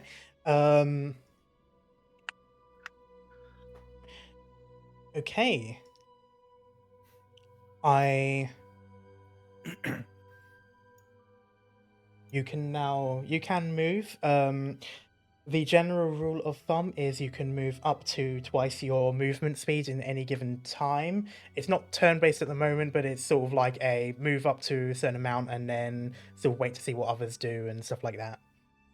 Okay. Basically, so okay. you're not like rushing all the way halfway through a dungeon without things, and also just like if you're into another room, wait and see just in case things happen, stuff like that. Okay. I'm gonna get into the normal stance that the monks have Mm. and start to just prepare a shocking grasp if something tries to get very close to me. Okay. All right, I'm gonna stand in front a little bit because I have a shield and heavy armor. I'm basically the tank, so I gotta. I'm gonna Welcome stay to mostly like playing mid with- range of us. Welcome to playing with Maple. I throw myself as cannon fodder. Uh, gonna be, okay, like, so I the moved. side- Wait, I Oh, was sorry. here. So okay, I moved 15. Why did I spin? Oh, You spin me right round, baby. Oh, my headphones I'm are dying. diagonal. Well, yeah. I spun for some- again. Yeah, you have. I didn't lock your rotation. That's why. Oh. All right. Kind of walking with Van here, but kind of like slightly behind him. Okay. well, all right, boys. Murdered. Okay. Okay, well, there's a door. Should we knock? I don't think it's smart to alert whatever the fuck is trying to probably kill us. But fair enough, prepare anything you have. We're. Wait, hold up. Let me roll perception real quick. Yeah, you can. You can What's the- listen. Oh yeah, all right.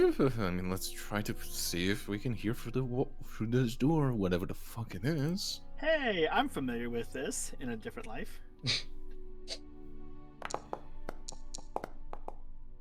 Oh hell yeah! Oh yeah. You hear giggling. We hear what? Giggling. Giggling. Sounds Okay. like I thought you at said wiggly. least 2 kids. You hear like clapping. Or maybe like I forgot what it's called, but you know, like the patty cake, that sort of thing. Motherfucker knows we are here. Okay, You shouldn't swear. is there? I think we can punish him later after we get out of here. All Just right. keep a mental note Before for how we many do times that, it is. all right. Is there any like loose stuff on the floor? Occasional scraps Broken of tile. paper. Anything These between 2 to 5 pounds? no, not between 2 to 5. Most of these things are quite light. You've got some old textbooks, like 1950. Perfect. I'll pick it up. Okay. As I'm now changing from Shocking Grasp to Reading Catapult. Okay. All And right. there's a mix of things. There's some from that long ago. There's also a few things. You notice one from 1998. My birth year.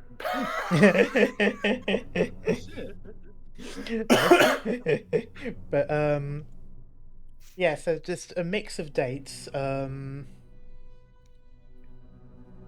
Some of them are random, but one thing that's consistent is a lot of the main dates that you see are about 8 years apart. There are some dates within those years, but they're a lot less common. Okay. Gnomish swearing, taking notes. What are in those books? Just They are mostly textbooks. You see the year basically because it's written there's like a publication date, copyright date, that sort of thing. But I mean, I asked in character. oh, if the one sorry. who's reading them. Well, I still have to explain it anyway because I have to explain it to Rook. They're the books are they're standard school textbooks. Some of them are out of date in terms of like what they teach. But you've got like your basic. You have your Arcana textbooks, which back then would have been alchemy and astrology together before it was referred to as science in this particular book, which is an older one. Okay. Old textbooks, but you're saying these years to me, like, is it consistent 8 years, not like 8 or 9 or 7? It's like 8, 8, 8. Yeah. So there are majority of the dates are basically like 8 years apart. Okay. It was 1998. Wouldn't it be in 2005 now? Means it was 7 years. Yeah. Yes, but I just said that the main dates are 8 years Okay. apart, but there are some in between those Okay. times. But those are a lot rarer. Okay. Can I This is a open up- pattern. I want to open up a textbook to see if there's like an issue thing in it, like a loan to student. Ah.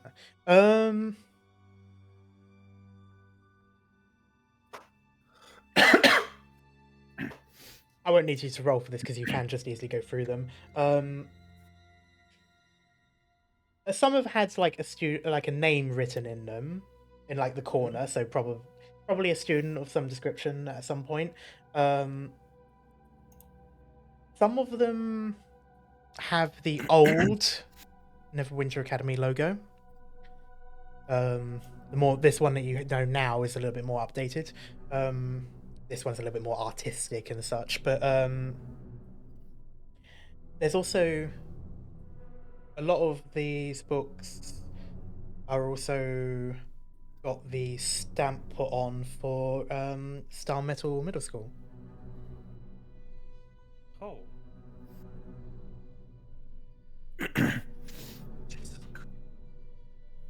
I don't like this at all. Why?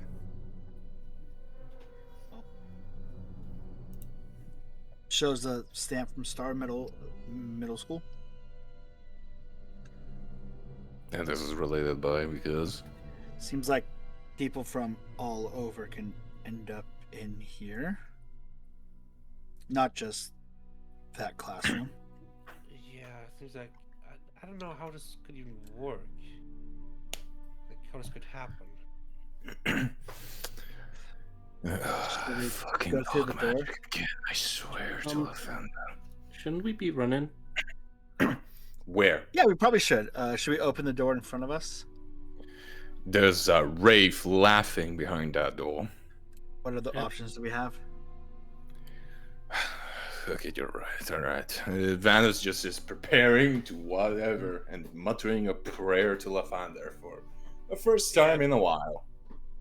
Quinn is just aiming straight at the door. Wait, wait, Rafe, undead. What can I do with a fucking priest pack again? I can't remember. Priest Pack has items inside it. You can click on the pack and it opens up a smaller window with stuff. But of course, as Paladin, you do have access to radiant damage and stuff with your smite and all that. I have, I don't have Divine Smite. I have Searing Smite. Ah, Level Priest Pack 2, I have, level 2, I have Divine Smite. always prepared. yeah, my bad.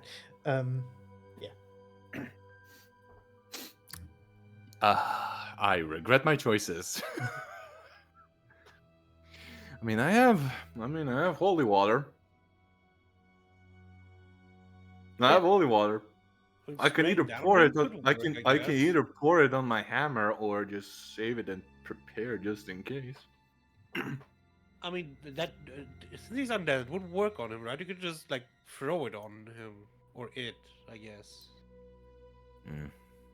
He grabs the holy water and prepares, puts it on his belt, ready to do whatever the fuck it needs to do with it. okay. He lights an incense and does some sort of a ritual. Do I need to roll for it?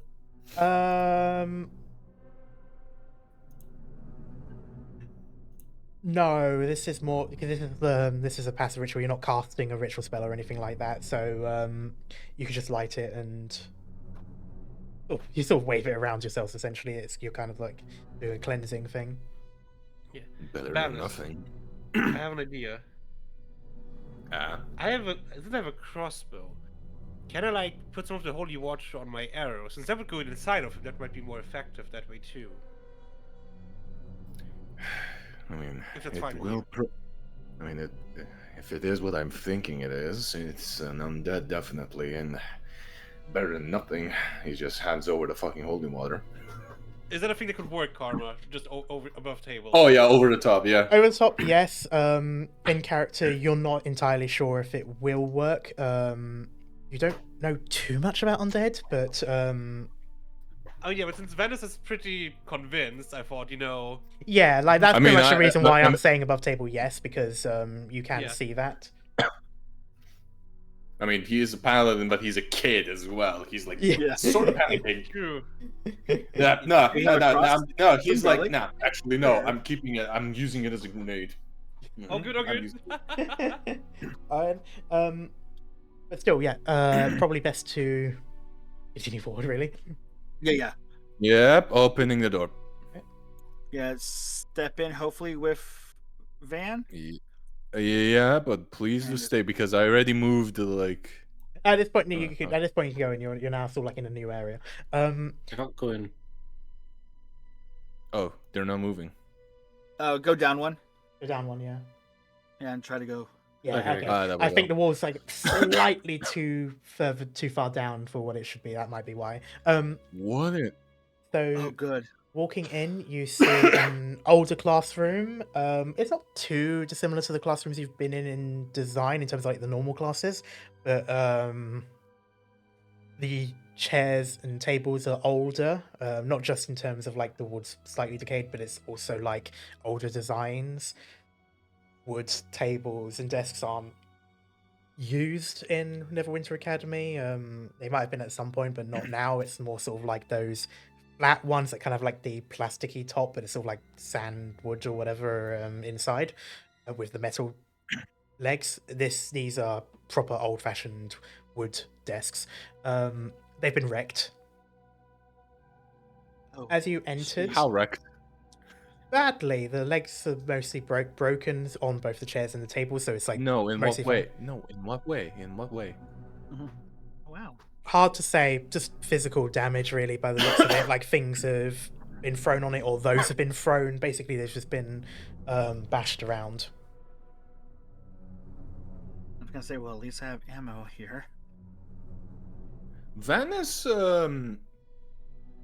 will grab one of the table legs and crack it to be like a quasi steak. Okay. You've His noticed trauma is kicking in a little bit. a little bit. You've noticed as you walk in that giggling and the sounds of playing have stopped. And Cunt. and from the walls you hear as something. Is that like a scratch or something? No, it's a sound of like meat and old bone and joints as Oh. something forces through the wall, not like physically breaking it, but rather just sort of merging out of the wall. Oh, fucking. And you Oh, see I knew it. Dark, you Mm. kinda. There was a cutoff. Okay. Well, it basically just growled. Wait 1 second while I relog. Damn it, I thought we ought to win Back. here. Nope. Can I use my free action to scream? Yes. As you see corpses of Oh. students by the looks of it. Oh, bloody hell. Karma, what the fuck? And Lucy is scared at this point. Understandable. Lucy has someone in front of her. What the fuck? Yep, as one of those zombies basically leans close to you, and you get that sort of. And I would like you all to roll initiative. I knew it. It's The terrible moment you time said again. school, I literally thought we were gonna do a corpse party fucking campaign. Wait, Skyrim combat music? Yeah, Okay. yes. I fucking love this song. Oh, I rolled dead last, of course. Okay, fair enough. Well, actually, you're not dead last quite yet. Yeah, there's still a chance. I rolled 24.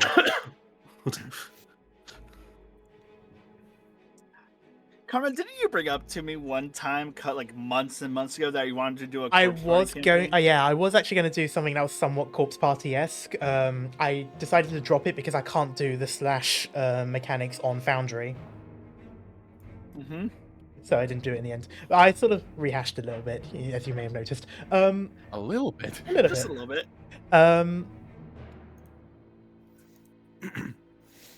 For some reason, your name's player character, and I do not know why. But Lucy, it is your turn. I was hoping Oh, for corpse for ghost stories. We got corpse party. Yeah. All I can really use right now is Lightning Law. So, and I don't think that works too well, but I guess I'll Lightning Law this one. Save this is. I would above table. I would probably save up the spell slots. It's a cantrip. Oh, okay, fair enough then. I'll also say from now on, keep above table to an absolute minimum for this. You can strategize in character at the beginning of rounds if you know, if your character knows what they're talking about. And So minimum it's a meta. strength.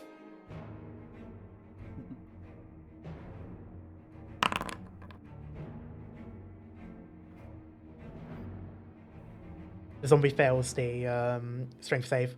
Was it the one in front of you? I'm assuming. Yeah. Okay. All right then. Roll your damage. Ooh, 6. nice.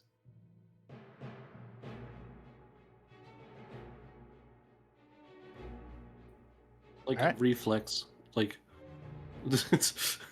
Yep. You strike at it, and it lunches back a little bit and gets quite.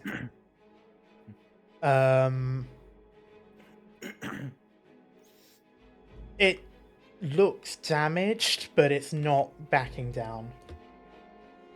Okay. I'm so not used to the fact that Divine Smite is now literally a spell. Yeah, it's Fucking hell. weird. Yeah, that's why. I mean, I didn't put suppose it I'm always like, kind oh. of acted like a spell in a sense, so I guess they sort of like Yeah, but naturally I decided have to push like it. but- physically put it in now. Yeah, That's it's the trick. weird. Like the level 2, it's like always prepared. Rules is written. I think I always know it, and I can always cast it with a spell slot. Yeah. That's how I But yeah. understood it. Okay, so Plus, with I'm that also going to shift. shift, okay. Yeah, that's a bonus action. Yep, so you can shift. Yeah. Is there? I think there might be a button for that in your features, because that might give you some. If it gives you any sort of bonuses, it will do that. The Apply only that. thing it does is give me a. Oh yeah, if I click. Oh yes, okay. Yeah. Oh, This Swiss is a right. roll. I'm not sure what to roll. Well, that's for Oh, healing. it's just yeah. No, it's just for temporary hit points I get. Oh, okay. Nice. Oh yeah. Okay. I don't mind if you roll. It's a flat number, but you know.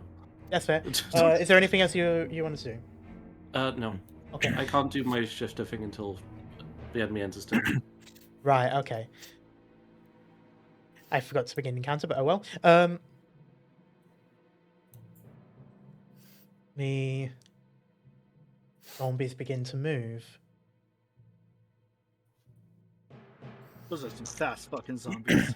Vanis, you hear behind you Oh. while you're sort of looking at these, you hear and one basically tries to slam against your back.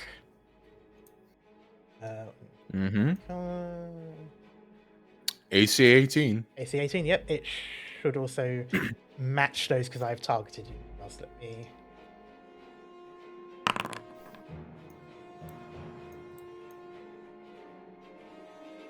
Fails against it.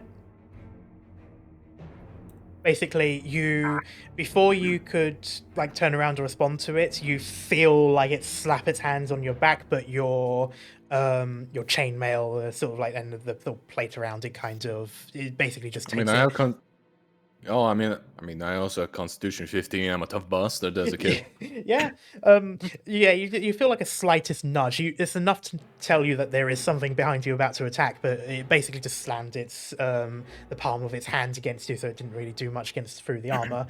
And with that, Rook. All right. Okay, this one here needs a dexterity Vanus- saving throw. Vanus would Vanus would just yell, "Protect the girl, not me!"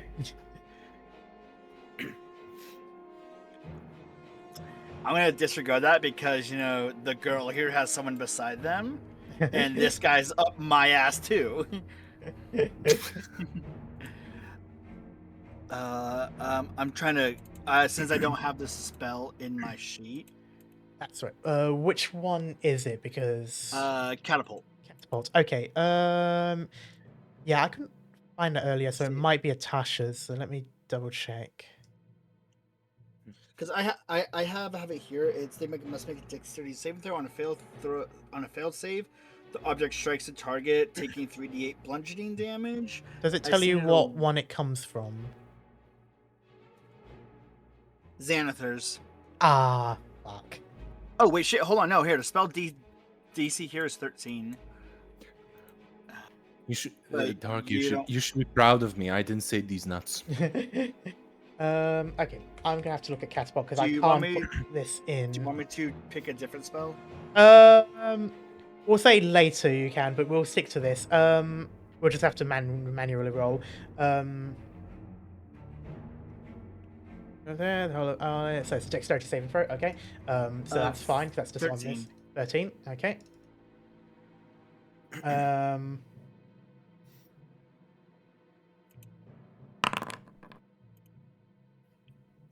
Fails. So you can. Oh, there you go. Yep, nice. Oh Comma. shit! Okay. Sorry, the zombie below me isn't in turn order. It is. What? It's the group. They both have. There's two Oh, that have okay. 4, so they get grouped up. Okay. Yeah, I targeted this one behind Right, and rolled 13. Okay. I'll be right back quickly then. Okay. This one is hit very badly, and yeah, you can tell that it's barely able to keep its form. And with that, we will go to Win. Yep. Wait a second. Do I have disadvantage if I shoot this guy because he's in within 5 feet? Yes. So we'll probably need to stab him. Targeting. Oh, I blocked that with my character thing. That makes sense. That's why I couldn't see it. Then I should probably stab that guy. All right, go for it. Right, roll the attack button. It's in the Yeah, I just- chat. Okay. I clicked the thing at the bottom, the hotbar, so I was figuring out how that works. Ah, fair. That hits. Yeah. And if I do that, I can not click damage here. Normal. 1 or 3 a bit. Damn. All right. 3. Yep. And I'm gonna stay to not trigger an opportunity attack. okay. He's also vexed. So if you target this one again in your next round, you'll have advantage on your attack. Ooh, nice. It has to be with the sword though, because that's where the vex is coming from, if I remember correctly. Yeah. Yeah. So you did 3.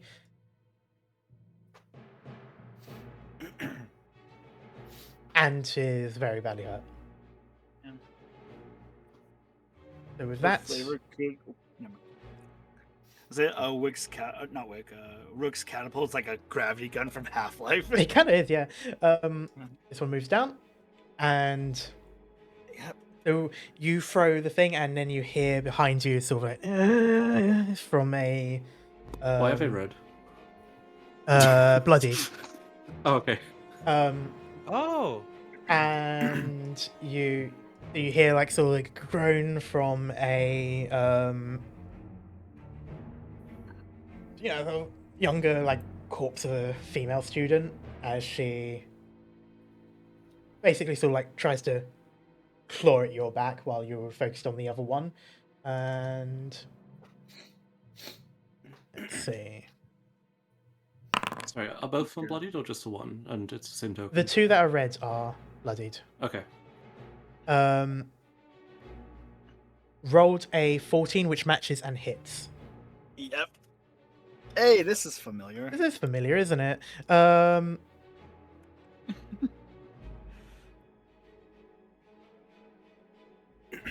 there it is.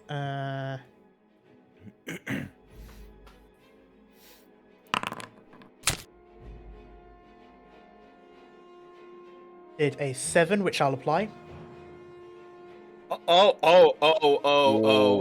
you take a large hit to the back, and it sort of catches you on the back of the neck, and long nails slice down before it hits the back of your leather armor and stops there. How real does this feel? How what? Okay. How real does this feel right now? It hurts like fuck, so at the very least it feels real to you. Okay. Oh, you're so lucky you're near me. The other one moves up and is going to try to attack you, Vanus, with sort of trying to claw at you. There needs to be a faster way of me doing this. Anyway, there we go. Misses.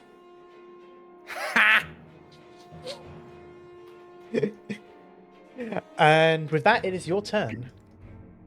All right. First off, and thankfully, lay on hands is still a bonus action. Still a bonus, thankfully, yes. All right. First off, I'm going to expend my bonus action to use lay on hands on Rook. Okay, if you want, on the left-hand side, there's the token controls, the sort of like little target board button. Ring target. Yeah, so like the rings. You can click that and then click click. this. Yeah. So when you Okay, do and that, you should be able. It should target him. All right, and I'm gonna heal him for all of the fucking 5 points I can give him now. Max points. All right. I feel bad now. Okay. Yeah, you can press the healing button. I have to roll it. I don't think it. But click the healing button. See what. I clicked Might just be heal. the same as my. It It might be the same literally as. it literally says I have to roll. Lay on hands never Click have it. to roll. Click it. Yeah. Well, fuck it, clicking. There you go. Yeah, it's the same. It's the same thing as my temporary health. It's a set number, but you still have to roll it. All right, fair enough. All right. Be lucky Ooh. I can heal. I'm just panicking. Toughen up. Toughen up. Yeah, you feel And sort of like a now- warmth on the back of your neck, and the wounds close up. Next up, how do I fucking hit? Select a target, press the weapon of choice, and it will sort of like pop up with the option of what type of roll. Okay, Warhammer, of course. I'm targeting the one in front of me that's weakened. Mhm. And using it one-handedly. Okay. I have mastery over it. Does that? Yeah, that will give you the that sort of thing that it has. If it didn't pop up, you can press the attack button, and then it sort of gives you 3 options. You choose normal out of those 3. Yeah, fair enough. All right, normal. Oh! All right. Pippin! Roll. Okay, press the damage button, and then make sure to press critical. What's the damage button? On the should say one, damage. yeah, the one that you had previously. The in the chat, there's in the chat above where it is, you got attack and damage where the warhammer is. It. Just press Oh, damage. okay, damage. Yeah, and then the Okay. option for critical. Oh! Oh! I smashed that fucking skull. He Yeah, had 2 HP left, did he? yeah. You bring it down on him, and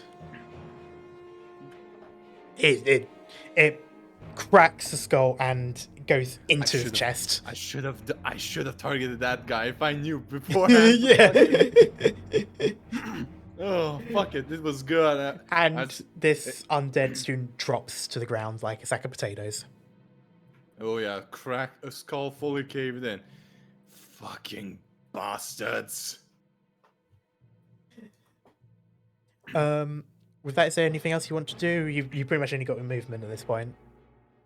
Oh, I didn't see that one up there. Oh shit, okay. Oh, shit. I'm sticking put. Alright, yeah, you stand your ground. Actually, no. Hmm? Actually, no. Actually, I'm moving in here. Okay. Yep, that doesn't trigger attack of opportunity. You're within its space. Alright then, so going to the others. I like that it groups them up. It's a shame they don't do that in Starfinder. Anyway,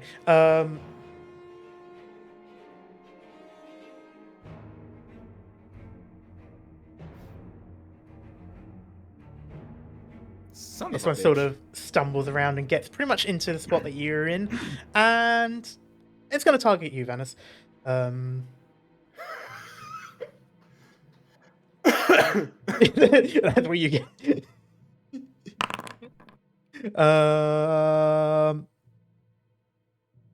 Crit failed. Oh. It slams against the back of your armor and loses a nail in the process. With that, though, it goes to the next. Favoritism for yourself, I see. Goes back to this other one, which is pretty badly hurt and is going to attack you, Quinn. Damn. I give disadvantage because it's funny. You use your luck to give this disadvantage. How do I use it? You Do I just say it. Yeah, just say it, yeah. I can manually remove a use. That works. I didn't know if I had to do it automatically. Okay, that's fine, yeah. Fails. Good. And then with that, we go back to Lucy. Lightning lore again. Okay. Same one. Scared artificer noises. That's another strength check. Yeah, this isn't a permanent thing. It just has to do a strength check, right? Each time. Yeah, this is on Witch Bolt. Okay, just had to double check.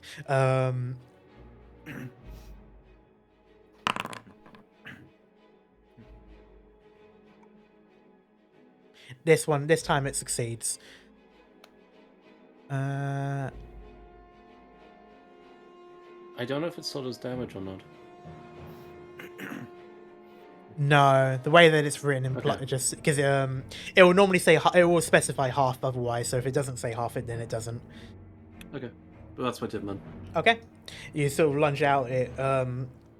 The lightning will go. It crackles out, but sort of hits the wall at the back.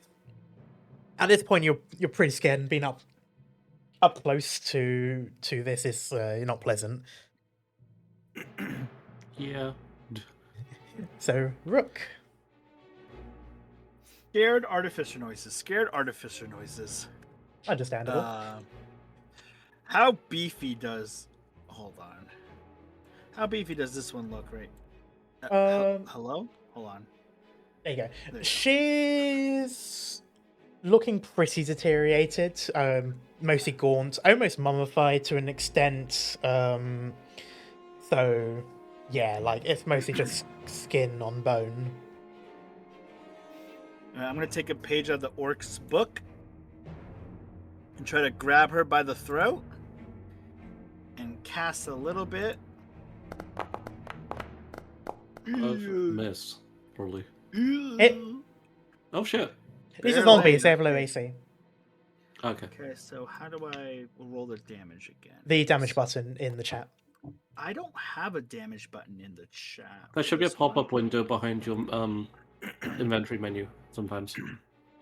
No, it's just in doesn't the pop chat. up You've for got me. shocking grasp. You've got attack and damage. 2 buttons. Hey, come and check DMs. Yeah. That's not your. No, the one above it. Oh, but shit! How did I miss that one right there? Every time you press It's the. very confusing. Yeah, it's Wait. it's different to how it's done in. Okay, that was the wrong one. Yeah, It's ignore just that. about. It's just the damage. I'm frozen. Hold on. Oh, okay. There we go. Nope, not again.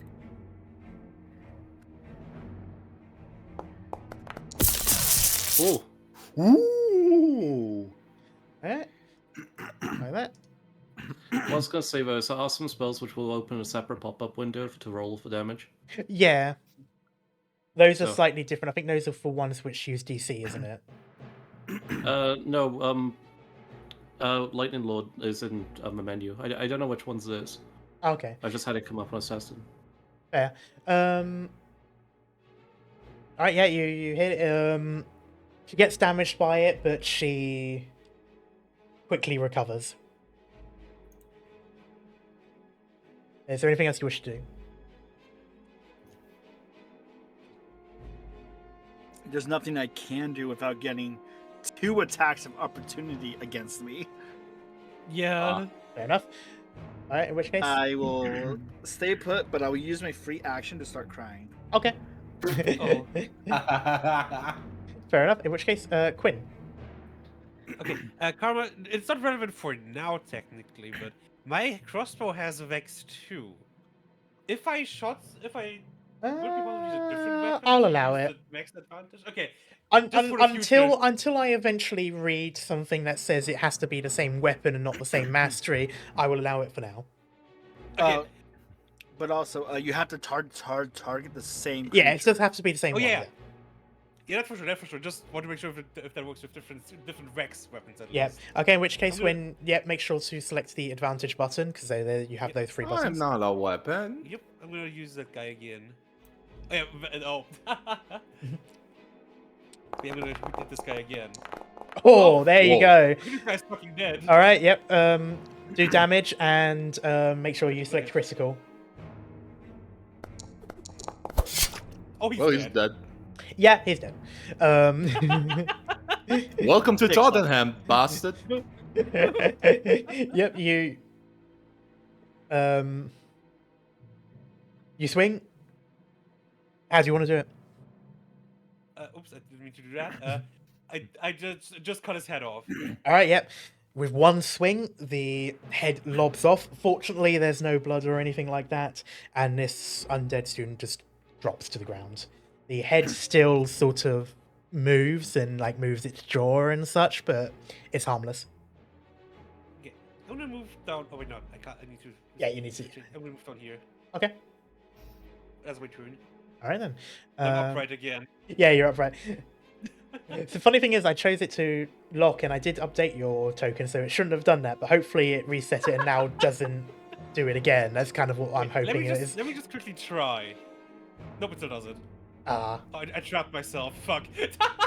You could have gone up. No, Bruh. you don't want to be upside down. Yeah, you're right. I'll rotate it again. yeah, it's okay. I have. Yep, That's weird. rotated, idiot. It rotated. No, I'm fine. It's gonna rotate every time, Rota. so don't worry about it. Rotat. Rotate. With that, we'll go to the other one. She's gonna swing at you again. Rook. Increase scared artificer noises. Misses. This time you are actually because you were fighting her, so you were already facing. She tries to lunge back, and it nails basically drag against your armor instead. The other one is I mean, you know, it's gonna I attack mean, you, yeah. if it moved, attack of opportunity, definitely. Actually, doesn't if it has to move outside of attack. Yeah. It has to move outside of your round, yeah. It But can yeah, this sidestep one's right here. just attacking you, Vanis. It's just straight attacking you. You moved into that space. You immediately got his attention. Yeah, I know. Don't worry. I did it on purpose. And misses. Well, it sort of like slaps against your pauldron. I mean, shield. I have a shield, remember? True. If you've got it facing the zombie, then yeah, it'll sort of like lean into the shield really and just sort of but with that, it is your turn. All right. Remind me, is shield bash a bonus action? You should say on it. I mean, I don't know. It isn't listed as a thing, is why. Oh, okay.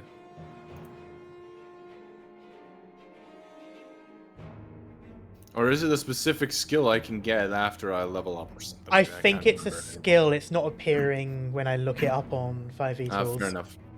All right, fair enough. You need the Um, Shield Mastery feat from the 2024 edition. That's a feat. Okay, fucking Yeah. hell. Oh, it's a And feat. if, Okay. if you take an attack action, you can use a bonus action to bash the creature. All right, fair enough.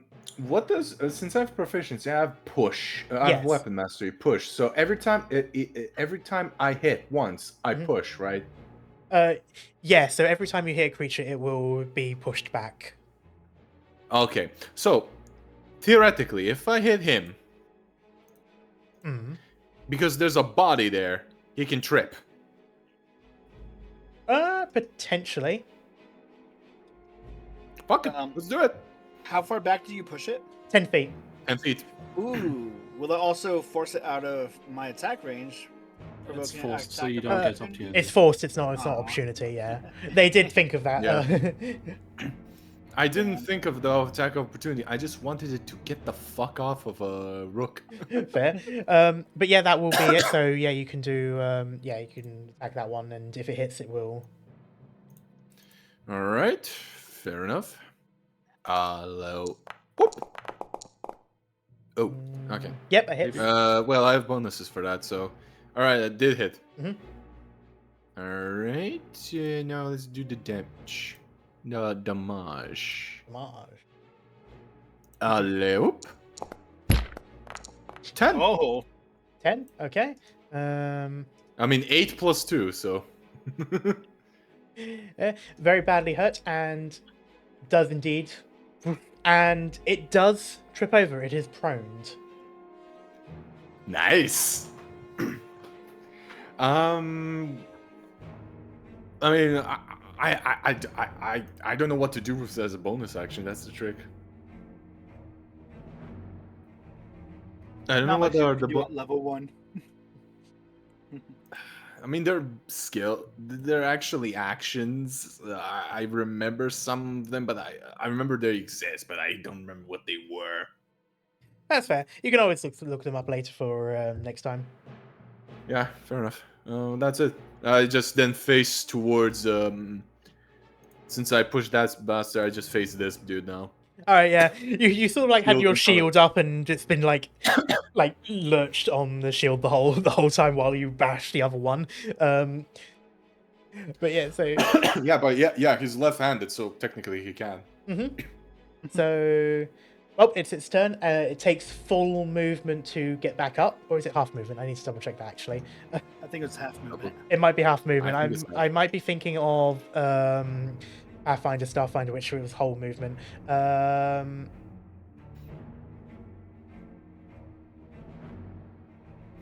Yeah, half speed. Okay.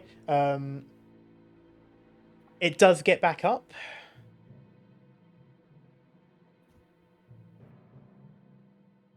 But It cannot walk over the body because that would be difficult. So it has to. It can still get there with 10 foot, Yeah, but it's not- but that's it. yeah, but it's not getting on Rook. It's not getting on. You Rook, owe me no. one. They seem to have some sort of recognition, so while it could have gone to Rook, it seems to have instead gone to the one that attacked it. Well, I am the biggest threat right now. With that, it will do A slam against you. Whoa. Missed. Ah. And we are back to Lucy. I'm in a weird situation here because I only have lightning law, which will pull the enemy towards me. Oh, I think the most logical one is to target this one Hmm. because it Just won't pull put it. Rock in danger. Then it will just move it, Okay. like, and it's already is. Yeah, fuck it. Yeah. See, I'll target this one. All right.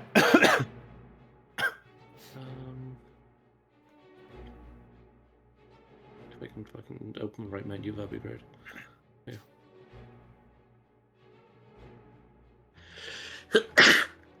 Bless you. Bless me. Sorry. So yeah, strength save. All right. Strength save. This one here. Boop, boop. Fails. So Yeah, that's let's go. benefit, so it'll get dragged there. Number 6. Ooh. Okay. Yeah, you hurt it. It's not enough to stop it, but it physically looks quite damaged from that. Anything else you wish to do? I can't do anything else. Okay. Rook. All right.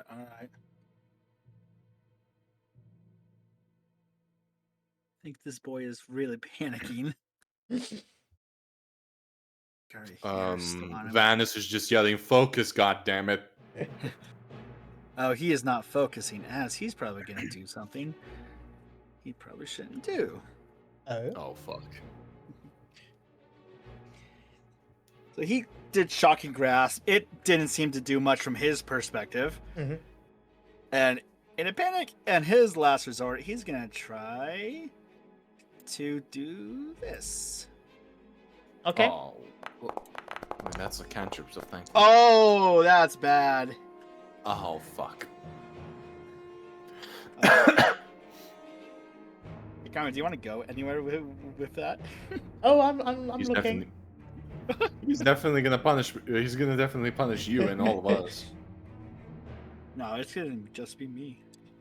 This is like the Starfinder grenade all over again. Mm-hmm. Thankfully, this is not firebolt. No, not fireball. Sorry. Eyeball. Do you say that in character? Yeah. I'm immediately screaming. So for some reason I can't find the things that we spoke about. Anyway, you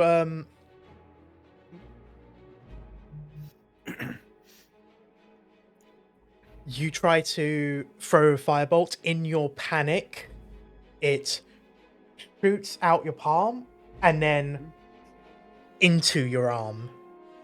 oh, Oh crap! You have mechanical arms. And for a moment, you feel a heat inside your forearm as it burns in the Eternals.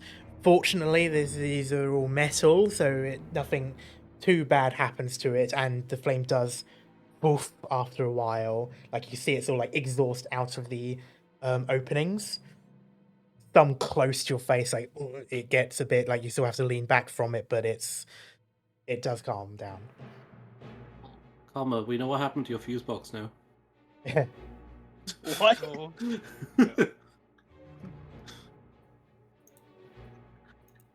Is there anything else you'd like to do? Continue crying. Okay. Win. And that's my turn. Okay, I'm gonna shoot the guy next to Rook. Okay. It's normal roll. Normal, yeah. Oh, come on! That would I'm afraid that does not hit. You Fuck. fire the bolt and it sort of goes over her head. that doesn't apply Vex, I'm assuming. No, because it didn't hit. Okay, fair. But yeah, no, I'm not gonna waste another Wasn't lucky on the that. I'm one. good. That's my turn, I guess. All right. She's going to continue to attack Rook. I'm praying to God here. And your god of choice seemed to have listened as it tries to go at you again, Rook, and sort of Harambe, slaps on thank you. your. It slaps on your plate, your leather plate. The other one, it's been launched it towards Lucy. It's going to try and attack Lucy. Yeah, it's hard. Pretty much the moment it gets in close, it sort of like tries to swipe at your face. Mm-hmm. And 13. yep, 13 matches, it hits. Fuck.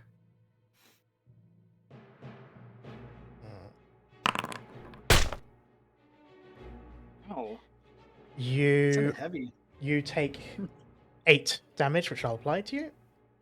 Holy shit. Oh. Ow. As you essentially get like slapped in the face. There's a slight scratch. That's a strong slap. Yeah, strong. That was a slap with a closed hand. What the fuck? That was this. Yeah.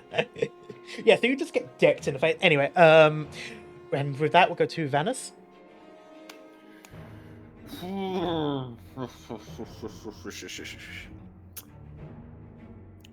Honestly, I'm targeting this dude.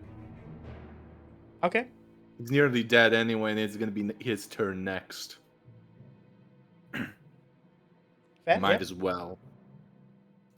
I have nothing else to do, so baba booey. Kind of Oh target. hell yeah! Nice. I didn't roll on mine, it just waddled into position. Yeah, it kind of did a bit. Okay, so now it's gonna be damage. Nope. 5. How do you want to do it? I smash its head. Right. Yep. Hammer down, heads crack, and it just drops. Hammer down, okay, Reinhard. All right. Is taunt? Can I taunt? Can I yell as a bonus action to the zombie that's attacking me? Taunt's an ability to get, I think it's a feat. Yeah, bulwark fighter. I thought I was. Yeah, I thought I could use. You The only I one thought I could. you'd have to do it as a skill check, which would be an action. Okay, fair enough. Never mind. The only one who has natural taunt abilities is me. IRL. IRL, yeah. No, yeah. So, yeah, if you're to try and actively taunt something, you would have to use some kind of one of the skill rolls, basically. It depends fair on what enough. it is. So, is there anything else you want to do? No, I don't know what else I can use as a bonus action. Fair enough. Back to Lucy.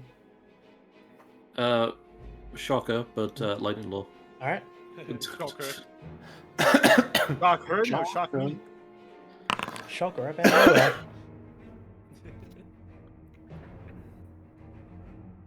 Fails. Fuck. That's good. Yeah, it fails. Sorry. I always do it from the perspective of the one doing the roll. All right. Zaps and again, visible damage, but it's starting to sway. It's sort of keeping its form. Is there anything else you'd like to do? I can't do anything else. And- I keep forgetting how my reaction works. Mhm. So I fucked up last round. But yeah.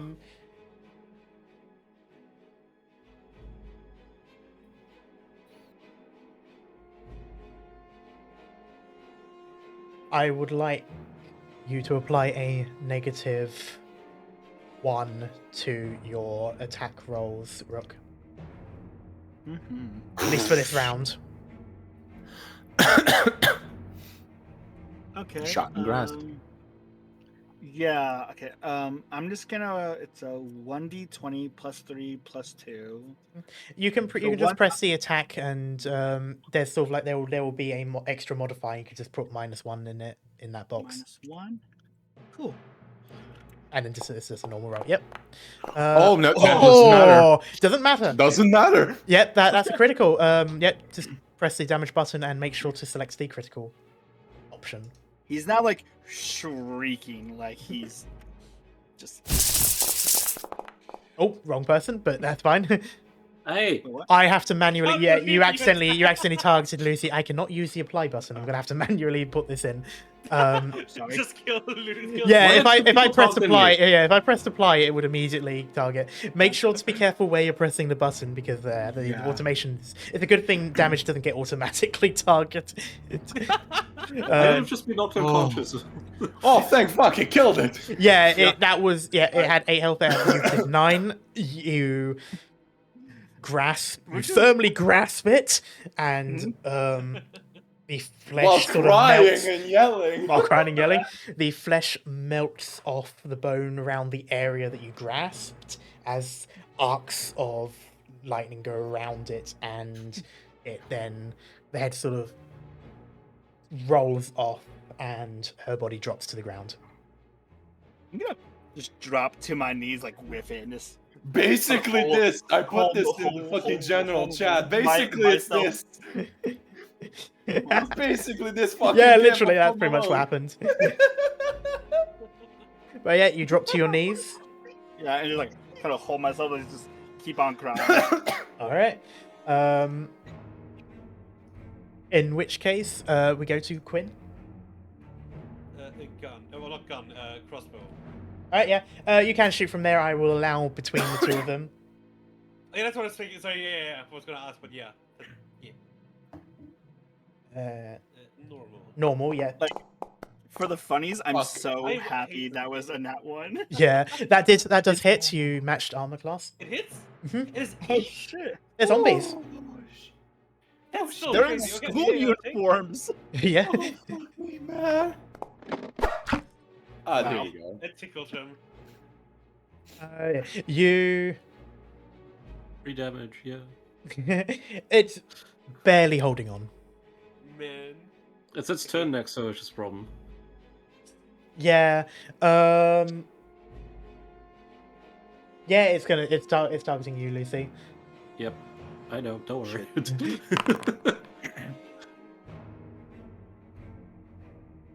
Misses. Woo. And Venice. Oh, fuck. Okay.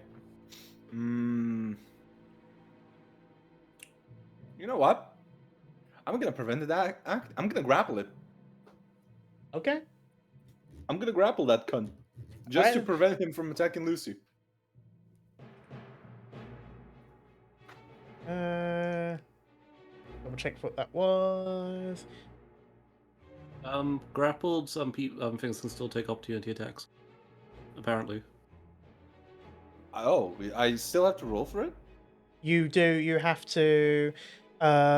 Characters typically grapple by using an unarmed strike. Okay, how the fuck do I... Okay, where's the 20 unarmed strike? proficiency in strength.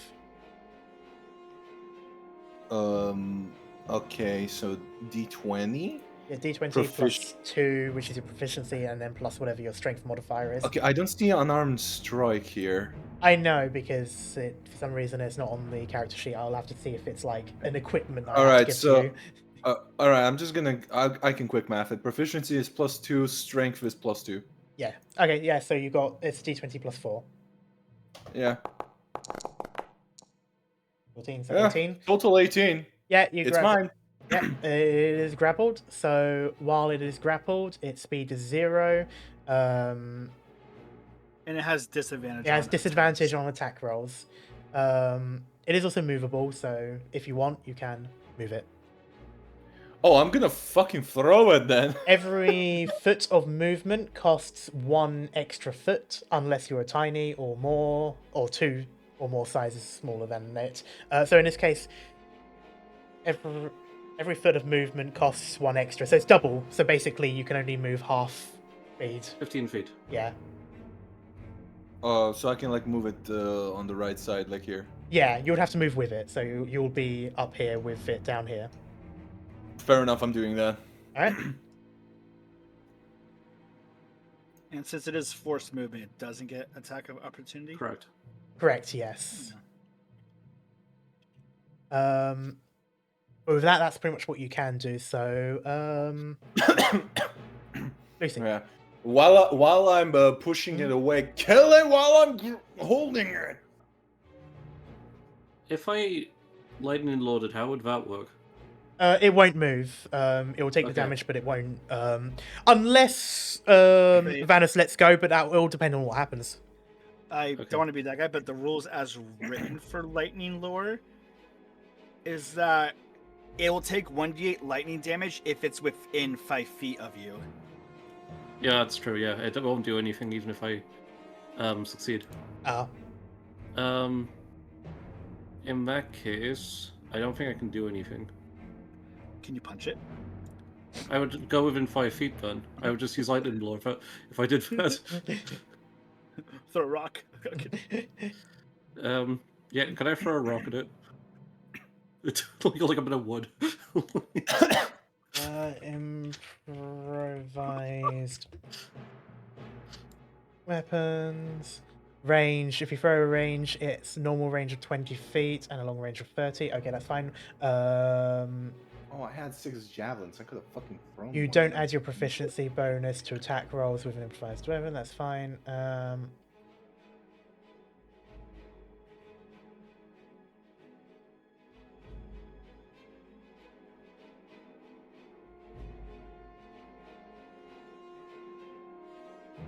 Okay, so that is a D20 plus your dexterity, but not your proficiency. Okay, I think this should work. No, Damn it.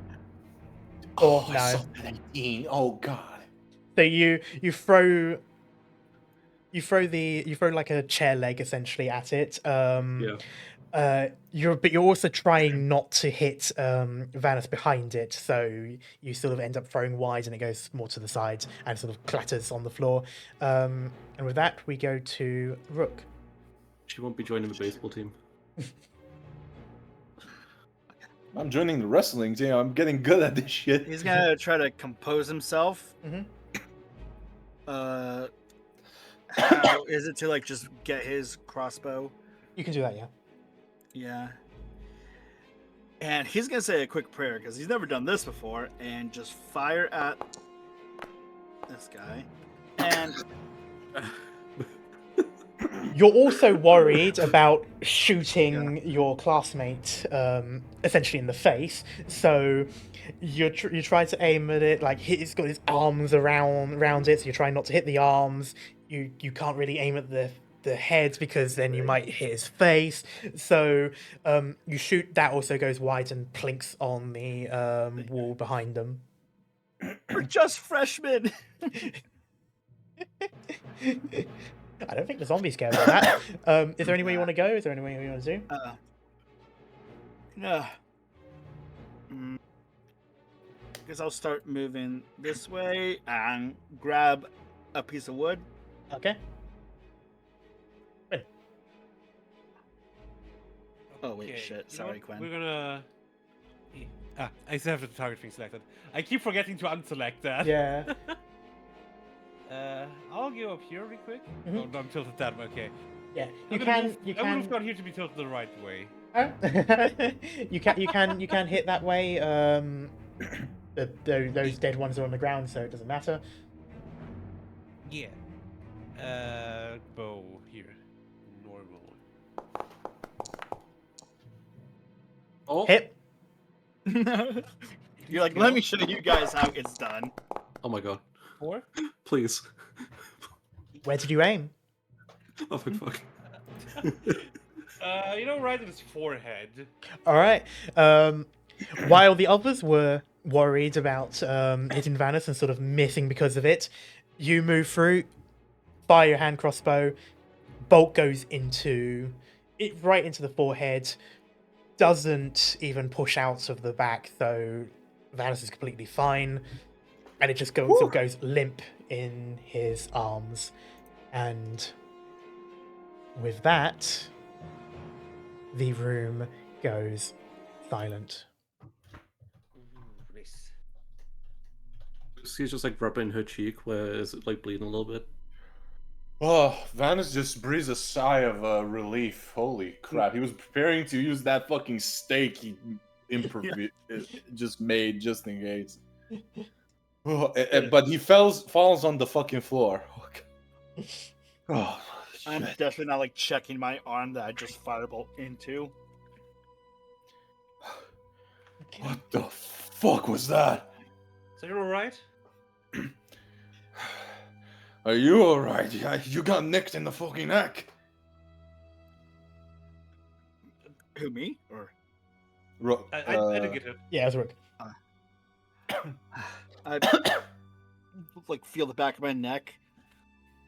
Think I'm fine with whatever you did. Shit. Gonna go up. Yeah, you're fucking lucky you all had some kind of a healer. You would have, he points through, you would have been fucking dead. Gonna kind of take a little step back. Sorry.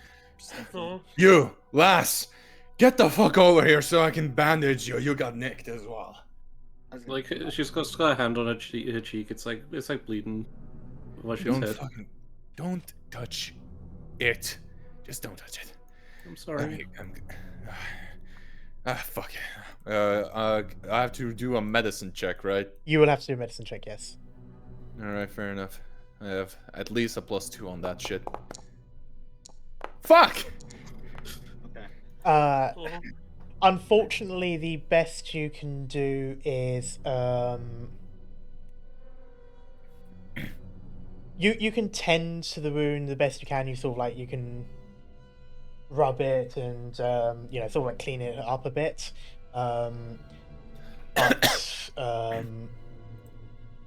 above table, there's no healing for it. But you do sort of you dress the wound. It's fine. It still stings a little bit, but it's you've helped is about as much as I can really say for that. Sorry, my mind is a little bit fuzzy right now off all of this. It's okay. Thank you for trying to help me. Can anyone else heal? Like I'm asking. I can only heal myself. I think with second wind. Yeah. Gonna Yeah. pop open the front panel to my on my like wrist. See that I have like one little device in it that's flashing red. One of them is green.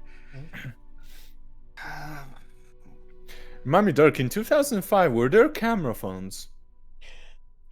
Very Not few. good ones. Some flip phones did have cameras. It was bad quality. Good thing I'm fucking rich. Yep. You will have one. Oh yeah. Just in case. Can I look Those around the who room? have intact fucking heads. Before going you do that, I'm going to target Lucy and say, "This is all I can really do right now." Press the healing. There we go. Oh. Oh. 9. Okay, you fully Nice. healed her. 12. Cat, you'll have to put that in manually. I can't apply Yeah, it that's all because good. unfortunately Rook targeted himself. Why am I okay? I hear you. It's my thing is weird, but and now that last little like looks like a battery is now flashing red. Lucy just hugs Rook and is like, "Thank you." All right, just in case, just in fucking case. I'm going to take pictures of their faces. Well, the ones I did crush their skulls. Alright, you can do that while you're doing that. Lucy, with He a just six- goes to the severed head. He's just like, oh, fucking hell. Nice. Lucy, with a 16, what did you do? You did investigation. Okay. Yes, I want to search the room. Alright, so the Also gonna room. help as well. In it. If you want, then Quinn, you can roll investigation as well. You just have more eyes going around. Yeah, he just 14. bolts to this one as well. Okay. Oh wait, this one's flesh melted. Never mind. Yeah. Anyway, with so a 16 and a 14. Okay, so this is pretty much the same thing that you'll get regardless.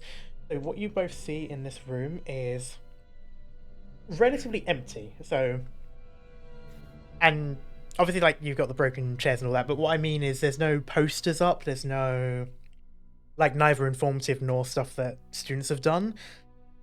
You kind of get the impression that it's like a classroom during a time when there are no lessons. So, like, summer vacation, you know, one of those, like, longer holidays where they take everything down ready for the next year. Yeah.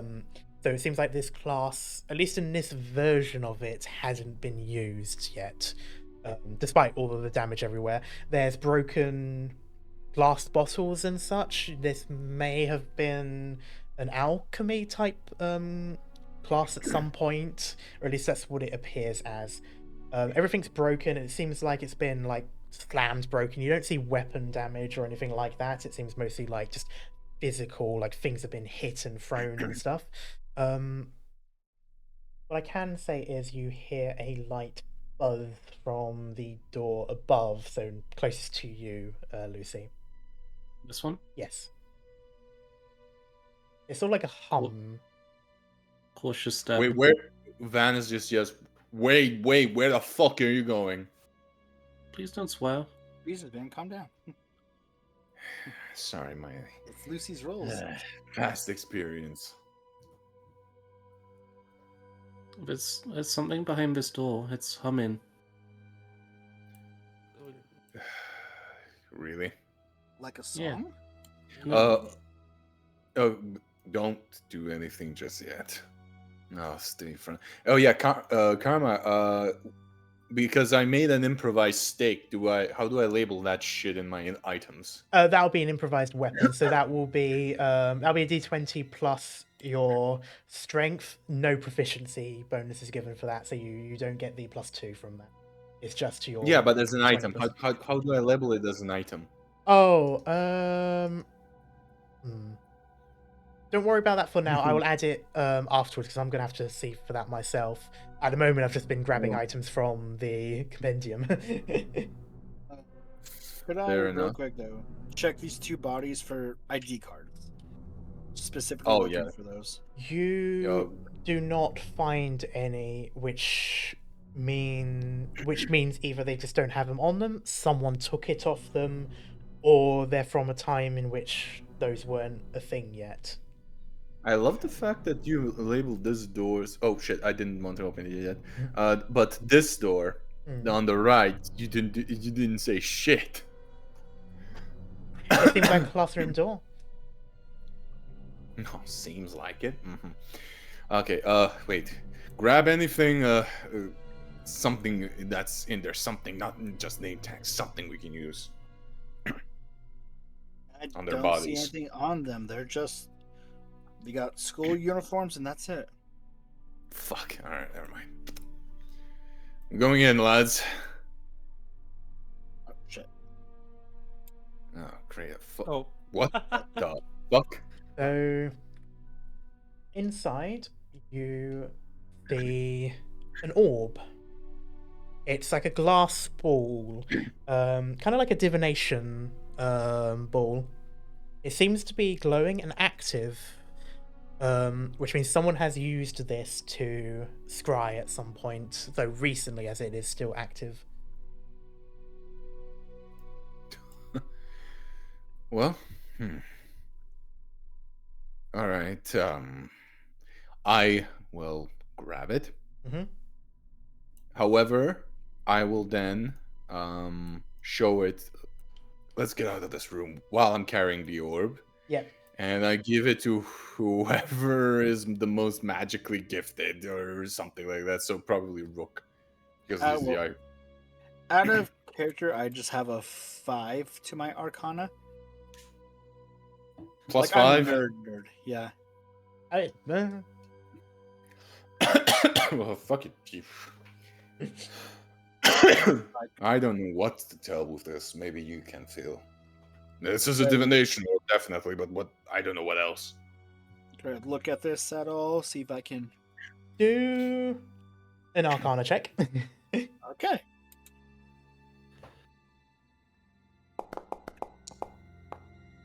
Nice. So, Okay. 21 total. You You instantly realize that this is indeed it's essentially a crystal ball. It's glowing blue because it has been used.